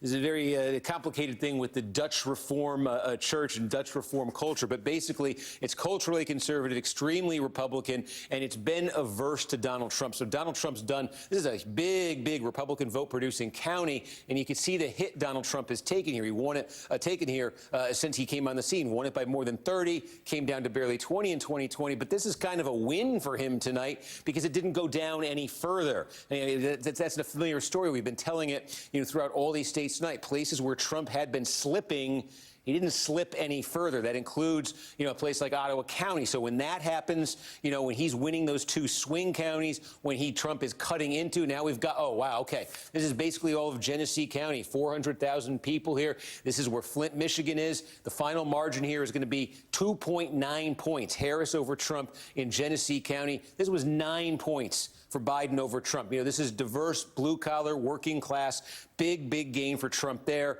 Taking a look here at Macomb County, big blue-collar suburb north of Detroit. Trump won this by 8 points last time. He's more than doubled it so far. So with all those things happening around the state for Trump, it becomes all the more important if Democrats are going to actually overtake that sizable lead that Trump has right now. Harris doesn't just win a county like Wayne by 30 points. She has to win this by like 40, and we have to see turnout levels as well here, too. So that's what she's up against there. You see what they're up against, too, the Democrats in Wisconsin, just seeing if that changed at all, seeing what else is on the board here. We mentioned, are we getting close here to some kind of clarity in Maine, 2? 7.5-point lead for Donald Trump here. Again, 1 electoral vote to the winner of each congressional district in Maine. This is the blue-collar, heavily rural congressional district. Trump's won it twice. No reason to believe that's not happening a third time right there. Alaska, we checked in earlier, and the Klondike up to 70% now, we think, counted in Alaska. This is interesting, as we say, from that perspective of Trump officially hitting 270 to officially become mathematically the president-elect. 16-point lead for Trump here in Alaska. About 70% of the vote reported. 3 electoral votes there, 1 in that congressional district in Maine. If he gets those in the near future, 1 there, 3 there, that would be, I don't know what just happened there, that would be exactly 270 electoral votes. Then he would mathematically be the president-elect. In Nevada and Arizona, we've just reached the point where we're not going to get much more that's going to come out over, subsequent days right there. New Hampshire, you still see uncalled. Trump has made more of a game out of this than I think some expected. They wanted to flip it. They sent J.D. Vance there the other day, got it down to 4. It's going to be very slow to get the rest of this in. Again, I don't expect that to get anywhere near 100 tonight. Again, you just see, let's look at this jigsaw puzzle. All these little cities, towns, villages, hamlets, where they reported out individually. That's going to take some time. But Harris sitting on a pretty comfortable pad there. So, look, in terms of 270, is it going to be the Maine-Alaska route that puts Trump there? Or is there going to be a call in Wisconsin? This one may be imminent if, we're waiting on that absentee that I talked about from the central locations. If the Democrats don't get the kind of monster numbers they need from that, there's not going to be much left in Wisconsin. And again, if Wisconsin were to officially be called for Trump. He's well over 270 at that point. And again, Michigan, the more wane we get, the more clarity we get. Democrats trying to dig themselves out of a very sizable hole. Some real damage they've taken throughout the rest of the state tonight. I know as you've said many times, we're very close to getting to the 270. I can assure everyone, Steve and our decision desk continue to crunch the numbers, and as soon as we get any update, we will bring them to all of you immediately. Thank you so much, Steve Kornacki. We'll be back. Please hydrate. We need you. Let's dig into a couple of these states here, because in Wisconsin, I keep asking about, because it is a state that has been so close in the last 2 presidential cycles. It also has an incredible state party chair. Yeah. It has an infrastructure that is well funded, well organized. So it kind of bends the mind a little bit, but it is also a very white state. It has a lot of rural parts. Jim Messina, what should we understand about Wisconsin and where it sits, which it could still be very, very close. We don't have the outcome yet. Yeah, with the Senate race hanging in the balance as well. But I really think this is the most interesting state of all, because to your point, Wisconsin is one of the 2 places left in the Democratic Party. Las Vegas and Wisconsin have Democratic machines. There's no better machine in America than the Wisconsin Democratic Party run by Ben Wickler. And they were sure. They were saying for the last 96 hours, we have this. This is ours. And I really think it's the conversation Michael and I were having. I think this is above ground operations. I think it's culture. I think it really is. They did not see this coming. And culture, because Michael asked this question, but it's the right one, I think. What does culture mean? Because I've been saying this, and then I'm like, what do I mean by it? What do we mean by culture in Wisconsin? And I really do think there's a whole bunch of voters, to Tim's earlier point, that do not think the Democrats see them, that do not think we represent their values. And the traditional machine got to the numbers they had to get. You saw Steve talk about it in Dane County. The Milwaukee numbers are fine. It was the butt kicking that they had in the rest of the state that the machine did not see coming, because it wasn't the traditional voters they were used to voting. They just didn't see this coming because it was bigger than this. And I think that's the story I'm learning tonight. To me, almost the more interesting thing than what's happening in Wisconsin, because at the end, just doing some back-of-the-envelope math, maybe Trump improves by 2 points, maybe 3 points in Wisconsin, which is decisive in a swing state. But look at what happened in the big states that weren't swing states, where the campaign wasn't waged. Yeah, New York. Texas, it goes from 6 to 15 in favor of Trump. Florida, I didn't see what the final number was because I couldn't look at it anymore. I kept going higher and higher in Florida. The Florida Trump number was off the charts. New York goes the other way, down to a 12-point. We haven't seen that in California yet. Those are all big, diverse states that hit on all of these different demographic groups that we're talking about. So I do agree that what we're talking, we can focus on that rural group that the Democrats do need to talk about that hurt them in Wisconsin. But man, the numbers are actually uglier in the big, diverse states. The Texas piece, look, Texas is a state, as Jim Messina and I can assure everyone, that is in every planning meeting of every presidential campaign. Maybe we will get Texas. But one of the things that has struck me is this assumption that demographic groups are monolithic, right? And this is one of the things that I think you look at Texas. Every Latino is not the same. I'm saying the obvious here. Just like every black voter is not the same. Just like every woman is not the same. But I do think we're seeing some of that in Texas. It's gone farther away. Yeah, but I think we also have to talk about, and it pains me to say this, but this is similar to 2016. The similarity here is a woman at the top of the ticket. And as a second wave feminist who wants nothing more than equality, it pains me to say this, but we're seeing a lot of the same things, and we have a woman on top of the ticket. And I just think that does not exist in a vacuum. I think it's an important thing to talk about. Go ahead, Michael. Well, particularly considering that women didn't vote for her again for the 3rd time. Yeah. So you really have to sort of contextualize what that means. Yeah. Whether it's Clinton in 16, Biden in 20, or Kamala in 24, in each of those instances, particularly white suburban women had a different agenda. Non-college educated. Non-college educated had a different agenda. And so I think that requires some further digestion and understanding. I think if nothing else, what Trump has opened up, it's a Pandora's box of madness and hellscape. We get that. But he's also opened up the American electorate in a way that no other presidential candidate has, and that includes Reagan and Clinton, who had that sort of, like it was said before, Clinton felt your pain and people connected with that, right?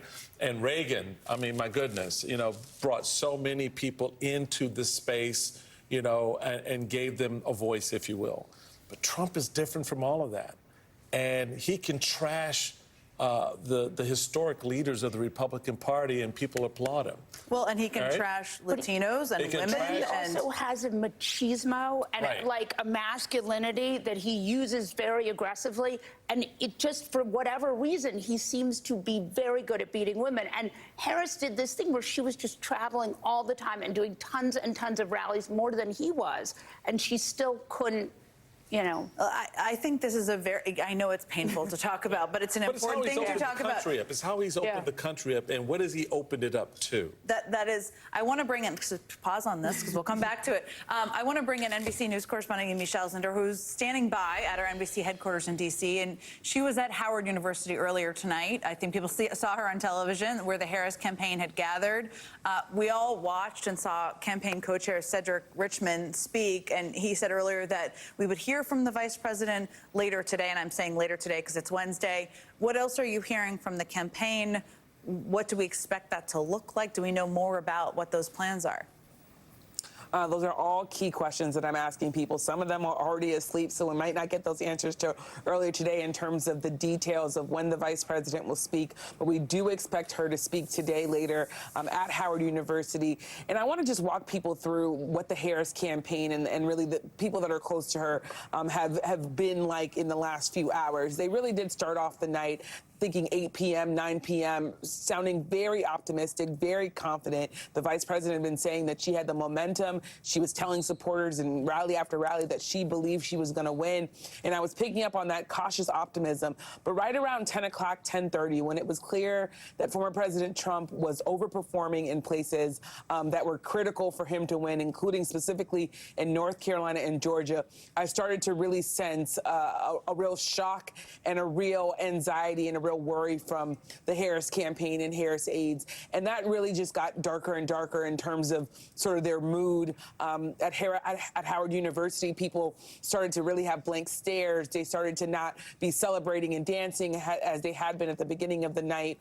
And then later on, as it became clear that Donald Trump was going to be even closer to 270, especially after he won Pennsylvania, I started getting text messages from Harris aides who started pivoting, not from talking about whether or not she could still pull this off, but talking about how they would deal with a second Trump presidency. One aide telling me that he believes that he's going to try everything to try to push back on these policies, but also try to figure out a way to love the people that he disagrees with. So it's really interesting. Of course, the vice president, hasn't conceded. NBC hasn't called this race yet, but we are in this situation now where Harris aides and people close to her are definitely making the move toward how are we going to work with the Trump administration? How are we going to deal with these policies? So I think it's just really interesting in these wee hours in this morning that is, of course, a Wednesday morning. There are a lot of Democrats that are waking up shocked, or that are going to bed shocked, but are also sort of dealing with the reality, which is that they expect Donald Trump to be the president of the United States come next year. I've been thinking a lot about all those campaign aides who've been through a lot this year, a change at the top of the ticket, a tumultuous campaign. It sounds like what you're saying, Yamiche, and correct me if I'm wrong here, is that because there was Vice President Harris, and again, we haven't called the race, but right now, unless she wins the presidency, she's not going to be in elected office anymore in a couple of months. But her aides are talking about how she will work with the White House or how they will work. Tell me more about what you mean by that. Yeah, so in talking to aides, they're talking about how they're going to deal with these policies. So these aides are organizers, they're grassroots organizers, some of them are people who work with big donors who put their money in the things that they think are important, whether that's climate change, whether that's reproductive rights, whether that's immigration. So what I'm hearing it's not that the vice president would be working with President Trump if he were to be reelected, but that all the apparatus, all of her aides that are going to be in all these different sectors of society society that they're trying to think through how they deal with a second Trump presidency. So if he has a mass deportation policy, what does that look like? How do they push back on that? If he pulls back on climate change initiatives in this country, what are they going to be doing to try to figure out how to do that? In some ways, it mirrors what happened in 2016. There were a lot of Democratic organizers who started putting their heads together to figure out how to push back, even when they weren't in office, of course, as an elected officials, but they were trying to figure out where to put their resources and their time. And I think the thing that I'm sensing now, because a lot of Democrats have a sort of PTSD from 2016, one aide in particular was telling me, I need to figure out how to love people that I disagree with. So there's also not just the sort of work that needs to be done on the grassroots, but also how do Americans, when they're waking up and half the country is feeling like democracy's in danger and all of the different things that the vice president was saying about former President Donald Trump, how do they wrap their minds around the fact that this is a country that they love and that they have fellow Americans that they have to deal with on a day-to-day basis? So a lot of that is just how do I deal with this country overall? Yeah, Yamiche, thank you for that clarification. It's 4:20 in the morning, so I wanted to make sure I understood it the right way.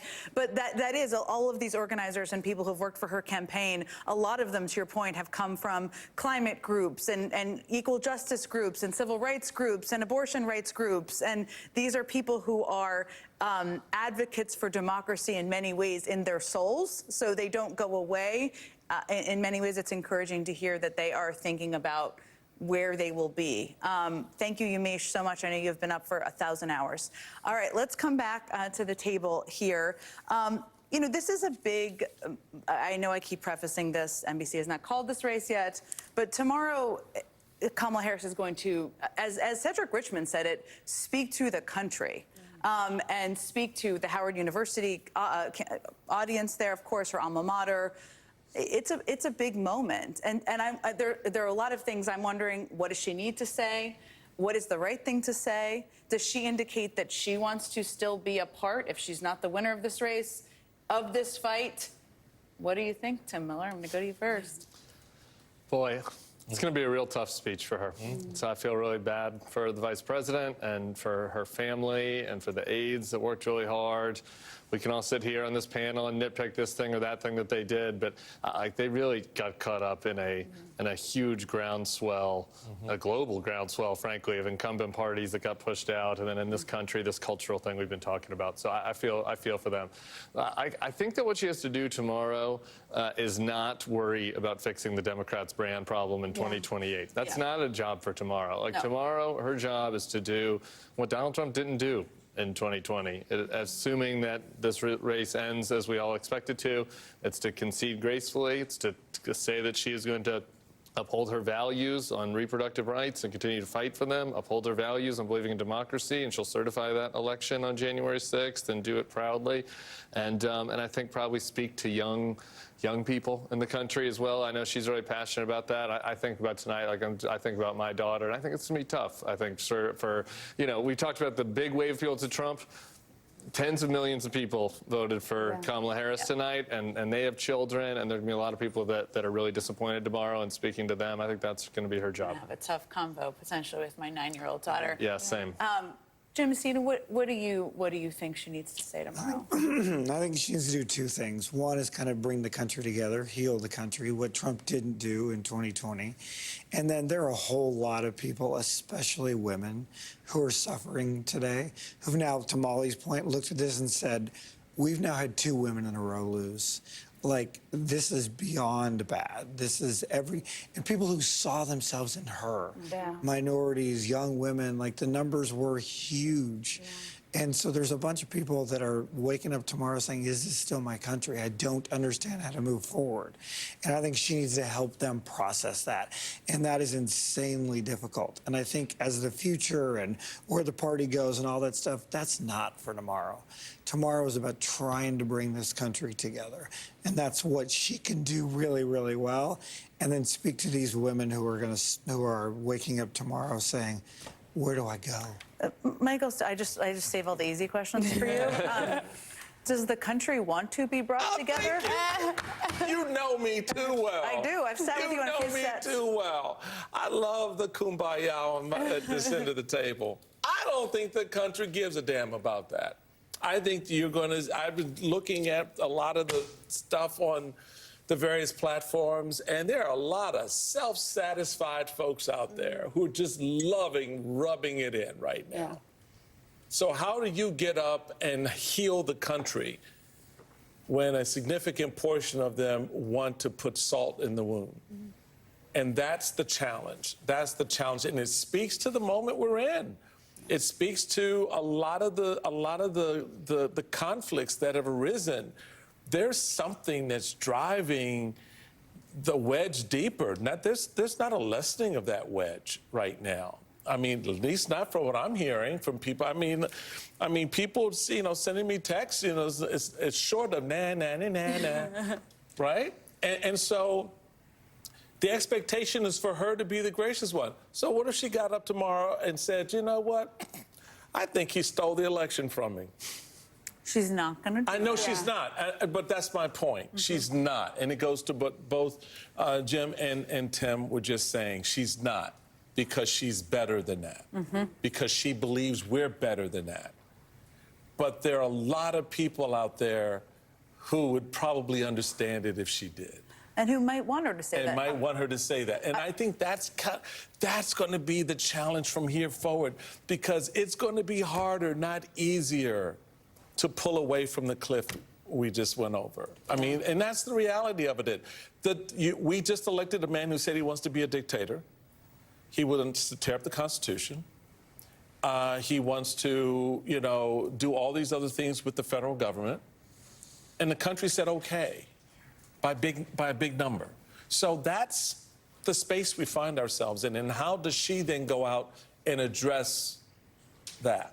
I'm going to come back to you, but we're going to let Jim Messina go in a moment. And I just have to ask, we have to end on a positive note with you. Yeah. Is there an element of data that you saw tonight that should give Democrats any encouragement? Should they keep at it in Georgia? Should they keep at it in North Carolina? Yeah, in the end, like these growth communities, Georgia, North Carolina, we're not going to say the T word because you and I are sick of talking about Texas. But Arizona, she's going to, if she loses them, it's going to be incredibly close. And it's always been, I mean, Arizona and Georgia were two places Barack Obama couldn't even play. Where the growth is, where the future map is moving towards the Democrats. We're just not there yet. So demography, I totally agree. I just don't agree, Michael. Okay. Here's why I don't agree. I get you on the na-na-na political class, and I get you on all that stuff. But the voters who 6 out of the last 7 elections have voted for change, back and forth between the two parties, they desperately want both parties to work together. Yeah. They are sitting out there screaming in America, and especially in the Midwestern states, just fix this economy, fix some of these things. We want you to work together. And if she can hear that moment, I think that's really important. I agree with you 100%, but I just wanted to put that little piece right there. Okay, And Molly. we can revisit it later. I knew I did. So tell me, I have so many questions for you, but tell me, what do you want to hear from her I think tomorrow? she has an opportunity here to talk to my daughter and your daughter and Tim's daughter and say, look, this was a setback for girls and for women and for feminists and for people who just believe that women should be able to do jobs that men can do. And it really hurt. And I think a lot of us feel like it hurts to see that our country is like, no thank you to a women leader twice. But I also think that she has an opportunity. I mean, Ro Khanna was on earlier in this program, and he just said, tomorrow is the first day of the rest of your life, Democratic Party. And that's kind of what I think Harris can do. And she can talk to all of our daughters and be like, part of this is, America is changing. Right? We are moving towards a more, but there are step backs, there are backlashes. We're going to talk about more of those. We do have to sneak in a very quick break. Votes are still trickling in. We have more exit poll numbers to dig into. Steve Kornacki is hydrating, caffeinating. Don't go anywhere. We'll be right back.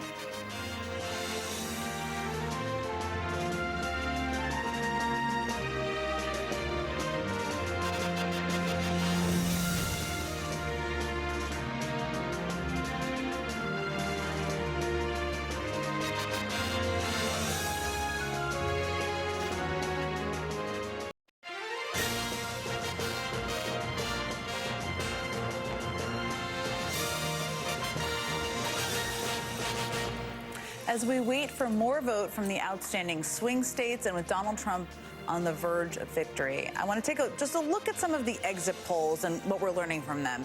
We're seeing that Donald Trump improved his support among Latinos this time around. He received support from 45% of that group nationwide, compared to 32% 4 years ago. That's a jump of 13 points since 2020. But take a look at the numbers out of Nevada, which is still too close to call. But the exit polls from that state show that Latinos were evenly split between Trump and Harris at 47% each. That is a dramatic shift from 4 years ago when Joe Biden won Latinos in Nevada by more than 25 points. Our friend and co-host of The Weekend here on MSNBC, Alicia Menendez, is bringing some fresh blood to the table at 4:35 a.m. Alicia, it's great to see you. Good to see you. That exit poll, we have seen, it's not a surprise that he did better than expected among Latinos, but that is quite much better than expected, or better than many people expected. What do you make of those numbers in Nevada and the numbers overall? So I was on about 12 hours ago, and one of the first things we said is be a little suspicious of these exit polls and of these numbers. Take them with a grain of salt. They give you sort of a snapshot, not a lot more. Two things can be true. You can have some of these numbers that are absolutely eye-popping, and that does not mean that Latinos are responsible for the fact that Kamala Harris did not win this race, which is some of the discourse that you are now seeing on X and in other places. We're not suggesting that you said that. Well, no, that's a crazy thing to suggest. Correct. I mean, for example, they're 5% of the electorate in Pennsylvania. It's not the reason that she lost Pennsylvania, and yet sometimes these conversations begin to converge. So if you are coming to this from a place of curiosity, which you are, but not everyone is. We're definitely coming to it from a place of curiosity. These were voters who got hit hard by inflation. I mean, that is where you start seeing President Biden's numbers absolutely tank with these voters. They were hit hard during the COVID shutdowns, and those numbers for Biden never rebounded. In fact, it's not until Harris enters the race that Democrats even begin approximating their numbers from 2020. So she had a lot of ground to make up. These are voters who have complex concerns, as is the case with all voters. And I think there's a question here of how much of this is Trump himself, right? If you all of a sudden take a generic Republican candidate and put them in that position, do they continue to have this level of pull and success? How much of this is about Trump himself? Well, I guess, yeah, my question. He did better than He did, and I don't know that a generic Republican, maybe they would, but I don't know that they would be calling for mass deportations and some of these very extreme policies that didn't seem to have an impact, and maybe there's a misunderstanding of what the electorate cares about because of their economic. I think it depends on how you measure that impact, because there were certainly I mean, this is what was showing up in the polling. We'll see what ends up showing up in sort of this post-analysis. But there were Republicans who had voted for him in 2020 who were dissuaded from voting for him again in this election because of the immigration policies, because of child separation. But what you were hearing from Latino voters was, one, you had folks who hadn't heard what he had said, which I know is sort of mind-boggling for us, but that is the truth. Two, they had heard what he said, but they did not feel that it applied to them, either because they were multi-generation, they didn't have someone in their family who they were nervous was under the risk of deportation, or they didn't believe him. Right? They said, well, he's a businessman. Clearly he understands the economic impact of deporting this number of workers. And that's why you start seeing these numbers, because they're simply prioritizing other issues, as many other voters did in this election. Yeah, I mean, and Nevada is, it's an incredibly diverse state. I think about 40% of the voters there are from a range of diverse backgrounds. Also, the majority of voters in that state are non-college educated, which is a lot of states most states are not like that. So there's some interesting demographics at play there that could be an economic factor as well. Let me ask you the same question we were just discussing right before the break, which is that Kamala Harris is going to give this speech tomorrow. We don't have details yet on what time, or we know it's at Howard, or what it will contain. But there are a lot of people who voted for her, who are going to be looking for encouragement from her. There are going to be a lot of people who didn't vote for her who may be watching that speech. What do you want to hear from her? I thought Tim's analysis was pretty pitch perfect, which is, this is not the point at which you rectify the situation within the Democratic Party. This is the point at which you say to people who want to keep fighting, this is how you keep fighting. This is how you come together. This is how you do this thing. I mean, it really is where she steps in sort of more as like a moral voice in this moment and a voice of reassurance, I think, than a partisan voice. It's a big speech. It's a hard speech. If we learn more, we will share everyone what we learn. Let's go back to Steve Kornacki, who is continuing to crunch numbers. I saw him writing things on a notepad. That's always a sign of something. What have we learned, Steve? Well, it's a development that's not in the board, but that I can tell you about that's crucial. Look, I think we know where we're going here. It's just a question of how we're going to get there in terms of this 270 electoral votes to officially make Trump the president-elect. We've talked about, can Trump get that officially called, that 1 out of Maine, the 3 out of Alaska? If that happens, it's 270. He's at 266 right now. But where there's something actually happening on the ground is in Wisconsin. It stands roughly where it did the last time we checked in. But we've been talking about the city of Milwaukee, all of its absentee vote. We're talking about like 105,000, 110,000 votes, all going to be released at once sometime soon. Soon now we know. What happens is they have their memory cards, memory sticks that have the votes on. This is very technical, but they have the absentee votes on them. And what they do is they bring them all from around the city of Milwaukee to one central facility, and that's where they officially release the vote. So I can tell you that in the last couple of minutes, the caravan carrying over the memory sticks with the absentee vote for the city of Milwaukee has arrived at the official central count facility. So it may be that within an hour or so, we officially get word on how those votes broke. Again, it's going to be more than 100,000. You see that Trump is leading right now in the statewide count by about 110,000. There are only a couple other pockets that are doing something similar to what I just described with that absentee vote. They aren't nearly as big as the city of Milwaukee. The vast majority of what's still to come is going to be out of Milwaukee. There's a couple other places. So when that vote is announced and when it's released, Democrats are going to win that vote. They're going to win it overwhelmingly. It's going to have to be massively overwhelming to erode this enough that they could, with the remaining vote after that, actually leapfrog Donald Trump, but not impossible. And it's interesting because if you look at Wisconsin as a whole, those 3 northern tier swing states of Pennsylvania, Michigan, and Wisconsin, Wisconsin was the closest in 2020 by far. It was only 20,000 votes, 154,000 over in Michigan for Biden, about 80,000 votes in Pennsylvania for Biden. So I think if you said coming into the night that Trump was going to have all the success he's had and then said, where's he going to win the biggest in the northern tier, I think you would have just said Wisconsin, just based on the fact that he was so close to winning it the last time.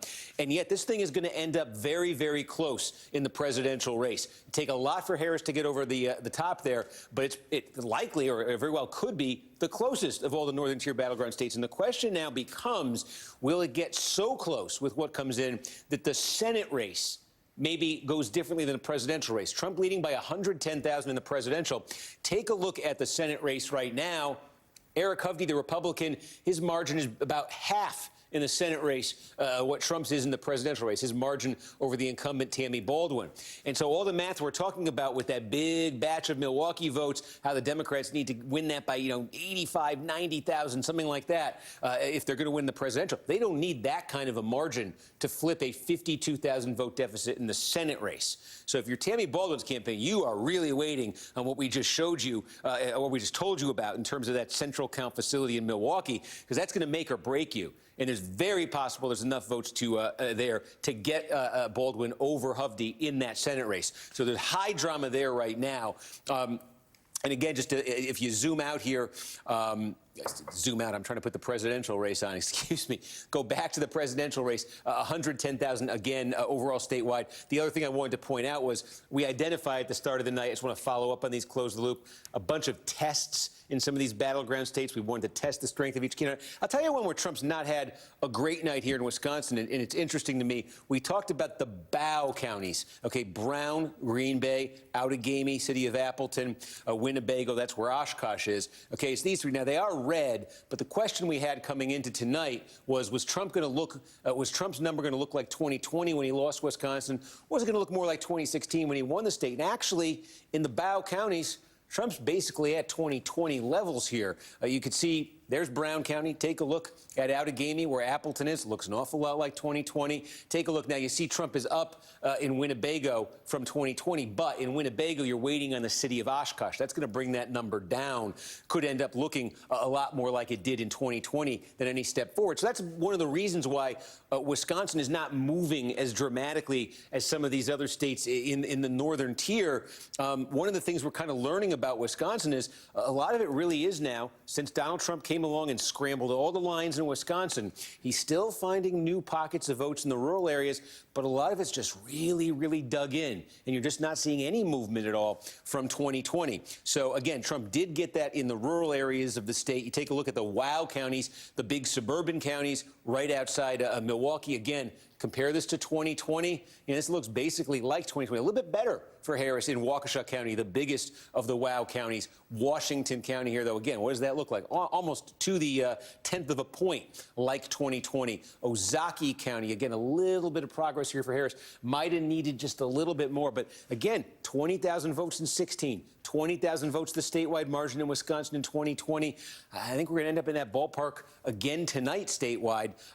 It would take it's a Hail Mary a Hail Mary pass. I'm stumbling over everything here for Harris to actually overtake Trump. But again, you see the Senate race there could absolutely swing on Milwaukee. If we get Milwaukee, if Trump's still got a solid lead, if there's not much left, possible this state could then get called. We'll see. And if and when that happens, Trump would then easily be over 270 and would mathematically be the president-elect. Any other human would be stumbling far more than you over the last 117 hours you've been sitting at that board. You even know when the caravan is coming, Steve. So can I ask you, just while you're standing there, just to pull back up the popular vote? Because this is a part of the story that for many presidential cycles, Democrats have been arguing, I have said too, that the Electoral College should not be the prime determinant of the outcome. But this is looking different than what many would have expected. Weeks ago, days ago, whatever, maybe. Where do we stand at this point in time? Yeah, it is. I preface it by saying it's going to be long. California is the overwhelming contributor to that. You can check in just over half the vote there in California. The vote by mail still arrives. Some of these counties are very, very slow at counting it. That's for another time, but it could take weeks to get the full picture. And a lot of times that remaining vote by mail that slowly comes in does tend to lean Democratic and boost the margins. But just take a look at California, because again, this has been where California's landed. 30 points for Hillary Clinton in 2016, 30 points essentially for Biden in 2020. Look at, in a state as enormous as California, what that adds up to. That's a margin of more than 5 million votes that Joe Biden beat Donald Trump by in California 4 years ago. That's the clear majority of Joe Biden's entire popular vote lead win nationally in 2020. Majority of it comes from California alone. Now, look, if anything like this ends up being what the final result is in California, we're a long way from knowing. But Harris is running 5.5 points behind Biden's number. Trump's running about 5 points ahead. It just, in a state that big, it lops off a lot of that deficit. Not enough to put the state in play or be competitive, but maybe Trump loses California by 1.5 million, 2 million votes fewer than he lost it in 2020. If numbers like this are what we continue to see, you have that prospect. So that's one, when you talk about the national popular vote, where it stands right now, if Harris is going to catch Trump in it, she's going to need something like Joe Biden got in 2020 out of California, because, again, the slippage we've seen for Democrats in big blue states tonight. We've spent so much time in the battleground states, I think, understandably, but it's good for everyone, I think, to make sure we all are on the same page. And we know this, New York State, it's about a 12-point win for Kamala Harris. It was twice that much in 2020. New York City tonight, Donald Trump's double-digit gains there. New Jersey, a huge blue state, down to 5 points with most of the vote in there. Again, this was a 16-point win for Joe Biden 4 years ago. You can take a look. I think we showed you Maryland earlier, just if you didn't see that. We still got some to come, but 22 points in Maryland. This was 33 for the Democrats. Democrats get where the popular vote margin for the Democrats has really come from, that big popular vote margin we talk so much about for Biden in 20, for Clinton in 16. It's made in states like New York and New Jersey and Maryland, and for that matter, look at this one, Illinois. Illinois, more than 90% of the vote is in. 4-point race there right now, was 17. It's a massive state. Look at this. That's a 1 million vote margin that Joe Biden got out of this state in 2020. Right now, with more than 91% of the vote is in, it's about 225,000, 223,000. That's Harris's margin. That's how Trump takes the popular vote lead and potentially builds it up enough where California might not be enough for Democrats to win the popular vote. In fact, I think if you're the Trump campaign and you're trying to win the national popular vote, you're feeling better probably than the Harris campaign is right now, looking at everything that comes in here. We talk so much about the popular vote and how Trump lost it the last 2 times. Very decent chance here he could end up winning it this time. If he does, that would be the first election since George W. Bush in 2004 where the Republican candidate won the popular vote and potentially getting an outright majority. We'll see. There's still some wiggle room there, too. But another question would be, would it be an outright majority, too? Again, that will be settled a long way from now, though. Steve Kornacki, thank you for explaining all of the nitty-gritty details to us. And we'll discuss this with the panel. I want to bring in Ashley Parker, but I'm just going to say the growth, the Trump success or success from past years in some of these bluer states, House, Senate. It is all important. Okay, let's bring in Ashley Parker. She's right there on our screen. Ashley, thank you so much for staying up with us, although you've just been up the whole night, pretty much. She's the senior national political correspondent for The Washington Post. She was at Trump headquarters in West Palm Beach earlier this morning. Ashley, tell us, what was that like? What are you hearing from Trump world right now? So they're incredibly ebullient and enthusiastic, and they feel very vindicated. They were saying that they have been saying all along from about 3 weeks ago that they believed that they could not just win, but potentially sweep the battleground states. We'll see if that will happen. But as of now, obviously, the vice president has not won a single one of those battleground states. And it's interesting. Time is sort of a fraught thing for me right now, but I spent all of Monday, 24. Yeah. I spent all of Monday, 24 hours, flying around on the press charter with Donald Trump, going to his 4 rallies. And then, you saw a president who was not fully confident. He thought he was going to win, but he was sort of grappling with himself and kind of voicing out loud the message his aides had given him sort of a little bit prior, which was that this is yours to lose. But the caveat, of course, was, but you can lose it, right? And you need to stay on message and you need to be disciplined. And so by that last rally in Grand Rapids, where he sort of starts to call, former Speaker Nancy Pelosi a crude word for a woman, and he says, I want to say it, but I'm not going to say it. So you saw that kind of push and pull with him to the point where even earlier today, my colleagues and I were talking to people in Trump's world, and they said he was going to, which he did, start the night at Mar-a-Lago at his private club because they expected it to potentially be so close. They wanted him to kind of have a private, safe space with which to process the results. One advisor told us, quote, away from the outside world. So where this night has ended up was not necessarily, despite what they said publicly and privately, where they thought it would end up. It was where they thought it could end up. But if they're being honest, this is sort of more extreme. If it keeps trending the way it has been trending, than they might have dared to expect. I'm sure there are many examples of this, but since you've been talking to them, we were just watching Steve Kornacki go through the numbers from Illinois, and we were sitting here saying, holy cow, is my best way of saying it. What were their biggest surprise, as much as they thought this is where it could end up, what have they been surprised by?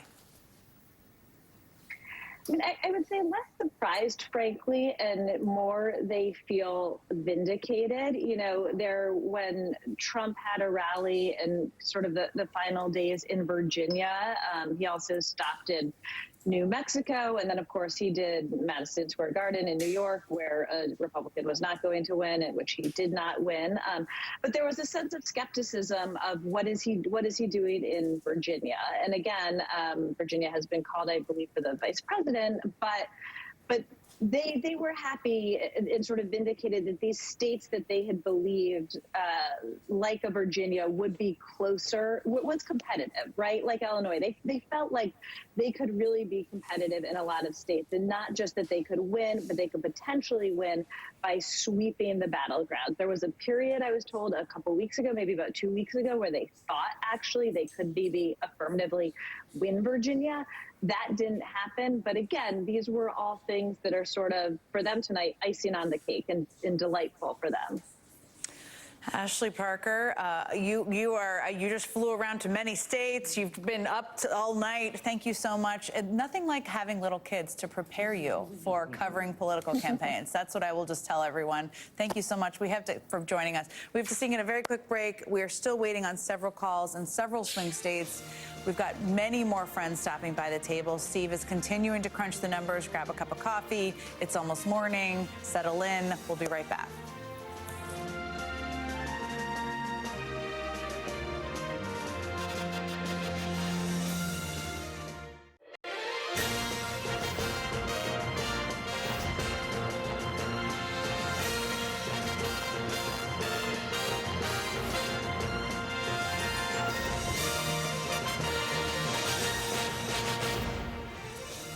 Okay, everyone, it is 5 a.m. here in the East. Good morning. If you're waking up with us, there's a lot we're going to catch you up on. It's 2 a.m. out west. We are still here. And right now, Donald Trump is on the verge of winning the White House. Whether you were just waking up or you haven't gone to sleep yet or you took a little nap in there, thank you so much for being with us. I'm Jen Psaki here at MSNBC headquarters in New York. And with me here at the big table, we have some fresh blood in here, fresh legs, and Tim Miller's still here. Anthony Coley, Julian Castro, Tim Miller's still here. Ali Vitale is with me. Steve Kornacki is also still here, still standing, crunching things over there. You can see him at the big board. We'll be with him in just one moment, but I want to get you caught up very quickly. So here's the big picture right now in the race to 270. Kamala Harris with 219 electoral votes, Donald Trump with 266. That is just 4 electoral votes shy of the presidency. And that means just one of these outstanding states, this is what Steve keeps telling us, could put him over the top. In Michigan, the race is too close to call at this hour. In Wisconsin, a state that has been incredibly close, Steve just gave us an update about the caravan of votes we're waiting for. That race is too close to call. We're expecting more votes to come in soon, more updates to come in soon. In Nevada, it is too close to call there as well. And in Arizona, a state that often takes a little bit longer, that race is too early to call. Now, Donald Trump spoke to his supporters in West Palm Beach early this morning, and he claimed victory. But again, votes are still coming in. We're giving you updates as we get them. NBC News has not yet made a projection in the race for president. And as for Vice President Harris, we have not heard from her yet this morning. But here's what campaign co-chair Cedric Richmond had to say to her supporters gathered at Howard University last night. We still have votes to count. We still have states that have not been called yet. We will continue overnight to fight to make sure that every vote is counted, that every voice has spoken. So you won't hear from the vice president tonight, but you will hear from her tomorrow. She will be back here tomorrow to address not only the HU family, not only to address her supporters, but to address the nation. Let's get straight to Steve Kornacki at the big board. You just gave us an update earlier about a caravan of votes from Wisconsin. We may not know anything more there. What more have we learned? In Wisconsin, not much. Just call it up to remind folks where we stand here. Looks like, it's 3.5 points for Trump. You're seeing 97% in, 10,000 votes, and you're saying, why on earth hasn't this thing been called? Well, Trump is certainly in a very good position right now, but the remaining suspense here is about in Milwaukee County, in the city of Milwaukee in particular. You see how it's only 74% in, and that's because the absentee vote in the city of Milwaukee, which we expect to be overwhelmingly Democratic. How overwhelmingly? Typically, it's about 80%, 85% Democratic. There's a little bit more than 100,000 of those votes. They're in one central facility now. We're awaiting word from that facility about how those votes broke. This is how they do it in Milwaukee. They choose to do it this way. Don't ask me why, but here we are waiting on it. If it's incredibly massive, I mean, maybe even bigger than the 85-15 that's usually about the high end for Democrats there, that could potentially get Harris in a position where there's just enough votes like this, absentee votes being counted in central locations. There's a few other places where that's taking place. I'll give you an example, though, of what Harris is up against here. So Racine County in the city of Racine is another place where they're doing this central count absentee. We think there's about 30,000 votes left here in Racine County. This is the second largest outstanding set of votes in Wisconsin. Now, they do this central count absentee thing here where Democrats are going to gain, where Harris is going to gain a lot of votes. But only half of that 30,000 is central count absentee. The rest of it is election day vote that just hasn't been counted yet. So there's possible in Racine County that the election day vote is pro-Trump, the absentee vote is pro-Harris. They cancel each other out, and that 30,000 votes doesn't add up to anything. So to actually surmount this 110,000 vote deficit, you know, it's going to take something. I'm trying to find the right word to describe this. Absolutely kind of bonkers for Harris at this point. But because there are so many in Milwaukee and they are so heavily Democratic, you want to see that before you make any formal declarations there. And again, there are some other pockets of the state here where there's some Democratic vote to come. You know, could Harris stitch together just enough to get over Trump? It's very unlikely, it seems, but it's not impossible. And it is true that Wisconsin, whatever happens, it's going to finish very, very tight here. You know, even if Trump does win this thing by 20, 30,000 votes, it's not going to be much. It's not going to be 3.5 points like you're looking at right now. Over in Michigan here, to about almost 95% of the vote is in. Now, if you've been paying attention all night, that Trump margin not long ago was sitting at 300-something thousand, then 200-something thousand, now 117,000. Why is that? It's because slowly but surely in Wayne County, the biggest in the state, like 25% of all the vote in Michigan, we're getting Wayne to come in now. Over 80% of the vote is in. Harris is now leading this by a 2-to-1 margin. Her plurality here is up to 233,000 votes. 4 years ago, this was 333,000 votes for Joe Biden. So we'll see what happens with the remainder there. You know, the opportunity for Harris, I can tell you how much we think is left there, too, in Wayne County. We think there's about 170,000 votes left there in Wayne County. So if those votes are coming in at about the clip they're coming in right now, you know, what would that be, 120,000 to 50,000, a 70,000 vote plurality for Harris? I don't know, ballparking it here. But if she were to gain 70,000 votes out of Wayne, okay, that would still leave her, you know, almost 50,000 votes behind Trump. You know, give her whatever number you want there. That's a lot still she has to climb past. And then what else is left in Michigan after you get all of Wayne? So some of Kalamazoo. You know, but it's election day vote in Kalamazoo. There's some election day vote there, it looks like, in Kalamazoo, which is Trump friendly. Macomb County, Trump's winning there by 17 points tonight. I'm just looking at this in a lot of smaller counties with little pockets of votes here. So again, this is going to tighten. This is going to tighten significantly as Wayne County comes in.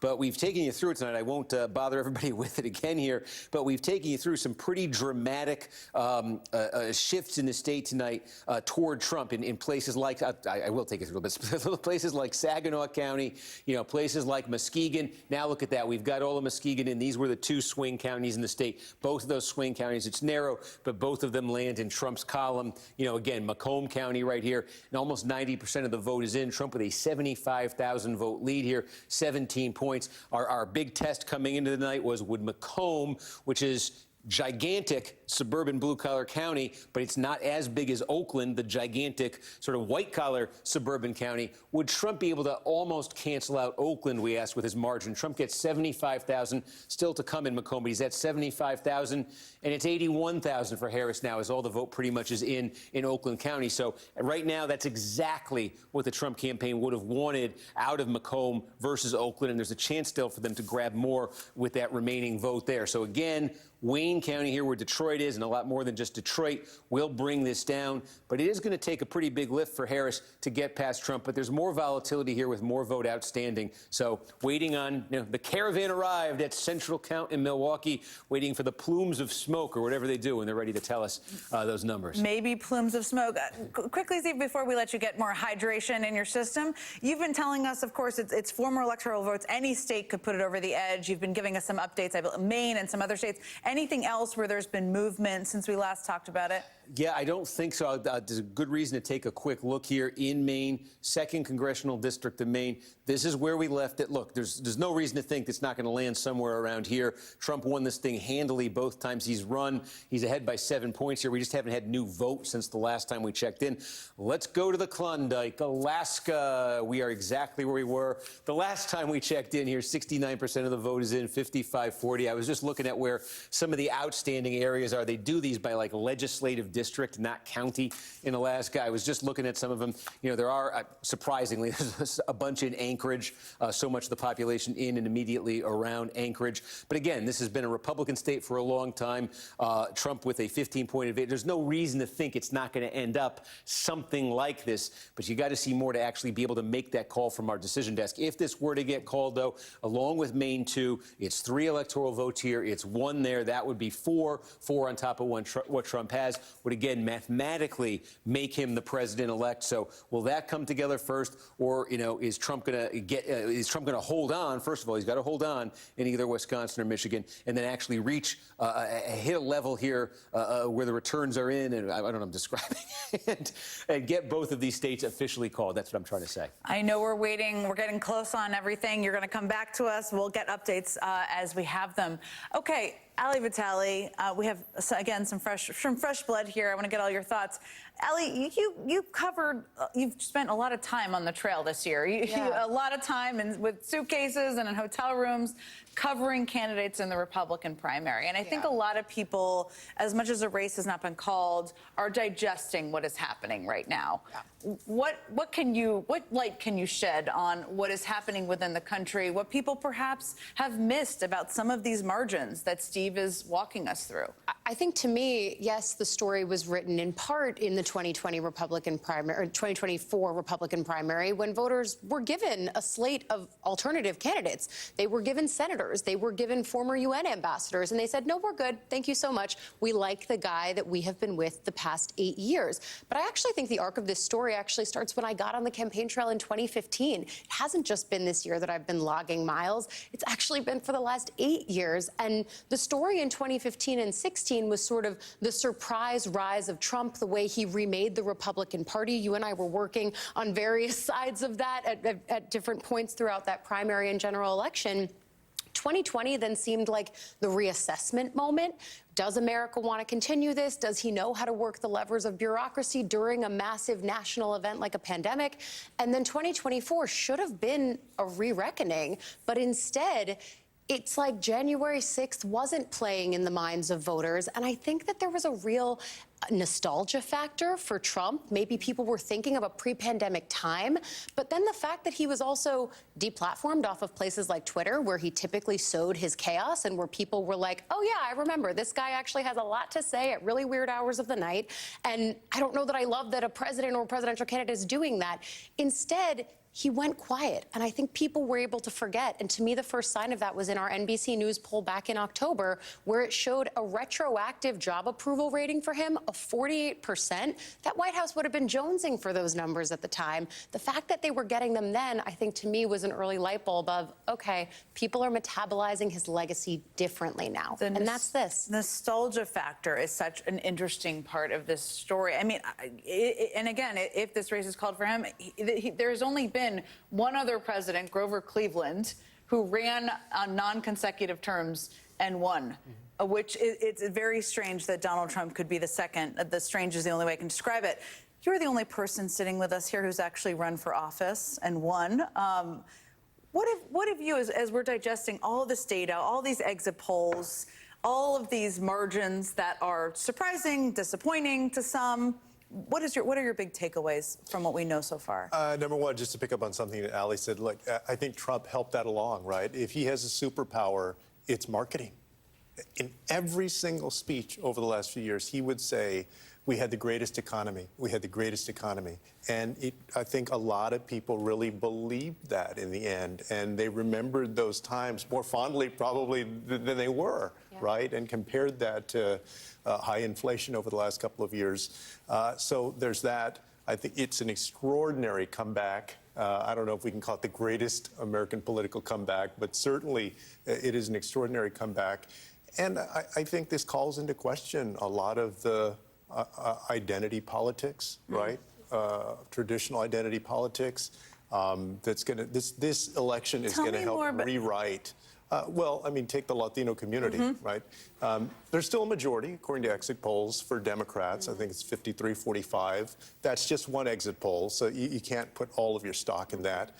But it's clear that he made significant gains, right? And so this is going to rewrite, I think, how the parties approach Latinos and other groups.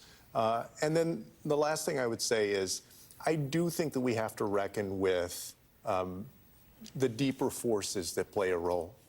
What role does misogyny play? What role does still existing racism or bias play? It seems like these days we almost don't want to ask those questions as much. And I think that's part of the problem that allows somebody like Donald Trump to get elected. No, we have to ask the questions. I think that's one of the things I think everybody should reflect on. Anthony Coley, a lot of people are going to say this is a messaging problem, which to me, it's much bigger than that. It's not about words on a page. Right. You have had the Forrest Gump of jobs in administrations, and not to give everybody your bio, but you've worked in Southern politics. You were the communications director at the Department of Justice, also the Department of Treasury. You know, I just want to pull off of something you just said here, which is very interesting, is Donald Trump went out and said, the economy is great, the economy is great, the economy is great. He kind of ignored data. He ignored reality. Democrats often get fragile in some ways in a good way. You could argue about being accurate. That's good. Accurate is good. But about how they describe the state of things, right? What are you, as you're looking at that particular big question, what is your takeaway in this moment? I know we're all digesting what we know at this point. Well, the Secretary just described essentially was Trump making this a referendum on the incumbent party. And I think back to the last presidential campaign that you and I worked on together. That was 2004. It was Kerry, right? And what George W. Bush did effectively was not make the race a referendum on him, but he made it a choice between two distinct visions, two distinct ideologies. And that's how George W. Bush won re-election. And that's the same thing that happened with Barack Obama after 9/11 happened. So the issue here, I think, if she ends up not getting over the top, is that she did not separate herself from Joe Biden enough, and she allowed Donald Trump to really make this race a referendum on the entire campaign. I will say one moment where this crystallized for me, and I've seen you report on this, it was her interview on The View. Yeah. Do you remember this? Where she was asked by Sonny Hostin if she could name would she do anything differently? And the vice president said she couldn't. She circled back a little later and said that she would add a Republican to the party. And I think when you step back and look at NBC's own right track, wrong track numbers, 72% of the country believe that the country is headed in the wrong direction. And she got saddled with that if she ends up not being able to. It was her answer did get better. I did that moment to stick out to me as well. It did get better over time. It was very tricky to figure out how to walk the tightrope you're talking about, which we'll come back to. Well, she was a loyalist to Joe Biden. And that's what, and I give her credit for that. But it was in Joe Biden's interest for her to create some distance. We're going to come back to this. I just want to bring in Vaughn, who's been standing. You know how this is. You're standing for a long time. So let's bring in NBC News correspondent Vaughn Hilliard. He's in West Palm Beach, Florida. I know you were at Trump headquarters earlier this morning. We talked to you a little bit earlier. I mean, do we have any expectation or indication, I guess, at this point to what we should expect from Trump and his team this morning and later today? Anything you're hearing from them? I was told by one source that they're already planning and looking at having a potential another Trump rally, quote, soon, was what this one source who is at the festivities tonight told me. So, look, we're looking at potentially 4 more years, if he does, in fact, take the White House in 2025, of Donald Trump's roadshow. And if it could, I appreciate that you guys are extracting on the conversation here around the differences of reality that Americans have lived in and the extent to which that propelled Donald Trump to a potential victory tonight. Because going around this country over the course of the last 8 years, Donald Trump, time and again, he exploits his biggest vulnerabilities to try to turn them into political advantage and gain. And we have seen him do it quite effectively. The examples are plentiful. When you're talking about the hurricane that hit Puerto Rico back in 2018, 3,000 people died. What did he do? He denied the 3,000 people died. When COVID hit the United States, he denied the mass deaths that Americans, families, their communities faced, instead claimed that he was the one who was effectively able to save America from the pandemic. When January 6th took place, what did he do? He said that it was an inside job, the FBI, and polling from this year showed that 25% of Americans believed that the FBI was behind the January 6th attack and instigated it. And when we're talking about the prosecutions that he faced, I can't tell you how many people traveling around this country over the last 2 years believed that Donald Trump was politically targeted and that these charges had no merit and that they were being directed by the likes of Barack Obama, Hillary Clinton, and Democrats. Americans believe that. And this is what has led to this moment. A MAGA movement, let's be very clear, turned out a record number of voters in 2020. Joe Biden got more. But here in 2024, over the last 4 years, despite an insurrection, despite Donald Trump being found liable for sexual abuse, despite his company being found to have repeatedly engaged in financial fraud, tonight was a very clear indication that Americans believed that Donald Trump was the victim. And his version of reality and his version of facts made him a sympathetic figure in the type of person, perhaps some Americans with their own vulnerabilities, but one in which Donald Trump made himself a representative figure to a mass part of this electorate that ultimately decided, despite a lack of a ground organization from the Trump campaign and the RNC, a source telling me they had half the resources that they did 4 years ago. It was that organic grassroots following of low propensity voters that didn't even show up in 2020 that here on November 5th and in the weeks preceding came out and voted for the man 9 years after he announced his bid for the presidency, 9 years later, making the biggest resurrection of a political figure ever in American history, and one that could very well lead him here if one of these states falls in his favor back into the White House come January 20th, 2025. Vaughn Hilliard, I have to say, you have been so tireless, so informative, so direct. You have brought us inside of these Trump rallies and what's going on with the electorate in a way that's been very insightful to me, and I know so many people watching. So thank you for doing that again for us tonight, this morning. Good morning, I suppose. But thank you again so much, Vaughn, for taking the time. Okay, we have to sneak in a very quick break. We've got much more to talk about. Steve Kornacki's still here. He's getting his battery pack changed so he can still talk. We're still waiting for numbers in key swing states, and we're going to be right back.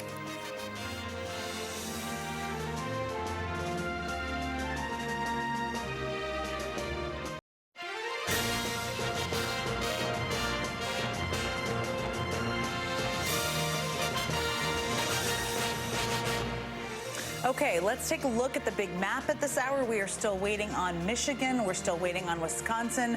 We're still waiting on Nevada. And we're still waiting on Arizona. But as you can see, any one of them would put Donald Trump over the top and clinch him the presidency. Let's get right back to Steve Kornacki, who's still at the big board. Steve, I know we're waiting for votes in Wisconsin. Anything else we knew that we have learned that we can update people on at this hour? We think that I momentarily take this with a grain of salt, but we think that very soon we're going to get the rest here in Racine County. This is the second biggest outstanding piece of real estate here in Wisconsin behind Milwaukee. There's about 30,000 votes or so yet to be counted in Racine County. We believe they're all going to be released at once. This is one of those counties where you have that central count facility for the city of Racine. They have all the absentee vote. They send it all out at once. Plus, there's some remaining election day vote that's going to be released to about 30,000 votes in total. Again, the Democrats Harris trying to erase a 110,000 vote statewide. Once we get that, we'll see how it readjusts that number, and that will clarify really the big thing left in Wisconsin at that point, which will be, I put Ozaukee County up, which will be Milwaukee County, where the city of Milwaukee's absentee vote, again, will be released all at once. It's going to be more than 100,000 votes, and exactly how much Harris needs to win that by, I think, will be a lot clearer if and when we do get this Racine vote. Again, we got a heads up. It might be coming soon, but we're keeping an eye there to see if that happens. If it changes, I'll let you know right away. Something else that we're following, and I think these two updates from Racine and from Milwaukee that'll really leave Wisconsin pretty close to done. A race that hangs in the balance here, too. You got the presidential at 110,000, but you've got the Senate race. Oh, I think what just happened, I think something pretty dramatic just happened there. Okay, did we just get central count from Milwaukee? I'm asking my producer here. I think we just got central count from Milwaukee. Zooming this out statewide, yes. So it just came in. This was the biggest outstanding source of votes in Wisconsin. Central count, meaning City of Milwaukee takes all of its absentee vote. It's like 100,000 votes. And all the votes get released at once, and that basically completes the county. That's what just happened. That's why Wisconsin now has 99,000 votes reporting.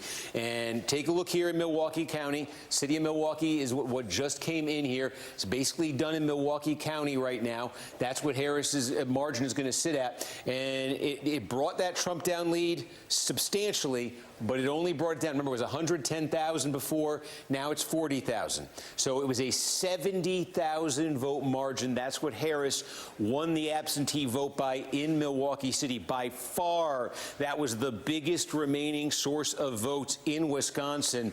That's done now. There's a scattering left, perhaps, in Racine County, which I was just talking about a minute ago. City of Racine, Racine County. This is the big thing left now that we have Milwaukee. Again, about 30,000 votes. Trump's margin statewide is 40,000. If Trump is declared the winner in Wisconsin, that's 10 electoral votes. He will officially, mathematically, cross the 270 threshold to become mathematically the president-elect. If you bear with me a second, I'm just going to check in and see where exactly vote is left now in Wisconsin. This was a big, big batch of votes that, trust me, we have been waiting hours for in Wisconsin. I think it's clarified the situation. Certainly our decision desk, which is behind the scenes here, you don't see, but certainly they are interpreting this as I speak in real time. And let me just update my chart here of what is still to come in Wisconsin. It's not much. It's that vote in Racine we've been talking about. I think we just got it. I think we just got Racine. Yes, we did. Okay, Racine just came in. This takes you we're pretty much done in Racine County here. There is a boost there. What just came in was Democratic. It was Harris. And there it is, that statewide margin that was sitting at 40. Harris shaves 9,000 off that in what just came in Racine County. So Harris still trailing by more than 30,000 votes. I do want to show you at the same time in the Senate race, this is dramatic. Those two developments were enough to push Tammy Baldwin into the lead. A pretty substantial lead, relatively speaking, in Wisconsin. Tammy Baldwin's now leading by nearly 30,000 votes in the Senate race. Baldwin's been running better than Harris. So those two big updates brought Harris to about 30,000 down. Still a long way for her to go. But they Steve Kornacki, I just have to jump in. And you've been predicting this. We've been waiting for it. And we do have some breaking news from the decision desk. NBC News can now project that Donald Trump has won the state of Wisconsin, which means he is the winner of this race and will return to the White House as this country's 47th president. And for so many of you watching right now, that news is, to say the least, a lot to digest. I understand that personally. After he lost 4 years ago, he refused to accept the outcome and incited a violent insurrection on our nation's capital. He's campaigned while facing criminal indictments related to his efforts to overturn the 2020 results, and he's run as a convicted felon.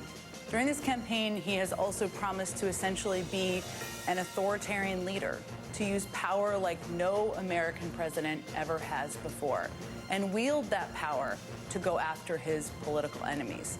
This is a man who's also bragged about overturning Roe v. Wade and stripping away women's bodily autonomy. He's promised to conduct mass deportations to crack down on the rights of millions of Americans. Donald Trump is an anti-democratic force, but he's just been elected democratically in our country. And here's what might be the hardest part to hear, but we have to talk about and we have to say, and it is a hard part to digest for all of us. But we have to be honest about what we saw in this election. Donald Trump was elected by expanding his support over a number of key groups that we've been digging into this night, all night tonight, as we anticipated where this was headed, and I know we're gonna dig into it throughout the course of the day today. And there will be a lot of time spent on how and why he won and what this will mean for the country over the next 4 years and beyond. But in this moment, it's also important to remember that our democracy is not built around one person or one job. And I have every confidence that pro-democracy forces in this country will continue to stand up and make their voices heard. That's what we saw after 2016 as well.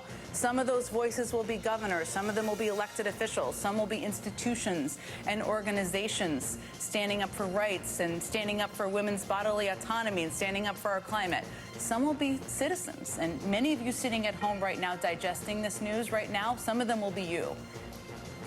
I wish I had better news for my daughter later this morning. I know Tim Miller and I were talking about this earlier when she and so many others wake up to this news. I wish I could have called her and told her that the first woman president had just been elected. I wish that. I won't be able to do that. But what I can do, what I can tell my daughter, and what I will tell my daughter, is that our roles as American citizens have never been more important than they are right now. I can tell her that there are still lots of good forces out there, forces for good in this country, and that they are going to be getting to work. We have to sneak in a quick break. Okay, I'm going to come back to the table right now.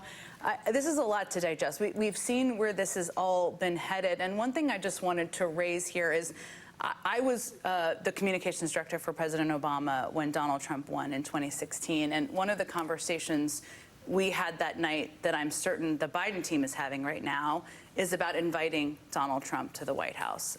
I think that Joe Biden will do that, and I think he should do that. That is about the continuity of government.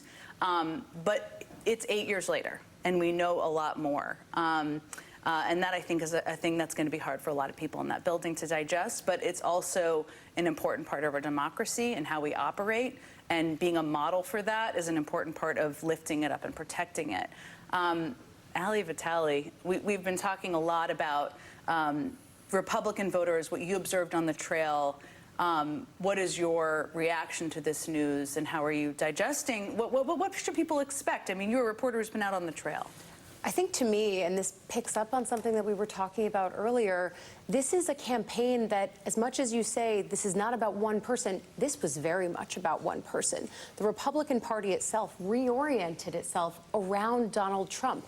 It was not a campaign about policy. It was a campaign about personality. It wasn't a campaign that was won on the doors or won by phone banking, because if it was about get out the vote, you probably would have elected Elizabeth Warren as the Democratic nominee in 2020, but you definitely would not have seen Donald Trump win the presidency if it were solely about a get out the vote, feet on the ground operation. Instead, you end up here, and I think the nostalgia factor that we talked about earlier is key.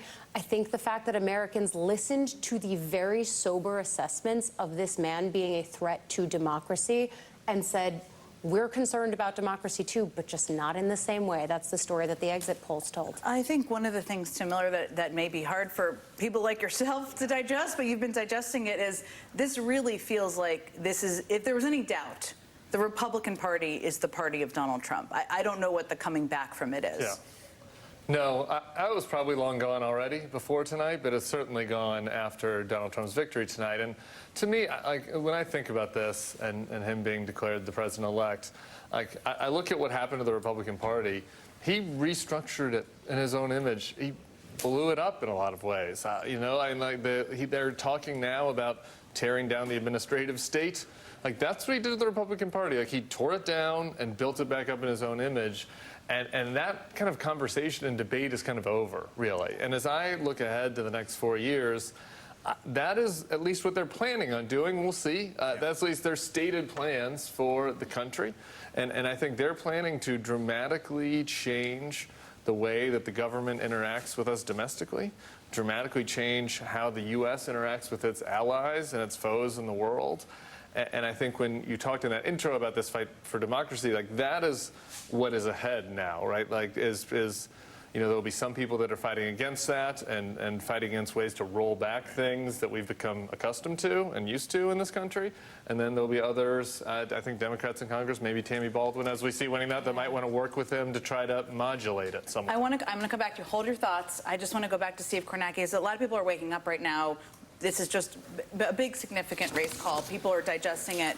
And I just want to go back to Steve Kornacki to just share with us how Donald Trump won this race, looking at the trends you've seen, where he overperformed, where Harris underperformed. What can you tell us? Sure, yeah, I think there's a lot that went into this for Trump. You see the current scoreboard there, 276 over the top, officially president-elect. The other thing of note we've been talking about tonight, big picture, is the national popular vote. And you see right now Donald Trump more than 5 million votes ahead of Kamala Harris. One thing I'm going to show you is that Trump, even in states he hasn't won, has made tremendous strides forward in some big, highly populated Democratic states. So what goes into this national victory for Donald Trump tonight? As so far you see, 1, Georgia, 2, North Carolina, 3, Pennsylvania, 4 battleground states that have been called. Trump has swept them all so far. Nevada, Arizona remain to be called. Michigan also outstanding here, but Trump, with 95% of the vote counted in Michigan, continues to lead by over 100,000 votes.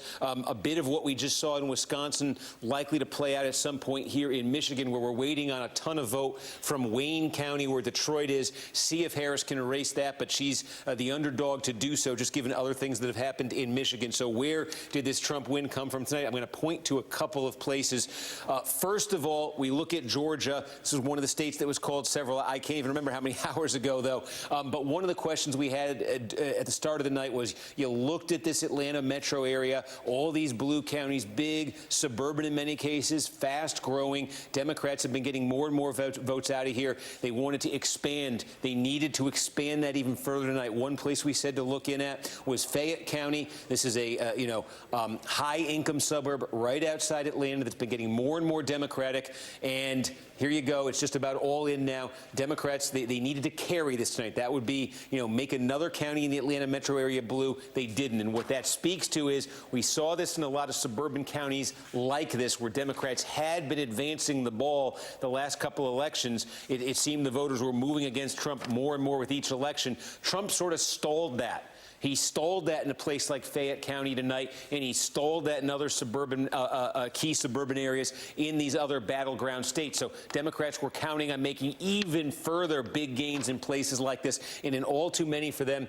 they didn't make those gains. You can move up to North Carolina here, where again Trump is leading by 3.5 points with just about all the votes in. A couple of places we can look to here. I'm going to give you a different example in North Carolina so you get a sense of the different ingredients that went into this nationally. One thing you could look at in North Carolina we talked about was, there's a lot of rural counties in North Carolina with large black populations. Democrats wanted to get higher turnout to improve on how they did in those counties in 2020. They had come close in North Carolina in 2020. They thought that was a way to do even better. But in county after county like that tonight, Donald Trump improved over how he did in 2020. And Democrats simply didn't get those numbers in an area like eastern North Carolina, a lot of rural counties with large black populations. You move up north. What happened here? Here's one we talked about as the test coming into election night. Lackawanna County, where Scranton is. This is a county. Let's just show you the trajectory here over time. If you went back to when Barack Obama was reelected in 2012, this was still an overwhelmingly blue-collar Democratic county. Obama won this thing by about 28 points. Along comes Donald Trump in 2016, and he almost wins it. He comes within 3.5 points. 4 years later, when Donald Trump loses Pennsylvania, Pennsylvania. He loses it by more than 8 points. Well, look, he didn't win it tonight, but he got closer than he got in 2016. In these big blue-collar counties that not long ago were overwhelmingly Democratic, they dot the Midwest, they dot Pennsylvania. This is the kind of result Trump got tonight. If he'd given back ground in 2020, he won that ground back. In some cases, like in Lackawanna, he moved the ball further. Even still, another ingredient in Pennsylvania for Donald Trump, a lot of small, mid-sized, working-class cities with large Hispanic populations. Trump, here's a classic example here. Luzerne County, Wilkes-Barre is here, Hazleton is here. Trump finishes with 60%. He moved the ball forward. He did even better. Huge story we saw tonight throughout the country, Jen. Hispanic voters. Donald Trump making massive gains in some places where there are large Hispanic populations, especially working-class, blue-collar Hispanic populations. So much to digest, Steve Kornacki. We're all going to be digesting it. You know, I wanted to ask you just again about where we sit with the House, if there's anything more we know about the House. And I'm raising this because we now know that the Republicans will control the Senate. We know that Donald Trump will be sitting in the White House. Who controls the House of Representatives, which we will not know probably for some time, is going to be a big factor here moving forward. Yeah, well, it's currently just in terms of cold seats here, Republicans with 200, Democrats with 175, 60 uncalled, 218 the magic number. I think one thing to keep in mind, it looks like it's going to be very close on the House side. There are a number of districts in California, depending on how things shake out elsewhere. I think there's a decent chance we're going to be waiting on a number of districts in California. And California, for those who don't know, is an extremely slow counting state. I mean, it can take a week. It can take longer to get full results. I'll give you an example. In 2022, House control, Democrats picked up the House, Republicans picked up the House in 2022 from Democrats. It took 8 days after the election in 2022 for Republicans to actually hit that number of 218. They did it in California 8 days after Election Day. So again, we're going to see how some of these shake out. But if it is coming down to California like it did in 2022, that can take time. Everybody's got to be patient on that one. It is a big factor. It is the difference between Jamie Raskin being the chairman of the House Oversight Committee or not, Hakeem Jeffries being the Speaker of the House or not. Steve Kornacki, is there anything, I know you're not easily surprised, you study the data so deeply, but let me just ask you, of the data you've seen in some of these big battleground states, is there any big demographic theme that you've seen that surprised you or didn't anticipate with the polling that we were seeing going into the night? Well, it's not that I didn't anticipate it, but I think it was a question because the polling had been telling us for years now that Donald Trump seemed like he was making big gains with Hispanic voters. We saw in the 2020 election how that became a story. He made some significant gains with Hispanic voters, but the idea that he would get to, he would only lose Hispanics by single digits, make it competitive overall. The exit poll has him losing Hispanics only by 8 points nationally tonight. And some of the numbers that came in, again, outside of the battleground, I think this is what surprised me the most. I'm just going to show you New Jersey. Okay, big blue New Jersey. Harris wins this. She only wins it by 5. Look, 4 years ago, Joe Biden won New Jersey by 16 points. Trump took more than 10 points off the Democratic margin in New Jersey. And where did he do it? Take a look at Hudson County. Hudson County, has some large Hispanic population. Cities, one city, Union City, that's 80% Hispanic in Hudson County, New Jersey. Look at this. 46 points is what Joe Biden won Hudson County by 4 years ago. Tonight, only 28 points. 18-point gain there for Trump in a core Democratic county in a core blue state. Take a look at Passaic County. It's 43% Hispanic. The city of Paterson, New Jersey is here. Biden won this by 16, almost 17 points. Democrats always win Passaic in big races in New Jersey. Tonight, Donald Trump looks like he's going to win Passaic County. So again, New Jersey doesn't, the electoral votes don't change. It remains a blue state.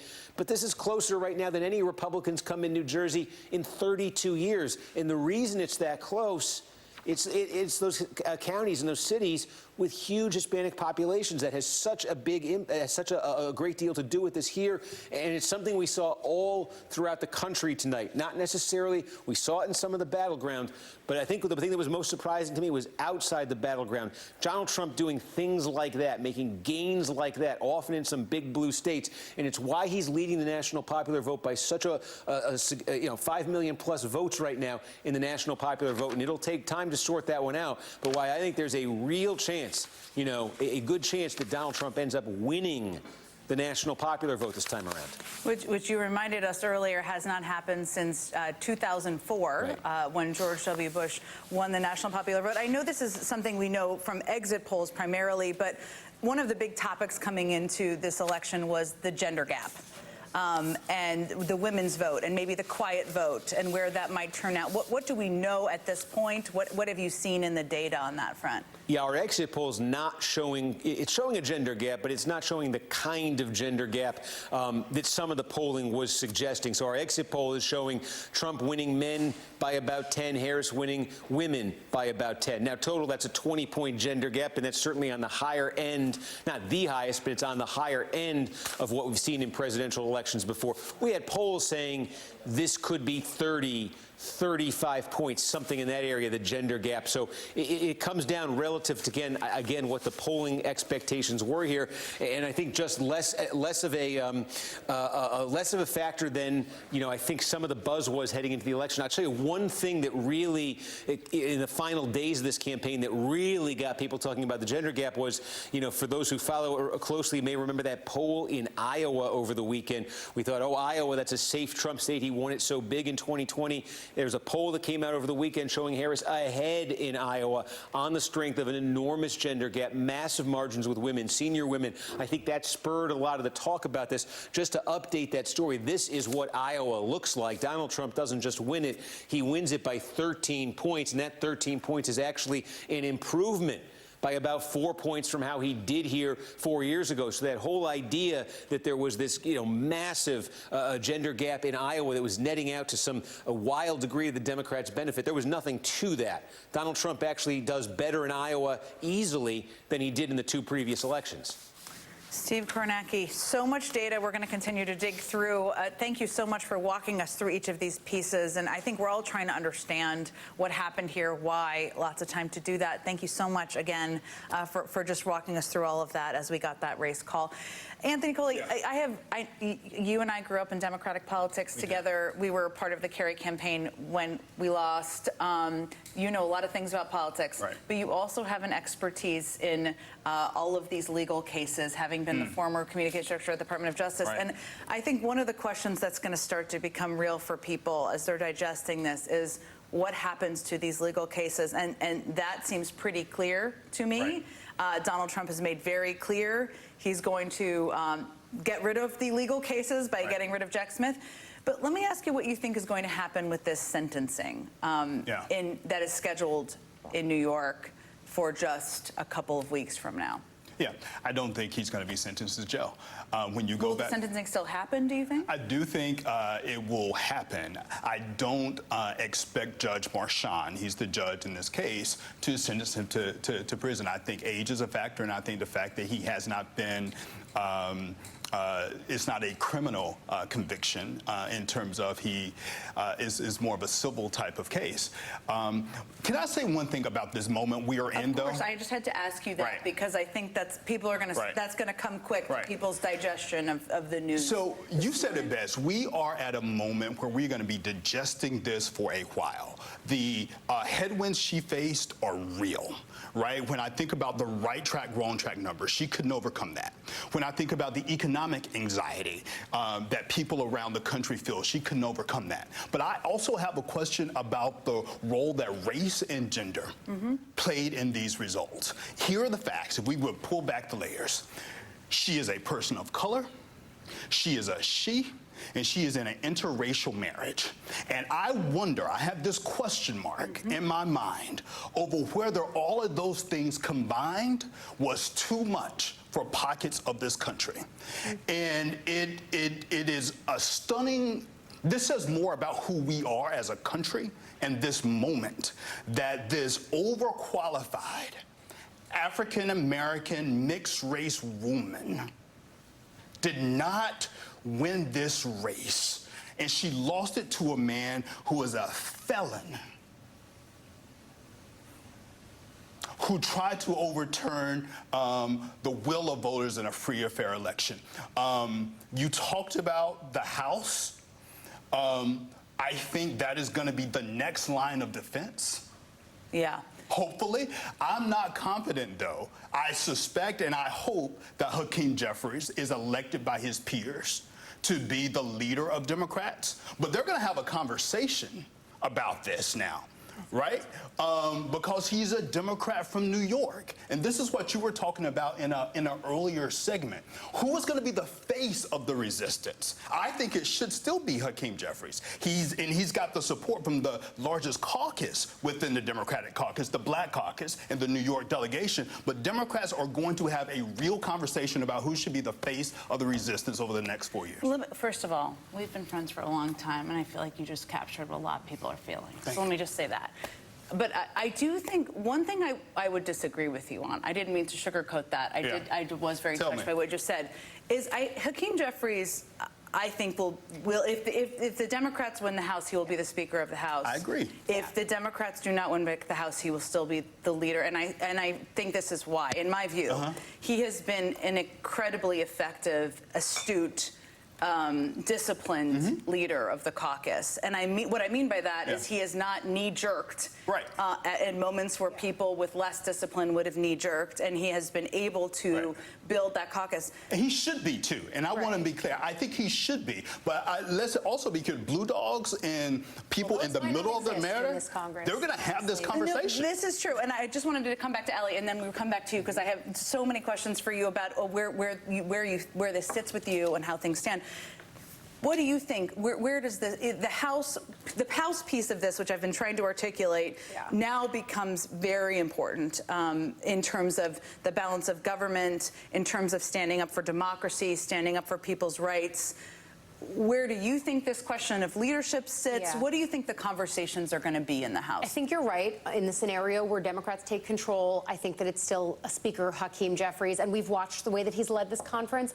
And I asked him when I was out with him on the campaign trail, what kind of profile do you cut in a Trump Washington? And he made the point, as House Democrats, we want to work with Republicans, traditional Republicans. And I said to him, Donald Trump is not so traditional. He said, we want to work with traditional Republicans. Where are those? This is where interviews I've done with Mike Lawler might come in, where I said to him, what profile do you cut in a Trump Washington? He says, I'm independent. I'll stand up. All right, time to put up or shut up in that capacity. Then in the world where Mike Johnson is still the Speaker, this is a very different Washington that you're talking about. You no longer have the guardrails of Democrats trying to do investigations, wield gavel power of key committees. You have what you had in 2017, the last time that Trump was in the White House, and the biggest swipe they took was tax reform, and that's actually all coming back around for early 2025. Actually, real quick, it's going to be more aligned with Trump than 2017. Paul Ryan, as Speaker in 2017, did put some brakes on Trump that Mike Johnson won't. And those members are gone, too. He's got allies throughout. We've seen that over and over again. He basically asked for Trump's direction about the immigration reform bill. Secretary Castro, there are a lot of questions to address here. I think the big one I have is for people out there who are thinking there will never be a woman who is elected president. There is racism, there is sexism, which I think there definitely is. It's an important part of the question. You've been elected before. How should people be thinking about what their role can be if this is not who they voted for? Well, I think that it summons the need for all of us to be active participants in our democracy. And I think there's going to be a lot of resistance. I think if there's a benefit now, a silver lining, if you're searching for one, it's that, look, we've seen this movie before, and people are more prepared for this in 2024, 25 than they were in 2016, 2017. I think of all of the organizing that went into groups that stood up to resist Donald Trump, to push back. Many of those folks are still out there. And I think just like Donald Trump is coming in with more knowledge and experience, they have that knowledge and experience too. I'd also say, to all of the folks watching, I have a daughter that's 15. I remember when Hillary lost, I had told her the night before, hey, we're going to have the first woman president. And, you know, she was, I'm sure, hoping this time that would happen. That we have to acknowledge that we still have progress to make as a country, but it's not them. They have the opportunity to change that, and that this should make them even more ambitious about changing that and breaking that barrier. I hope that is a part of the message tomorrow, and I think it will be. Ali, we now know that Vice President Harris is going to be giving a very difficult speech today at her alma mater. I think it's probably going to be an emotional speech for her. I think it's going to be a raw speech, and it's one where there's a lot of things that she may want to get done in the same speech. But what do you think? What do you expect to hear? What do you think the country should hear? We've seen a version of this speech not soon after, 2016, when Hillary Clinton had to do this version. And having written the book about why America hasn't elected a woman to the White House yet, to me, it's so clear. It's not just Kamala Harris carrying her own ambition on her back right now, but she knows that she's speaking for any woman who's going to come after her. I have to tell you, the first thing I thought when I woke up from my hour nap this morning was what Abigail Spanberger said to me when Harris first ascended. She said, I feel confident she's going to win. Of course, now we know that that hasn't happened. But she said, if she doesn't, it's not because she's a woman. And I hope that as we parse through this, that we can end up in that place, because I think you're right. The intangibles, the X factor, the unquantifiable of gender and race is the hardest part about this. But at the same time, the fact that Harris put another notch getting closer, it normalizes the fact that women can compete at the highest echelons of power. And I know that you and I might disagree on what the future looks like for this, but that is the optimistic way of looking at it, is that yet again, millions of Americans voted for a woman because they thought that she was qualified, and it means that more women get to come in those footsteps. I think that's an incredibly important note. And I also have a 9-year-old daughter, and my conversation with her is going to be about my hope for her generation. And what you can take away from this.